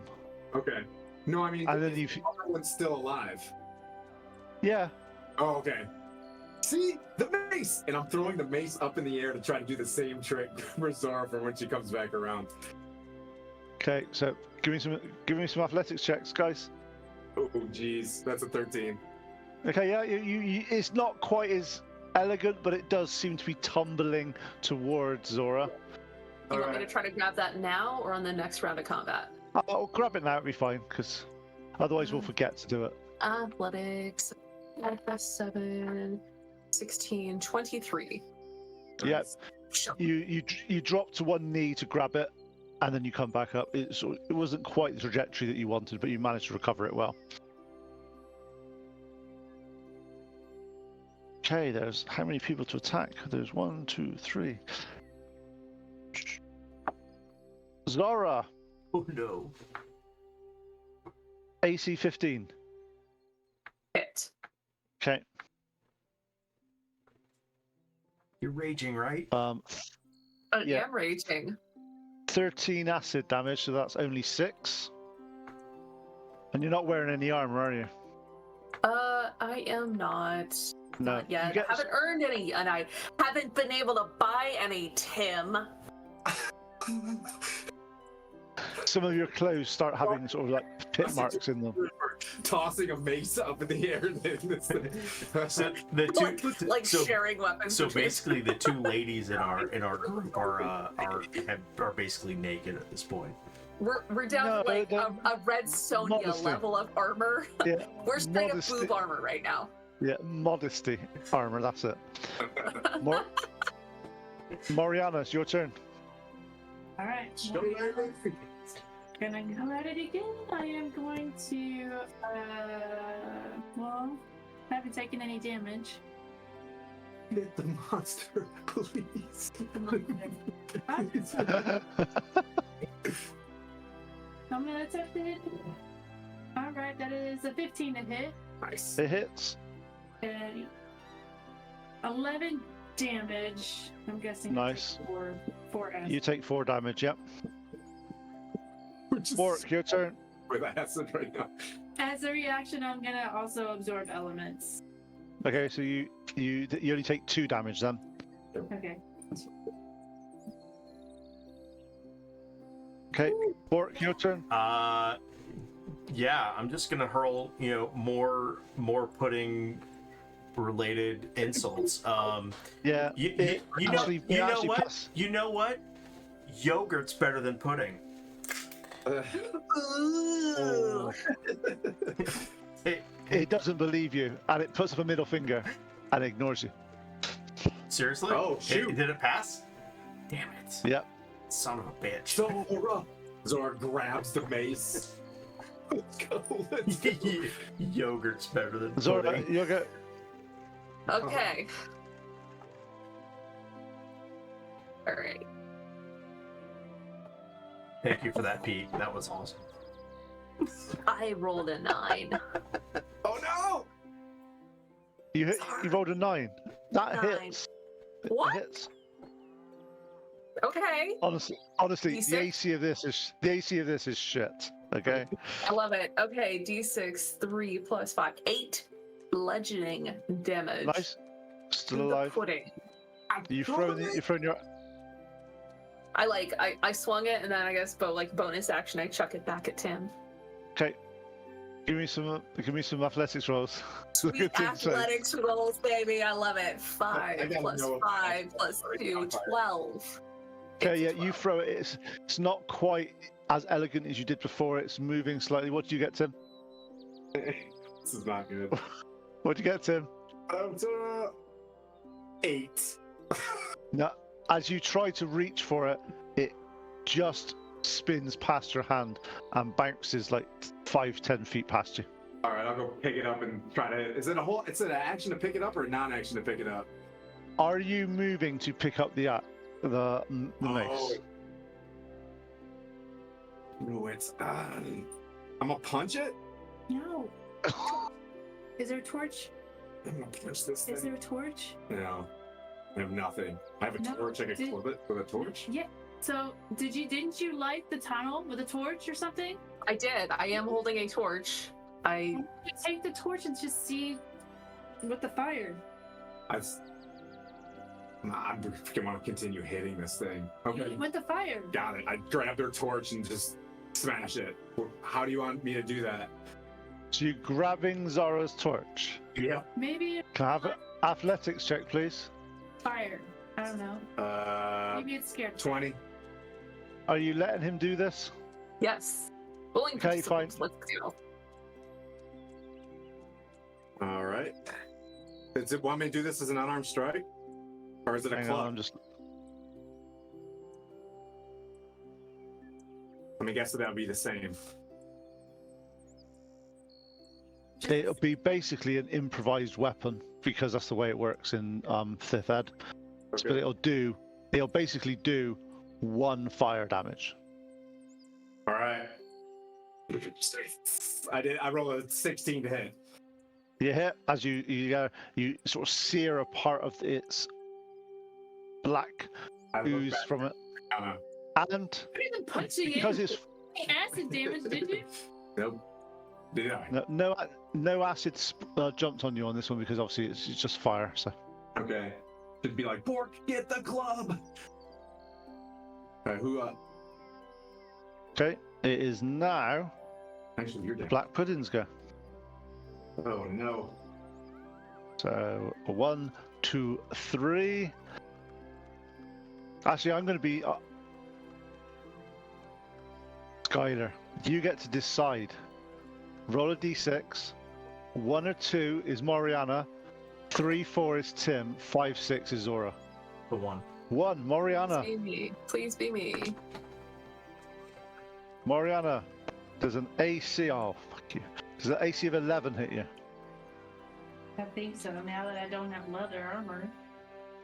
I'm not hating this, by the way. Yes. Yeah, cool. Damage. 12 acid damage. She's out. Down. Moriana hits the floor. Holy smokes! This thing's a god! I yell. It's a god! We just I'm also at spell slot, so Oh, no. And Moriana, I'm rolling your death saving throw for you. Only 5 minute ticking. Okay. Bork, your turn.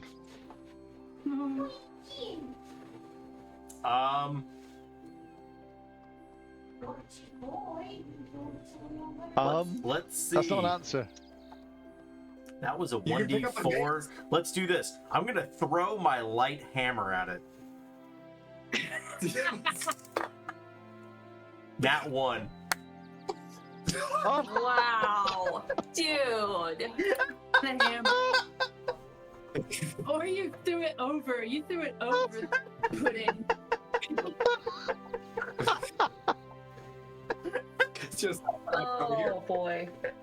It's just like flies. You go. Use the hammer. Bork panics, throws the hammer at the black pudding, and it goes past the black pudding and bounces on the floor. And Tim's got his hand out and like, Alrighty. That was it. Zora, your turn.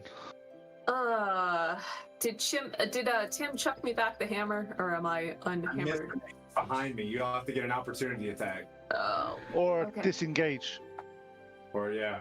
If I disengage, though, I lose my rage, right? No, you'll probably much get damage? hit and you can keep going. Yeah. Well, how many rages do you have left? You can After this one, only one. Go- I have do 3 it. total, and I've Do used it. It's worth You it. can- Okay. pick up your staff. Okay. I guess I'll step back and disengage. Okay, yep. So you don't get attacked. You don't get attacked. You get back. You pick up the mace. I guess prep for the next round. Okay, so Tim, your turn. I'm gonna punch it. You're gonna punch it. That's still an improvised weapon, right? Huh? Everybody move back. Alright, then I'll disengage with them. And can I put a good berry in Moriana's mouth and pull her out of the way? Or is that my actions to disengage? Can I bonus action drop a good berry in her mouth? No. And then You can drag her out though. You can pull her out. yeah, I'm gonna pull her out. I got you. Okay, so how far away are you going? I'm leaving it to Zora. I'm staying right behind Zora. So I'm putting like Zora, me, Moriana behind me. So you're using Zora as a sacrificial meat shield. Meat shield. Yeah. That sounds like a fun thing to do. I get, you know what I mean? Like this is what she would want. Okay, Zara, that's your turn, Tim. So you managed to get Moriana out of there.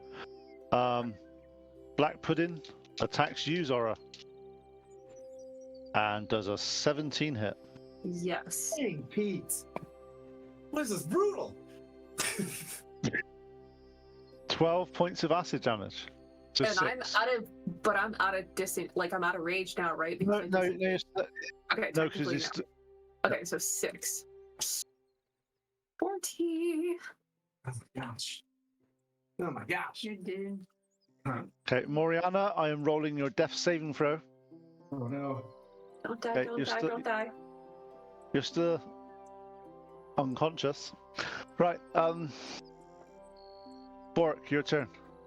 Well, I don't have a hammer anymore, so I'm just gonna yell at it like, "You took my hammer. You're a bad person." That's it. That's it. It passes. It Your passes. mother would be disappointed in you. It would have taken 4. It She would taught have you not taken to 4. steal. Zora, your turn. Okay. All right. So I disengage. I'm gonna re-engage now Yeah. with the Walk up to hammer. him. Okay. Charge. Okay. So this is now my last enrage. No, your Yeah. rage is your rage is fine because you got attacked last turn. okay, It still okay, stays okay. up. Okay, cool. Sorry, Mark. I'm trying to keep how many rounds I've got. So, okay. Walking up and hitting it with, smash it with a hammer. It's a 13 plus 5, 18. That hits. Okay, plus a d6. 2 plus 3 is 8. Bludgeoning. 8. Okay. It's on tendrils, but it's still alive. Ting. Tim, your turn. Oh, good one lay on hand. Okay, And then that's that's your action. Yep. And I'm just gonna be like, keep going, Zora. And I'm basically letting her know that I've got you. Like, I got you, Zora. Just keep swinging, because I've got one more lay on hand left in case she eats shit or dies, whatever. I'm stressed. This is stress. You don't have to hand me a good berry. I have good berries. Okay. We just Okay. need one good vicious mockery. I give you the good berry. You take the good berry. You take a good berry. I'll take a good. He like shoves a berry into my mouth as I'm like, ah! Okay, the black pudding attacks Zora. Oh god. Once again. Oh god. Yeah, does 13 hit? Ty goes to defender, right? No. No, meat hits. Meat if it hits. meets, it hits. Okay, I'm on armor 13, so Okay. hit. Well, that's a Unarmored bit- defense. That's a bit better. So damage. unarmored defense. What's your unarmored defense? Yeah, no, that's 13? because it's just basically yes. That's your armor class. It's the same thing. Yeah, my AC is 13. Yeah. I don't have any armor. Well, no, but doesn't Yeah, barbarian have a? Yeah, but that's why it's got that's why she's got 13 because it's Constitution +2 and Dexterity +1. Okay, gotcha. Which makes it Cool, 13. cool. Yeah, Roger. Roger. Roger. Take I just wanted to More make sure that damage than that you was have before. calculated. take 18 points of acid damage. So half for Yeah. 9. 9. Yep. I'm barely hanging on, but we're gonna get this thing. In the back of the room. She's got breasts of steel. I look at Moriana like, okay, all right. That's a phrase we say now. Moriana, Great, great. Moriana, you've come to. You've got 1 hit point. Your magical staff is no longer magical. Your shillelagh vanished because you went unconscious. What are you gonna I'm gonna eat a good berry and stand back. do? Sounds like a plan. Solid choices. Bork, your turn. He's gone.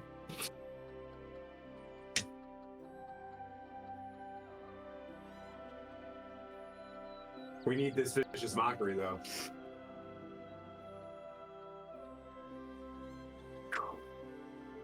Say something about its mother. Yeah. We'll drive for him. He's definitely gonna vicious mockery. Yes, There vicious he is. mockery. Your mother was a hamster and your father smelt of elderberries. It's failed. Oh, sweet. It's taken 3 this time, and this time I'm saying Jello is better than pudding. I don't know what Jello is. It's like It trembles by the in fear. It trembles by the smallest in fear. of feathers, smallest of amounts. Laura, you'll go. And I move three steps back. For that last round, as a bonus action, can I throw a rock at it?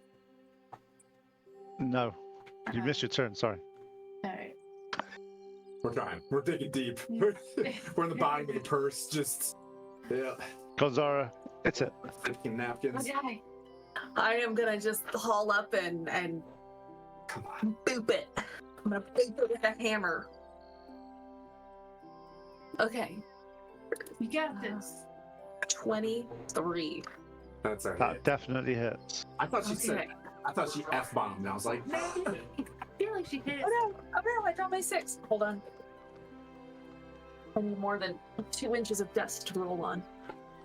Okay, 3, 6, 8 damage. Please, for the love of God. How do you want to do this? I'm gonna take Tim's hammer and be like, ting! Okay. As you fall you splat it on the floor. The acid That's comes great. back and hits you for 4 damage. You! For 2. I got 1 hit point left! Oriana runs and like jumps on Zora's back, Just dumping berries in my mouth. shoving gooseberries in her mouth. Eat this. And at that point, I think we're going to end today's session. I think that's probably a man. smart thing. 3 kill Because if shots, there's y'all. more in this dungeon, we are effed. Oh, Okay. I was, to be honest, I was annoyed you didn't go down this corridor the last time you were here. Oh, we'd have definitely been dead. Oh. Well done, guys. Just drop it. If, if we don't level forward from this, I went through every single If spell. Gary comes back also level 4, man, I'm giving him shit. right? No, Holy crap. You only got level 3 last session. That's true. That's true. Yeah, We earned. but we just came back 3 and of these things. holy crap. What did we just have to go through for this? I'm searching everything. I'm going straight to the groom shit. I'm just. Back- You're not because that's next session now. Yeah. We did it. Oh, Can we? Thanks holy everybody crap. for watching. For staying with us. Thanks for sticking it out with us. That was a really Yeah, long session. Thanks for sticking it was out with us, Thanks. everybody. Thank you to Blue Box RPG for the raid. That was awesome. Hey, Lord Gazuma. And Lord Gazumba, thank you. Yeah, thank you, everybody. Distal's Place for hanging out with us. Pixelated Bunny. Shoot, I don't even know who else to name, but I want to say thank you, everybody, for hanging out. And let's go find somebody else to raid. And why not Distals? Do you have Jason Charles Miller on? I Or he's do. doing, Let's go raid Jason Charles Miller. We'll go raid Jason Charles Miller. So everybody stick around and we'll go raid Jason Charles Miller. Say hello. I don't know what he's doing right now, but we're going to go raid him right now. And we love you guys. We'll see you next week. Have a good one. Thank you. Miss you. Love you. Bye. I'm going to take a nap.